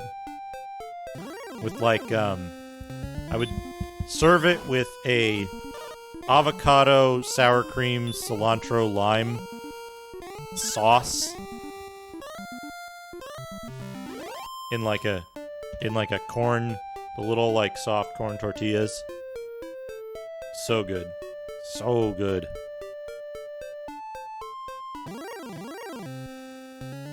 But also like you'd have to open all the windows and doors while you're preparing it. It also could be prepared on an outdoor grill, which would then fire a cloud of toxic gas. It would fire cloud kill into the neighbor's yard.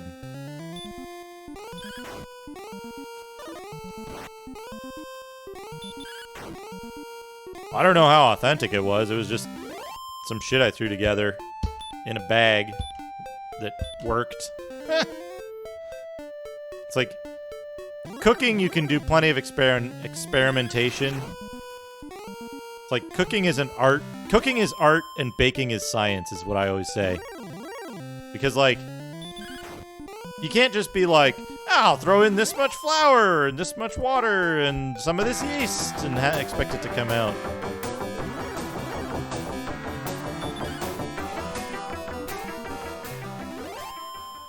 Let's try out some memes. Raccatta caracatta caracatta caracca racca racca raccatta.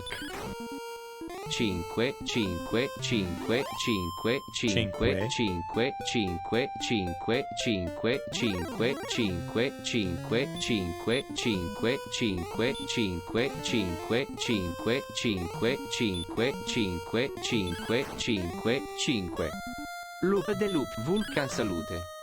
Loop de loop, Vulcan salute. Curly loop, celebratori and Sinfair. Test tube, baby.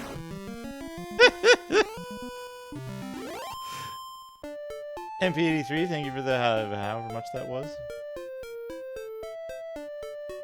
The $2. MP83, thank you for $2. I like the Vulcan salute. That was pretty good.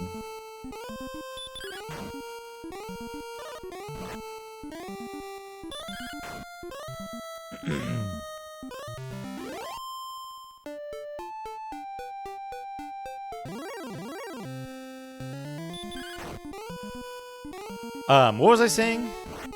Yeah, like... Yeah, Joey's pretty good for the 5s. Brian is a surprisingly good TTS to mess with because it's very easy to get Brian's cadence all fucked up. Pretty good. I wonder if Abs, you use Legacy Italian, right? The Legacy Italian should do some funny things if you give it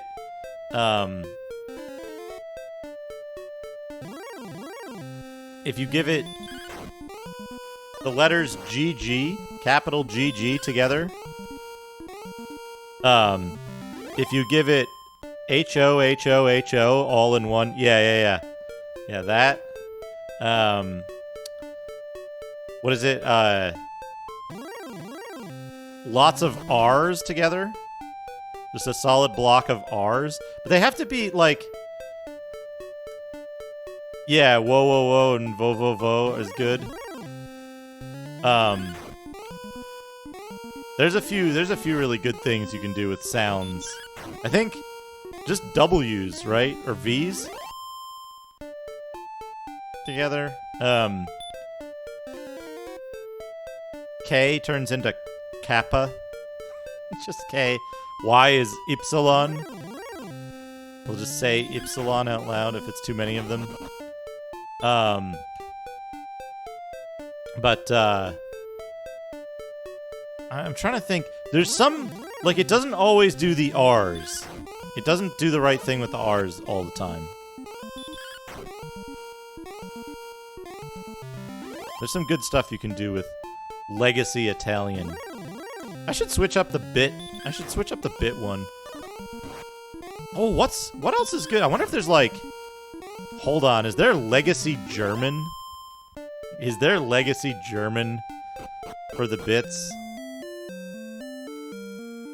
Hold on, we gotta check something out here.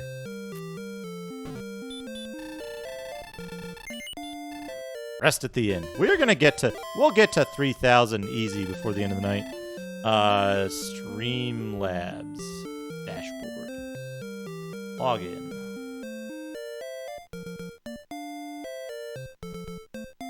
It's like reloaded my Streamlabs app. Okay, alert box. No, don't care. Bits. Text to speech.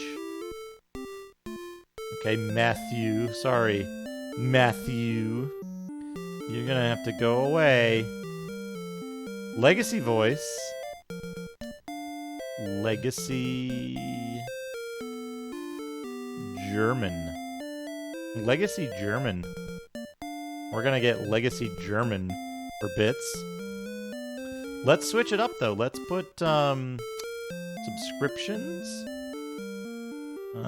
Where is it? Resub message settings. Resub text to speech.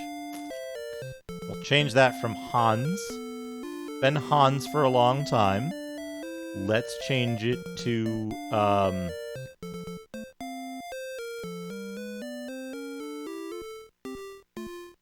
Cristiano. There we go. Cristiano on the subs. And what do we got in donations?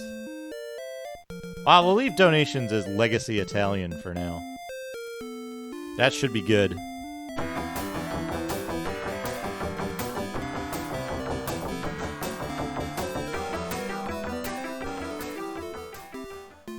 Kappa kappa kappa kappa kappa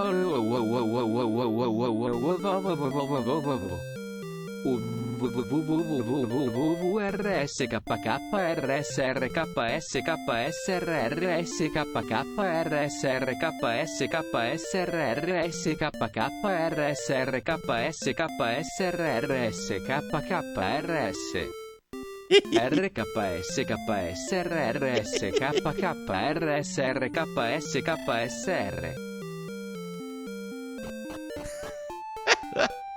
MP83, thank you for the $1. what a good voice. But yeah, if you give him a whole bunch of R's all at once, you'll get No, he says K as kappa. Like, just if you gave it a long string of K's, he'll say kappa kappa kappa kappa kappa.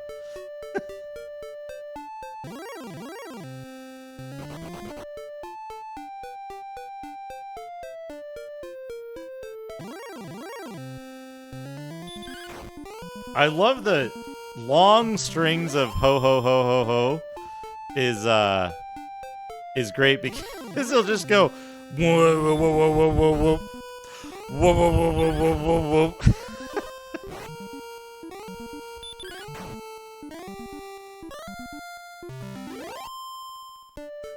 I was darking around with some stupid bootleg SMS games on the Mister earlier, and I accidentally found Dr. Hello, which is like yeah, it sounds like a klaxon, but Dr. Hello I found on Master System, which was like Dr. Mario, but then I was like, what if you just replace the word Mario with hello in all of the game titles? And of course, B&U immediately came back with Super Hello World. Which is clearly the best title that could possibly come from that pattern.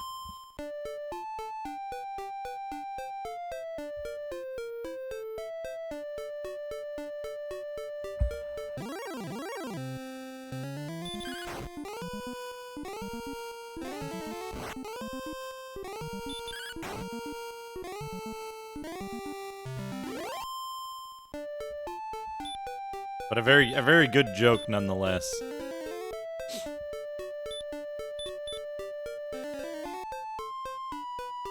Hello, Cement Factory. Hello, brothers.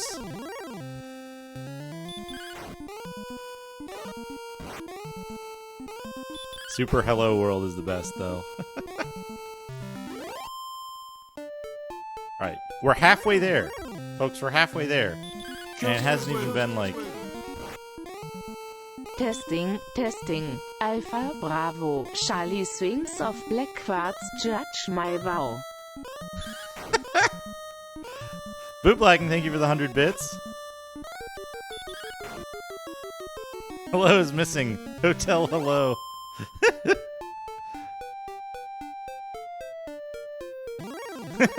Super Hello Advanced 2. Super Hello World. Hello teaches typing.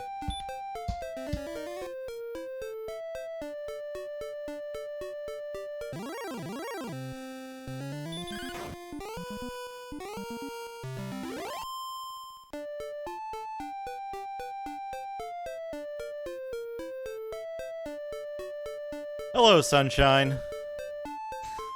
Or is it Super Hello, Sunshine? I forget.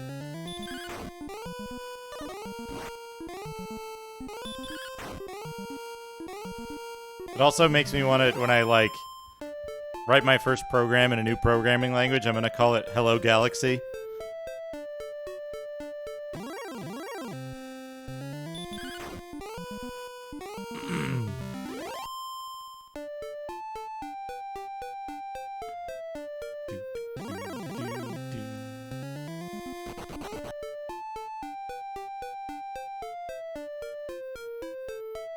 I've already forgotten which voice I picked for the bits. Shit.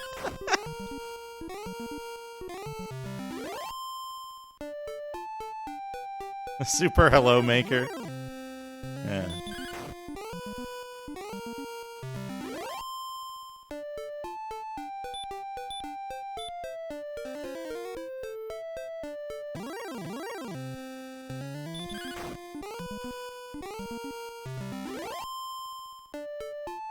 Hello, Odyssey.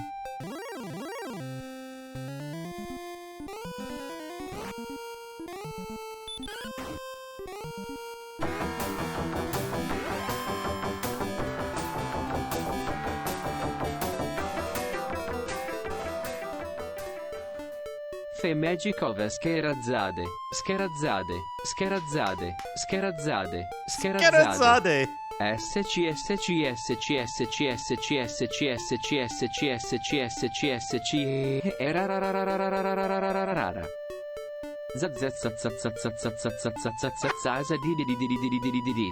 Scherazzade.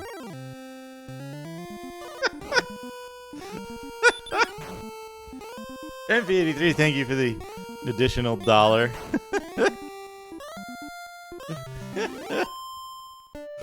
That's really good. I want to hear that again. I want to hear this one again.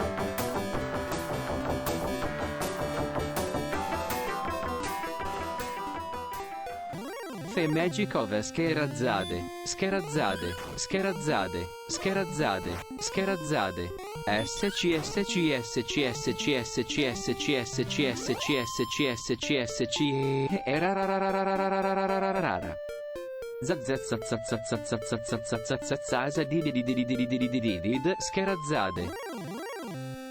It was the HE, MP. It was the HEs that went really fast.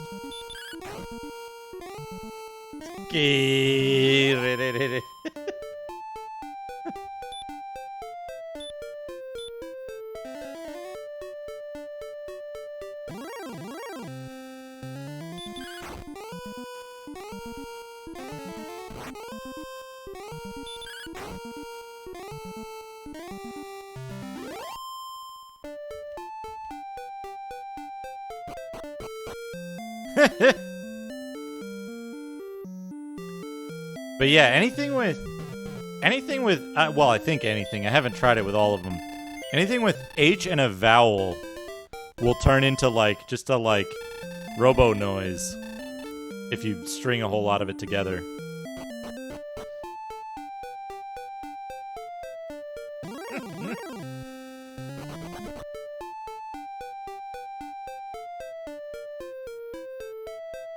You know what I realized about this? They've got separate left and right facing sprites. They went all out. God damn it, magician, stop running away. Let me kill you. Excellent move. 37 damage. He is dead.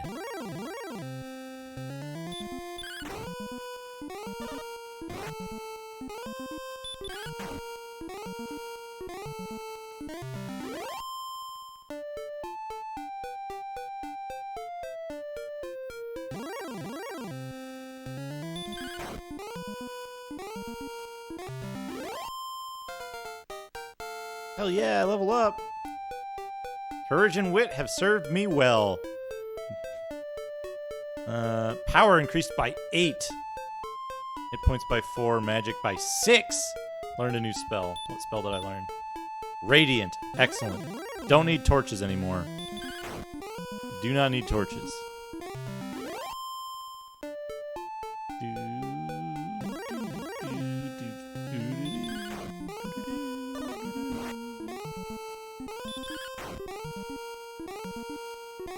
So what's going to be funny is when we get the full plate, our battle power is going to, like, skyrocket because we're going to be taking only 1 damage per attack instead of, like, 9. I forget how the damage scaling works for defense in this.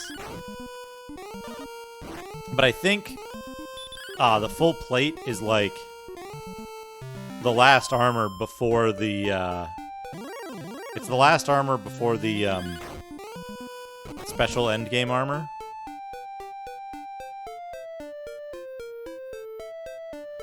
So we'll be in really good shape there.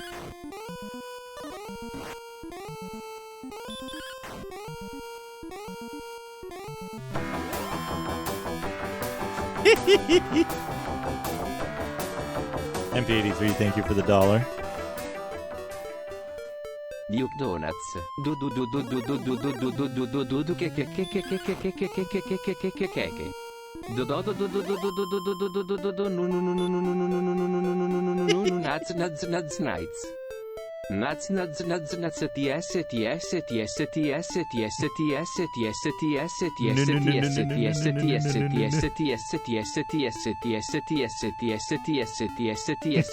ts ts ts These nights. These nights! These nights. Into dreams. Thank you again, MP83. Thank you for the wonderful entertainment. There's magic armor between full plate and Erdrick.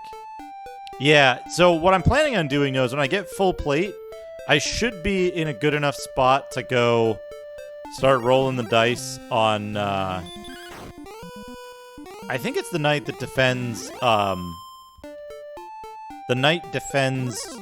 the armor, right? So I can just go straight and get the armor. From Hawksness, I think it is. Because I kind of remember where it is. I kind of remember where the armor is in Hawksness.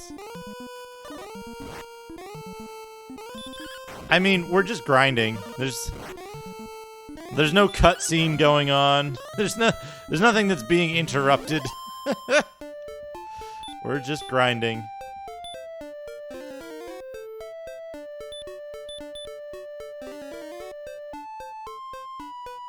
We're just grinding. Yeah, so we can go to Hawksness and, like, we've got sleep. Sleep works on the night. So, like, we can go roll the dice a couple of times by making the trip to Hawksness after we get whatchamacallit, right? We don't need anything else. Do you need the token before you can try to get the armor?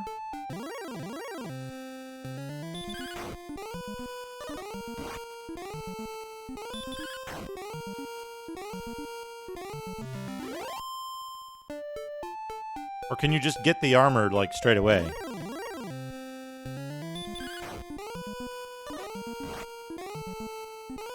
Okay, you need the token to get the rainbow drop. Yeah, okay. Yeah, so we can just go get the armor. Are there any places to play around with Legacy Italian TTS? I don't think so. I play around in Ab's channel. But you know, there's certainly a cost. Hey, Appley81, thank you. Yeah, I've got all this crap. There's more crap down here. I move that out of the way. We got lots of systems. We got this thing.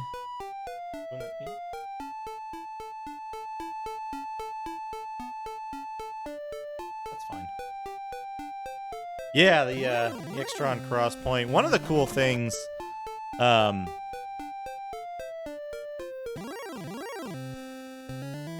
yeah, you still marry her in the end, which is funny, right? You still marry the princess even if you don't rescue her.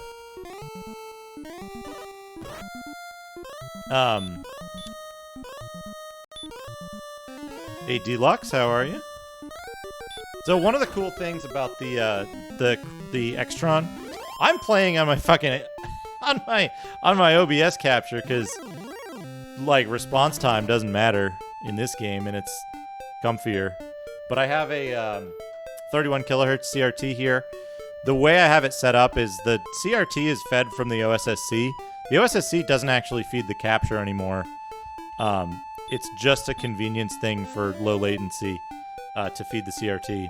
There's an HDMI to VGA adapter in the back there, so that can feed that. And then if I do, for some reason, need the HDMI output of the OSSC, I have a splitter. Yeah, I had a smaller one. It's still in the other room. I needed a bigger one because I ran out of inputs. I actually don't have enough inputs on this one, and I'm going to have to set them up in sequence later to get it properly set up. But I need some other like logistical changes before I do that. Because I have an Amiga A600. I have the RGB from this thing. I have the RGB output from this thing once I build a cable for it or find one that I can buy that'll do the RGB output.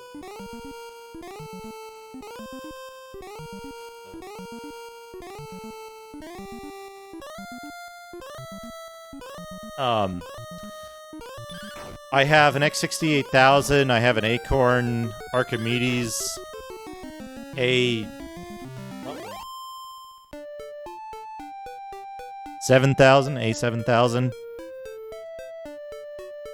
that aren't hooked up right now because I don't have enough. I use this VGA cable that's on the Mister right now.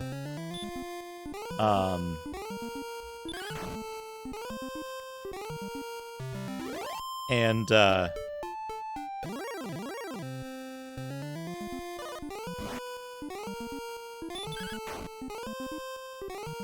was I gonna say? I got distracted. Okay, that goes up. I use the HDMI splitter that I use is like, I don't know, it was some cheapo thing. The Mister is great. The Mister is great because it's like, the Mister is keeping me from getting a ZX Spectrum, an Atari ST, and a bunch of other shit. Like all the handheld consoles that I really don't need to spend money on. And they're great.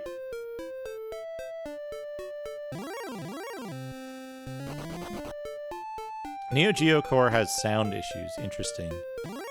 I haven't set up the Neo Geo Core yet because it's like There's some wacky stuff you have to do with the ROMs. I remember there being some kind of sound issue, but it was resolvable. Based on like a BIOS thing. But I'm not certain because I haven't set it up yet myself.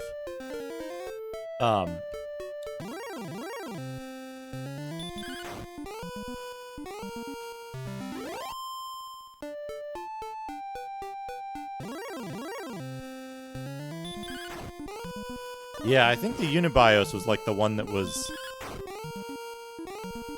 the easy way out, basically. What was I gonna say? Right. So, the exciting thing that, the exciting thing that I do with the Extron that you might not see elsewhere is, I have it hooked up to OBS, or I have it hooked up to Ethernet. The Extron's hooked up to Ethernet, and then there's a Python script in OBS that sends commands to the Extron. So when I change scenes in OBS, it detects the scene change and appropriately reorganizes the matrix for the new scene. 40! What a hit. Excellent move that was.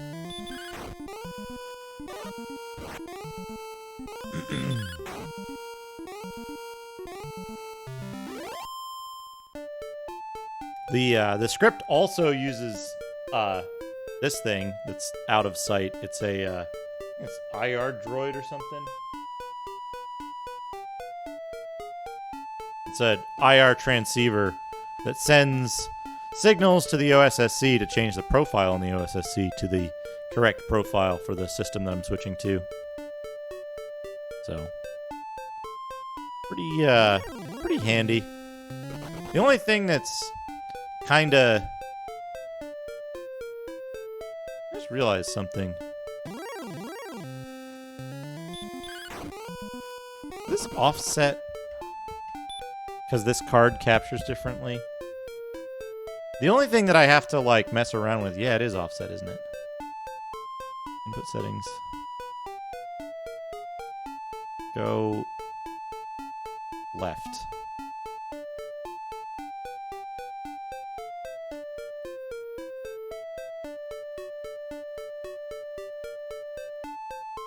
Okay, that's cutting something off. That's a full pixel. That's a pixel. There we go. I was cutting the left side off this whole time. Because this capture card is slightly different than the other one for geometry. But I have to set the geometry manually on the capture card. Because there's no way to, like, pass the geometry settings. But,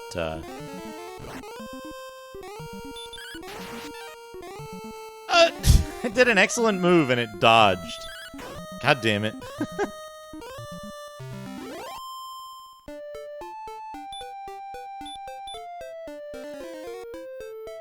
But yeah, that's a little thing I set up because I am extremely lazy and I will do a week's worth of script development to not have to push buttons every time I stream. Fuck, all the enemies are running away.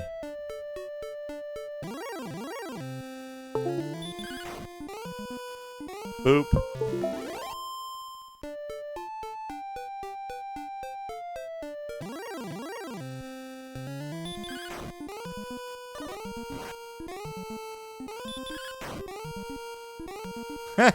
Hey, Amiga Live, how are you?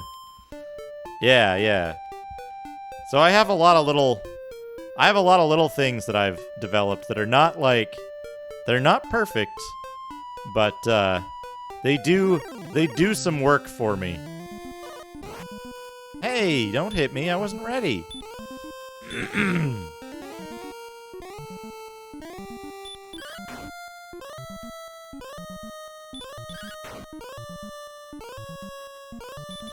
But yeah, The scripting engine in OBS is not very stable at all, by the way. It's not very stable at all.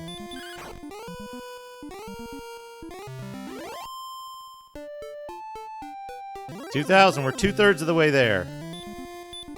2/3 of the way there. Another skeleton, that's good. Good luck there. Oh, he hath woken up. Leap. Do this safely.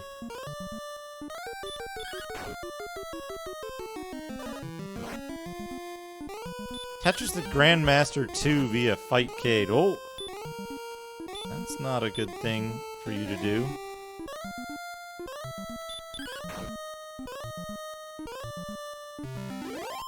Purchase a small monkey and train it to adjust my settings. That would be a good thing to do. 29.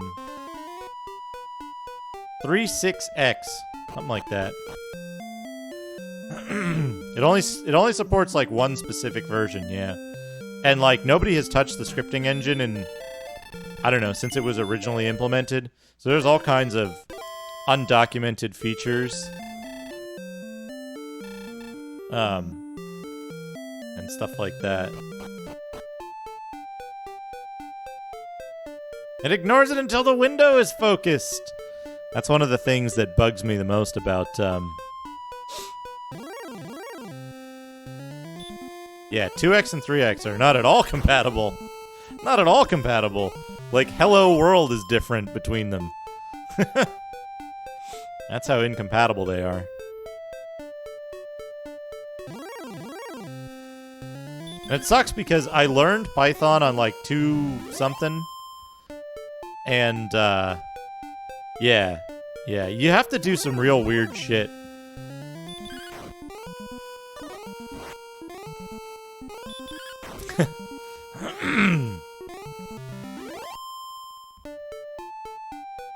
Focuses the window, presses the key, and then restores the old one. Oh. Yeah, that was my whole goal, was avoiding that level of jank that like anything would be rearranged in like focus and stuff like that. It had to work on its own, autonomously, outside of like whatever Windows was doing. So I built this in such a way that it's like, if I have to rebuild the script because OBS changes their Python version and it deprecates some stuff, or they change their interface or some stuff like that, fine. As long as I don't have to have something digging around in like Windows and like changing focus and stuff like that. Because that stuff, for me, that's the kind of stuff that can lead to like disastrous failure if something isn't in a state that it expects.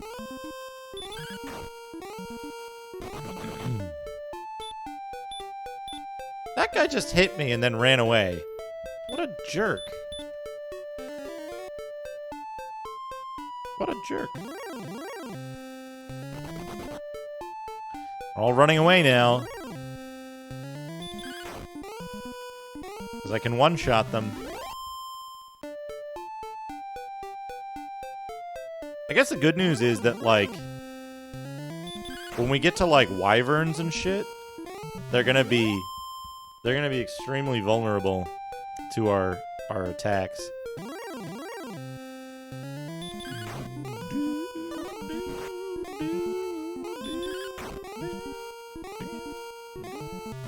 I really want to get... Okay.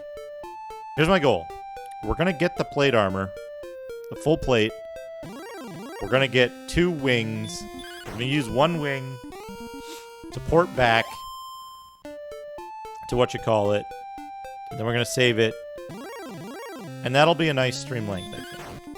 But that's a little while off.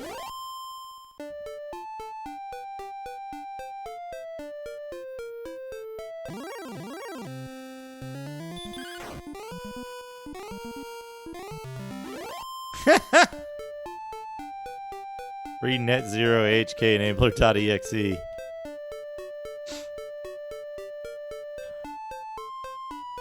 The big thing that I've been working with lately a lot is the IA downloader and wget.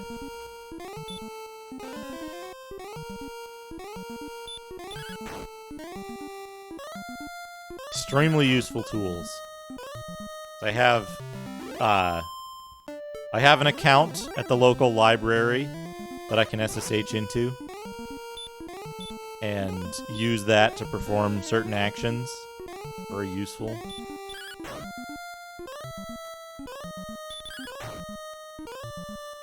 AngularJS. I look at some of that stuff and it's just like, I'm like, oh, no way. I do not want to touch that. A lot of the JS front-end stuff. I'm like, nope. Nope. I'm in this, like, weird middle ground where I don't have the chops to do real programming, like heavy Java or Java backend stuff, or like C++, or that kind of stuff, or fuck no, not assembly. But like, give me something like C# or Python, and I'm like, you know what? I can. Heavy Java is a pretty good, yeah.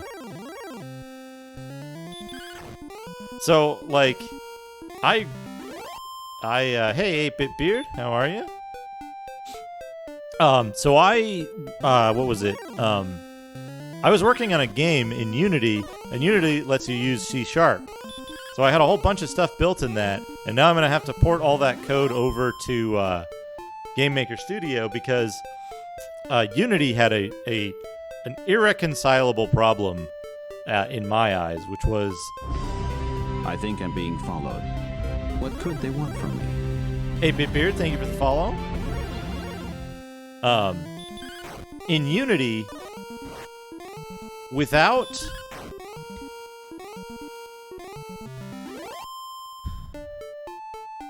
using a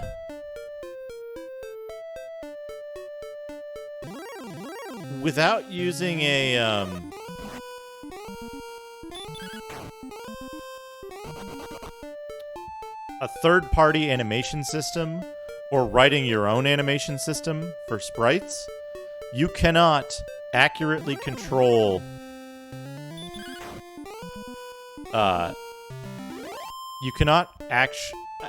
accurately control the speed of sprite animations using their animation system. You can't do it. You can adjust things like animation speed, which is a number from like 0 to 1. And if you put the frame rate to 60,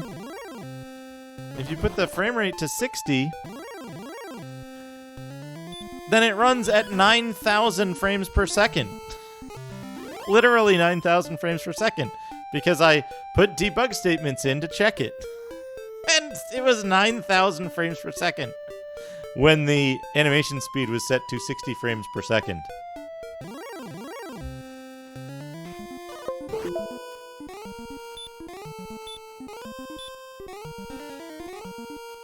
I can try to help with that, Dana.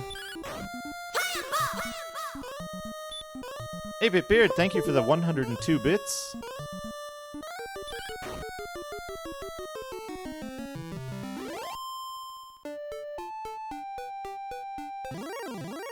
Yep.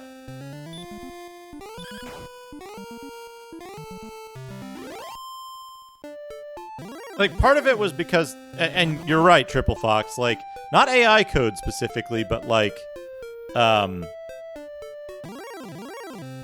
the state machine for the state machine that controls animation was like heavily entangled with the AI system and was designed really only for 3D. And if you tried to do stuff in 2D, most of the features didn't work, or didn't work as intended. The skeleton hath woken up. Excellent move. 40 damage.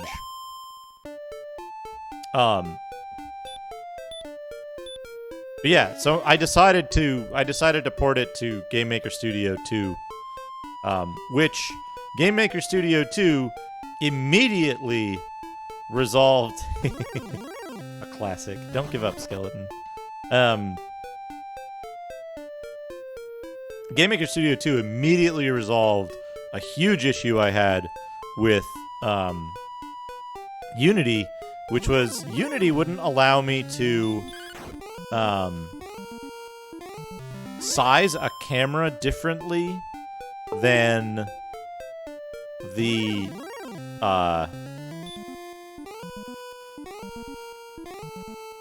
what am I trying to say? It wouldn't allow me to size the camera differently than the output and scale by integers exactly. So it ended up being something like I had to bake that into my asset production. So all of my assets were done in a 5:6 pixel aspect ratio and like huge. And then I had to import them into the game and display them huge. I couldn't do a 320 by 200 camera and scale it to 1600 by 1200 or to a 4:3 output. In Game Maker Studio, Game Maker Studio 2, I set the camera to 320 by 200. I set the output to 1600 by 1200. It worked perfectly. Scaled exactly the way I wanted it. I tried scaling the output to different sizes. Looked beautiful. Looked exactly like I wanted. So, like, that sold me on Game Maker Studio. It's just that I have a whole bunch of, like, logic code, and I have to rebuild this giant state machine for a turn-based game in a real-time engine. Which, folks, if you're building a turn-based game, figure out how you're going to deal with the fact that most engines you can build it on are real-time very early on in your project. Because if you don't, you're going to be extremely confused a lot of the time. Like, pick one entry point and make it imperative from there. Is what I'm going to have to do, basically. There's one scene manager. There's one scene manager that calls everything else. So it's effectively an imperative program, and I can slow it down when I need to and make it stop and wait.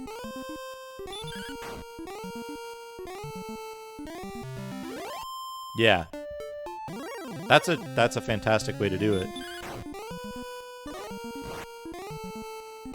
Well, RPG Maker will let you do turn-based stuff, but it's also, like, incredibly limited, right? You have to do a lot more work to make a wizardry-type game in RPG Maker than you would in a more generic engine. Exactly. Honestly, if I was better at C++, I'd build the thing in fucking SDL or something. Because SDL, like, the problem with SDL is input, right? Because SDL handles most stuff, but when you get to input, it's like, oh, okay, here's Hungarian notation, and hope you know how this fucking shit works. But, like I said, I've been very pleased with GMS, so... Is there an SDL2 now? Maybe, I don't know. I was using one, and drawing stuff was fine. Reading input, I got that far, and I was like, well, that's a whole education that I don't know if I want to dig into.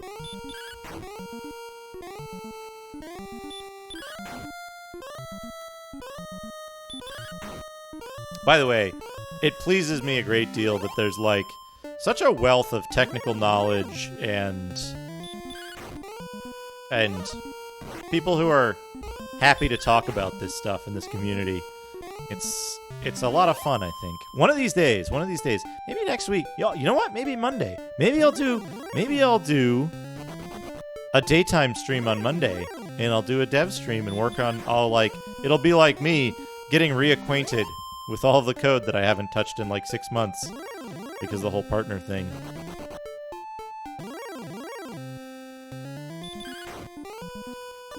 I haven't figured it out yet, Ultimo. The thing that I need to figure out is I need to figure out what the actual system requirements are for running GPT-2 1558M. Is it because so I searched online and the answers that I found varied between like a couple of gigs of VRAM all the way up to a couple of gigs of VRAM and like pretty much any recent GPU from NVIDIA, meaning like 9 series and above, all the way up to you need like 500 gigabytes of VRAM and like the dedicated Tensor Core GPU things. Now the thing is, I don't care how slow it runs, it just has to not crash. And I can't find a definitive answer to like what system requirements I need to make that happen. Like, it can take a day to generate one line. That's fine. I can leave it running. I can leave it running while I'm at work. And like, you know, come back to it later. It's fine. It's fine. But if it needs Tensor cores, I don't have those because I'm on a 1080 Ti, right? So I would need to make a serious investment to do that. But that's the conundrum. And yeah, Dana, absolutely.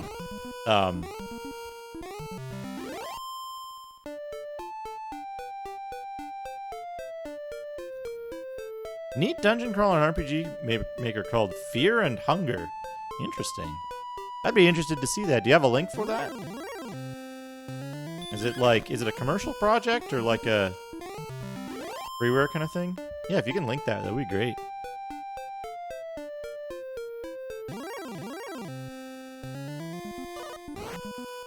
Oh, on itch.io. Awesome.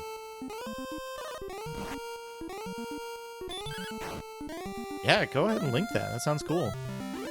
I'm always interested to see, like, what people are doing, especially dungeon crawlers. Because, like, there's some stuff out there that... I won't call it anything specifically, but there's some stuff out there that I think... maybe they had, like, good intentions, but in terms of reading the feel of a dungeon crawler, got, like, pretty wrong. And then there's some stuff that's, like, really good, but also, like... very sparse. It in terms of like their big project handled by small teams, like Grimrock, right? Grimrock 1 and Grimrock 2, fantastic games, and then like an extremely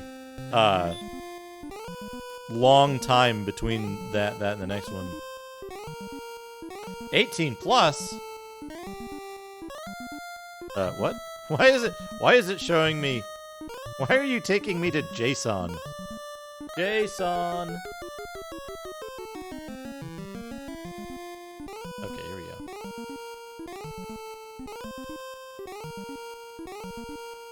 Oh, that looks neat. It's the standard, like, JRPG thing, but... I like the look. I like the look of it.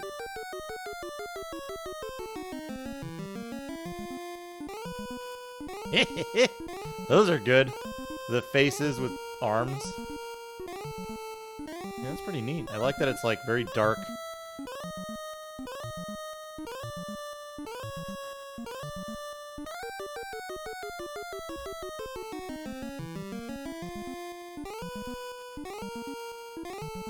Oh man, yeah, commenting on your code very well is super important. Dismemberment. Oh no.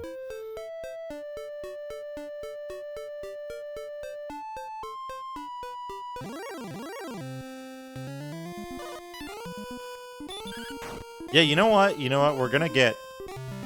hold on. Hold on a second. What's my status? Pause. We're gonna pause this. We're gonna pause this since we got the topic up. Let me see here. What'll it be? Desktop games? Yeah. Desktop games. All right. This isn't Dragon Warrior. Let me see if can I. You're gonna make me log back in. Am I gonna have to remember my? Am I gonna have to remember my password? Remind me later. I don't want a new version. Session not found. Retry. Yeah, that. What's my password?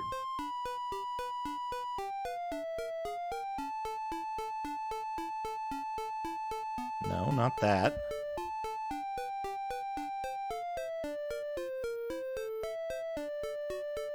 No.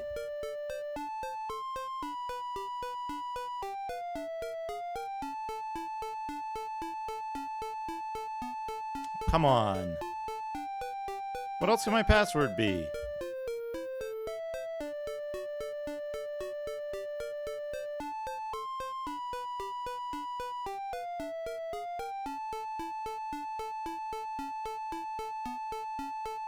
There we go. There we go. Now, open this. Run it? Sure. Does it still run? Did I leave it in a runnable state? Yes, I did.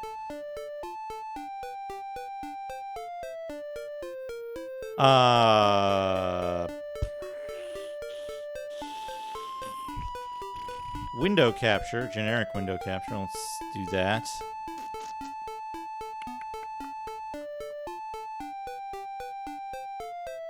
There we go. There we go. That's huge.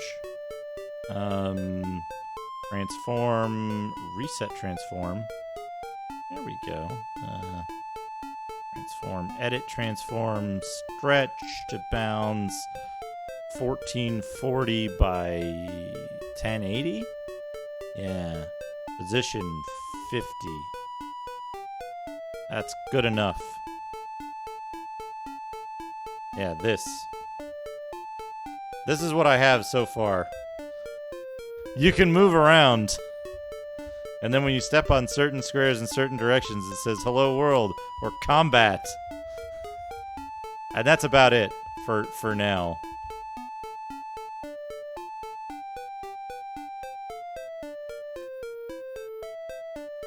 There it is. The art is the art is mostly not mine. I had Helical. I contracted Helical to what am I looking for? NES, there we are. I contracted Helical to make the tile graphics for me for that. That's it's although I did make the floors, the ceiling, and the I made the floors, the ceiling, and the what am I trying to say? The font that it uses, sprite font. So it's, you know, I should probably close this so that it's not running in the background for no reason.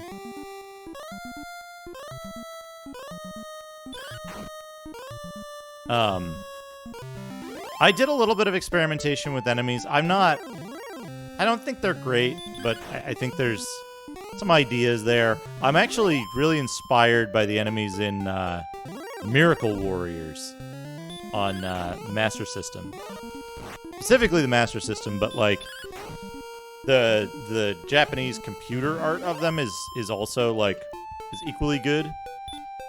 But like very weird monsters and very cool stuff there.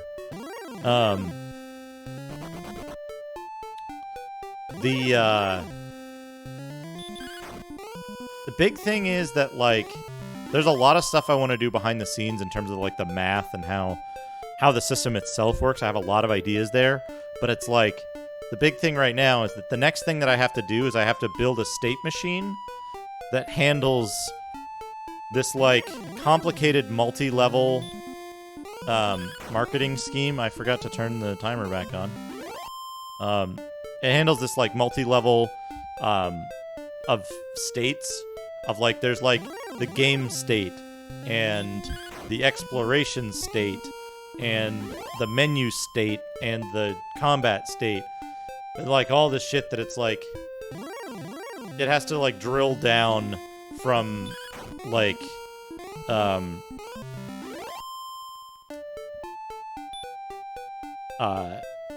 you have to like drill down from these like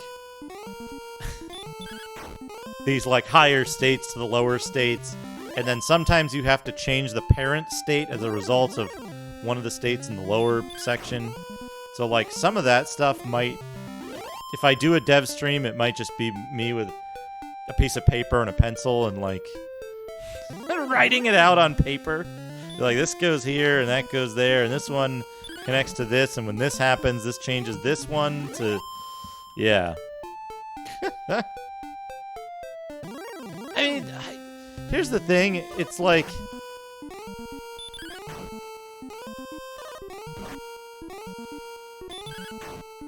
it's, what am I trying to say?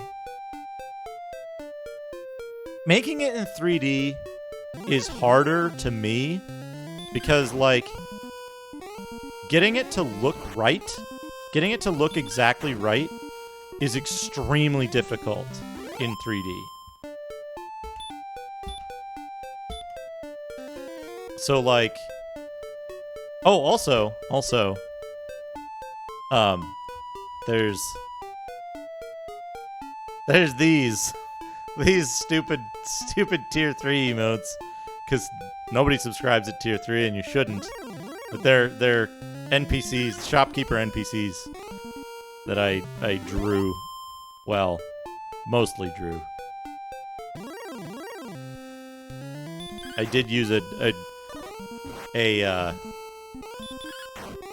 fair share of tracing to get the like proportions and posture correct. But they're heavily modified from their sources, such that like, oh shit. That's awesome. That is awesome, Anne. What a good slime. What a good slime. Oh, that's lovely.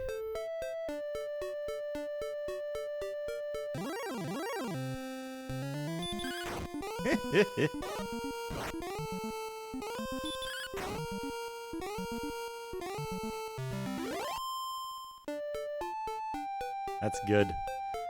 That's the one problem I have right now is I don't have a good space on the I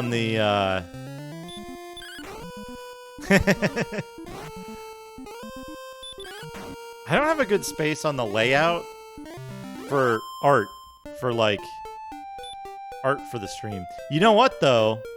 That's a perfect thing to like, if I get that bestiary thing, it's like the perfect thing to throw in there. Yeah, just it's fine. We're just grinding. There's nothing important going on. We can save this to downloads.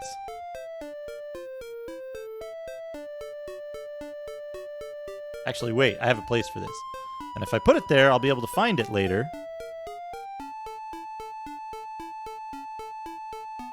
But yeah, I can just like image. Don't make it visible.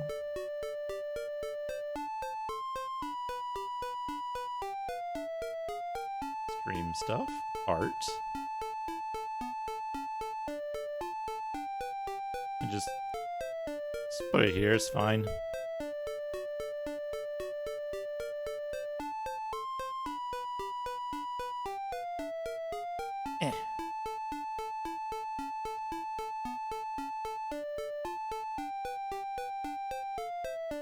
Hold on, I got a good idea.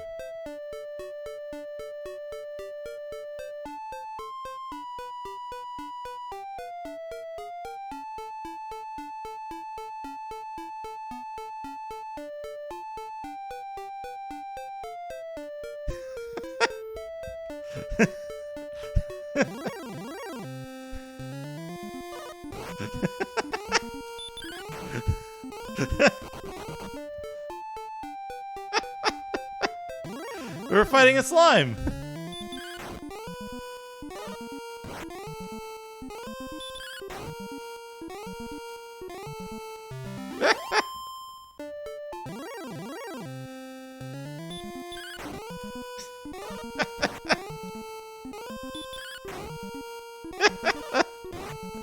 And thank you so much. This is excellent.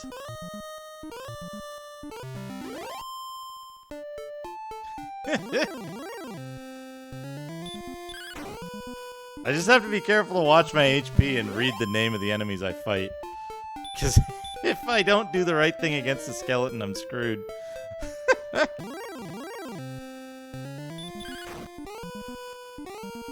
We're very close, though. We're very close. Our gold is getting up there. No. Ran away.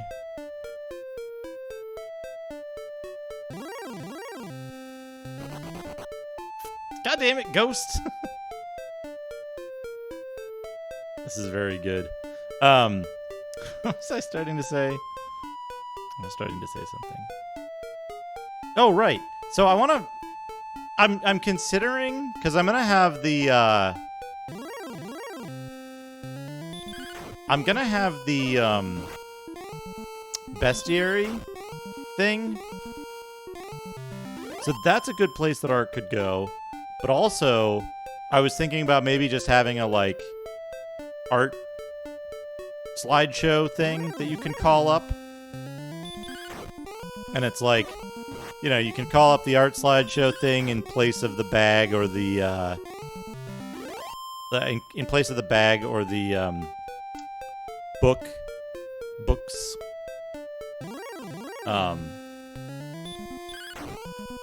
As just as an option, you know, for like a couple of 100 channel points, you can switch between the things, and they'll each be just there. It won't. It like. The problem with the way I do it right now, other than the like,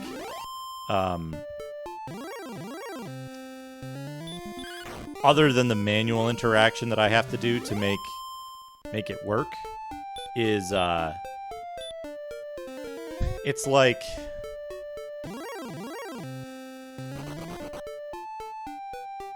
OBS takes up several gigabytes of memory now because it's got these gigantic textures loaded of like slideshows and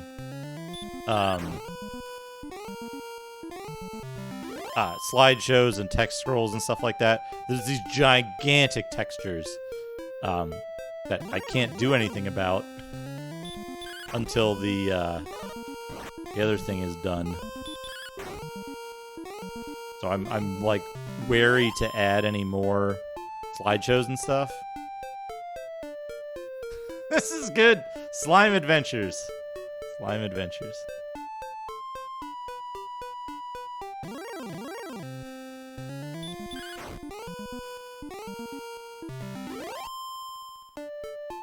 It's not given me any skeletons yet.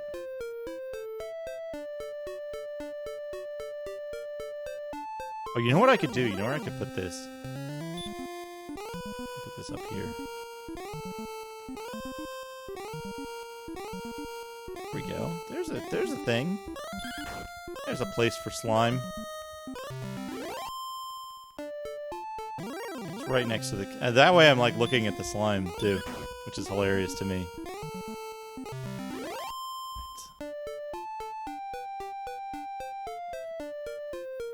Yeah, a little co-pilot. He's just hanging out.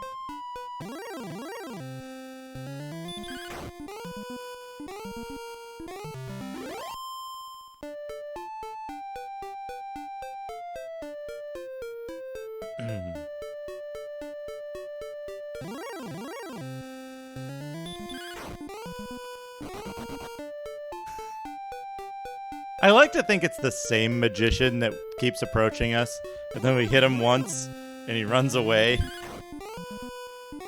And, like, heals himself. Oh, man. Only several more encounters. Only several more encounters. And we'll have enough for the plate.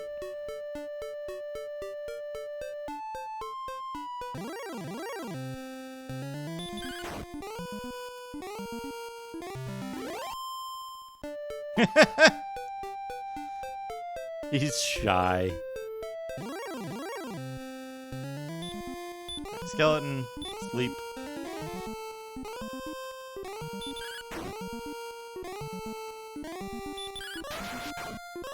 Boom! Got him. 39.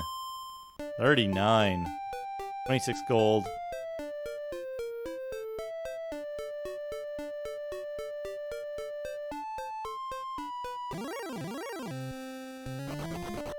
I want to say this is like an unusual strategy for this game to just like grind the hell out of it very early on. Looks like Team Magician is blasting off again. Team Magician.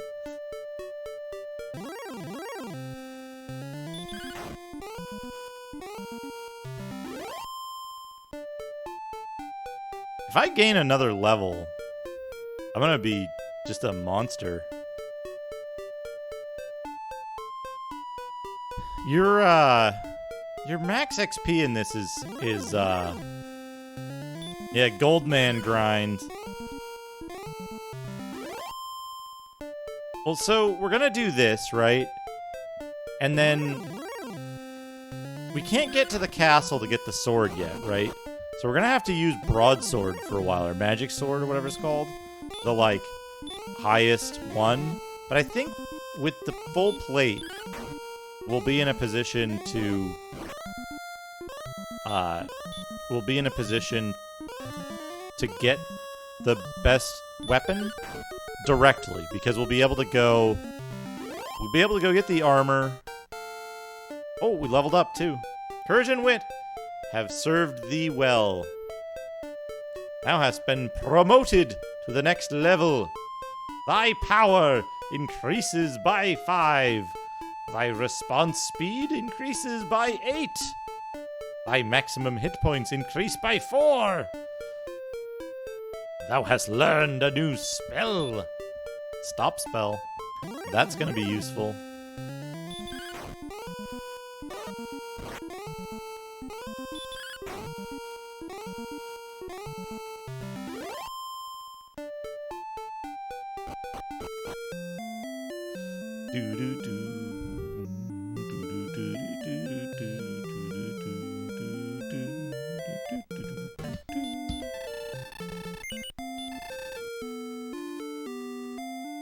Full plate. I will buy thy clothes for 10 gold. Is that okay? No? Thank thee. So I wish to buy anything more. No. Please come again. You know what? You know what? We'll use the inn. And then we'll just walk back.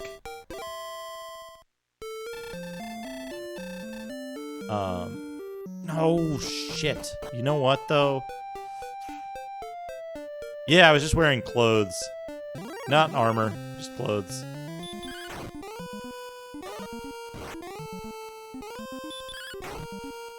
Magidrakies still do 2 damage.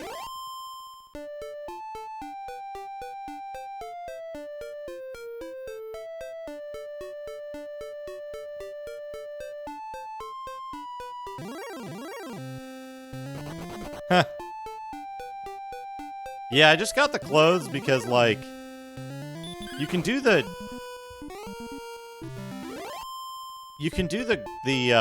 early game grind up until, well, up until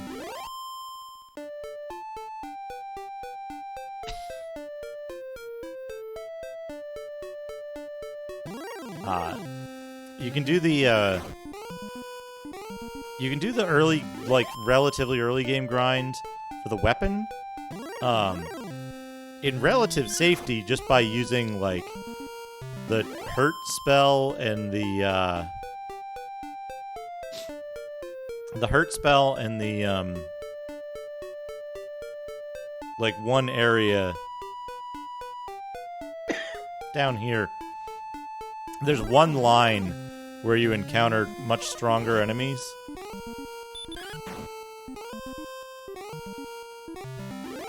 It's basically scorpions, ghosts, and magicians. Hold on. I'll show off where it is. This little line of hills right here. Magidrakes, scorpions, and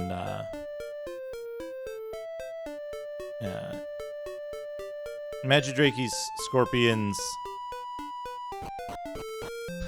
and magicians and ghosts. Those 4 enemies. And so, you can go there and, like, just cast hurt on enemies. And it's like, at first, it's just, you gotta survive 2 rounds. So you don't really need any higher armor. So I did that until I had 500 gold and got the axe. But I think I'm gonna, it's been 4.5 hours. I think I'm gonna wrap it up. We're gonna go save the game with the king. We're gonna inscribe our exploits on the Scrolls of Honor.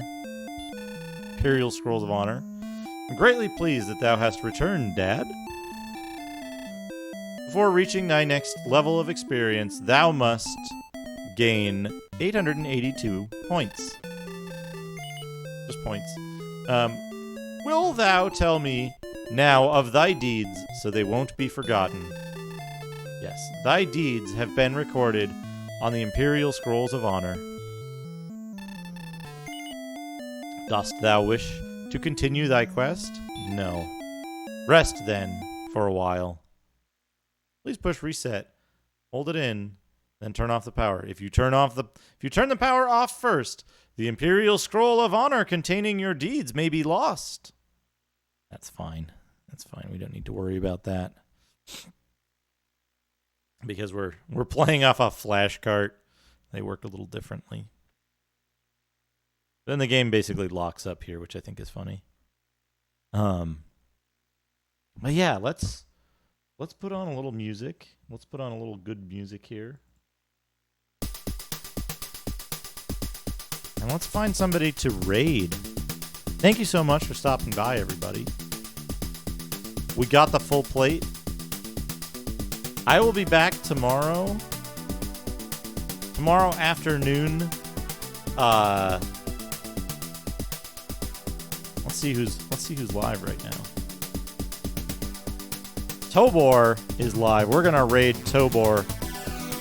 Tobor is playing the game where you can't jump. Tobor Prime. Tobor is the creator of the excellent Savage, the Shard of Gosen. So check that out. Give Tobor a follow. He occasionally plays some difficult NES games. But yeah. Thanks for stopping by, everybody. Like I said, I will be back tomorrow with Phantasy Star. Hey, Giant Beard Entity. But yeah, I'll be back tomorrow with Phantasy Star around maybe like 3 or 4 p.m. Pacific. So come back for that. We'll be grinding in that too. So it'll be fun. It's a hangout session, you know? Easy stuff. Easy chill stuff. So have a good night, everyone. Let's go say hi to Tobor. If you got it, if you got the sub, give him the Duke Doe normal. I will see you all later. Have a great night, everyone.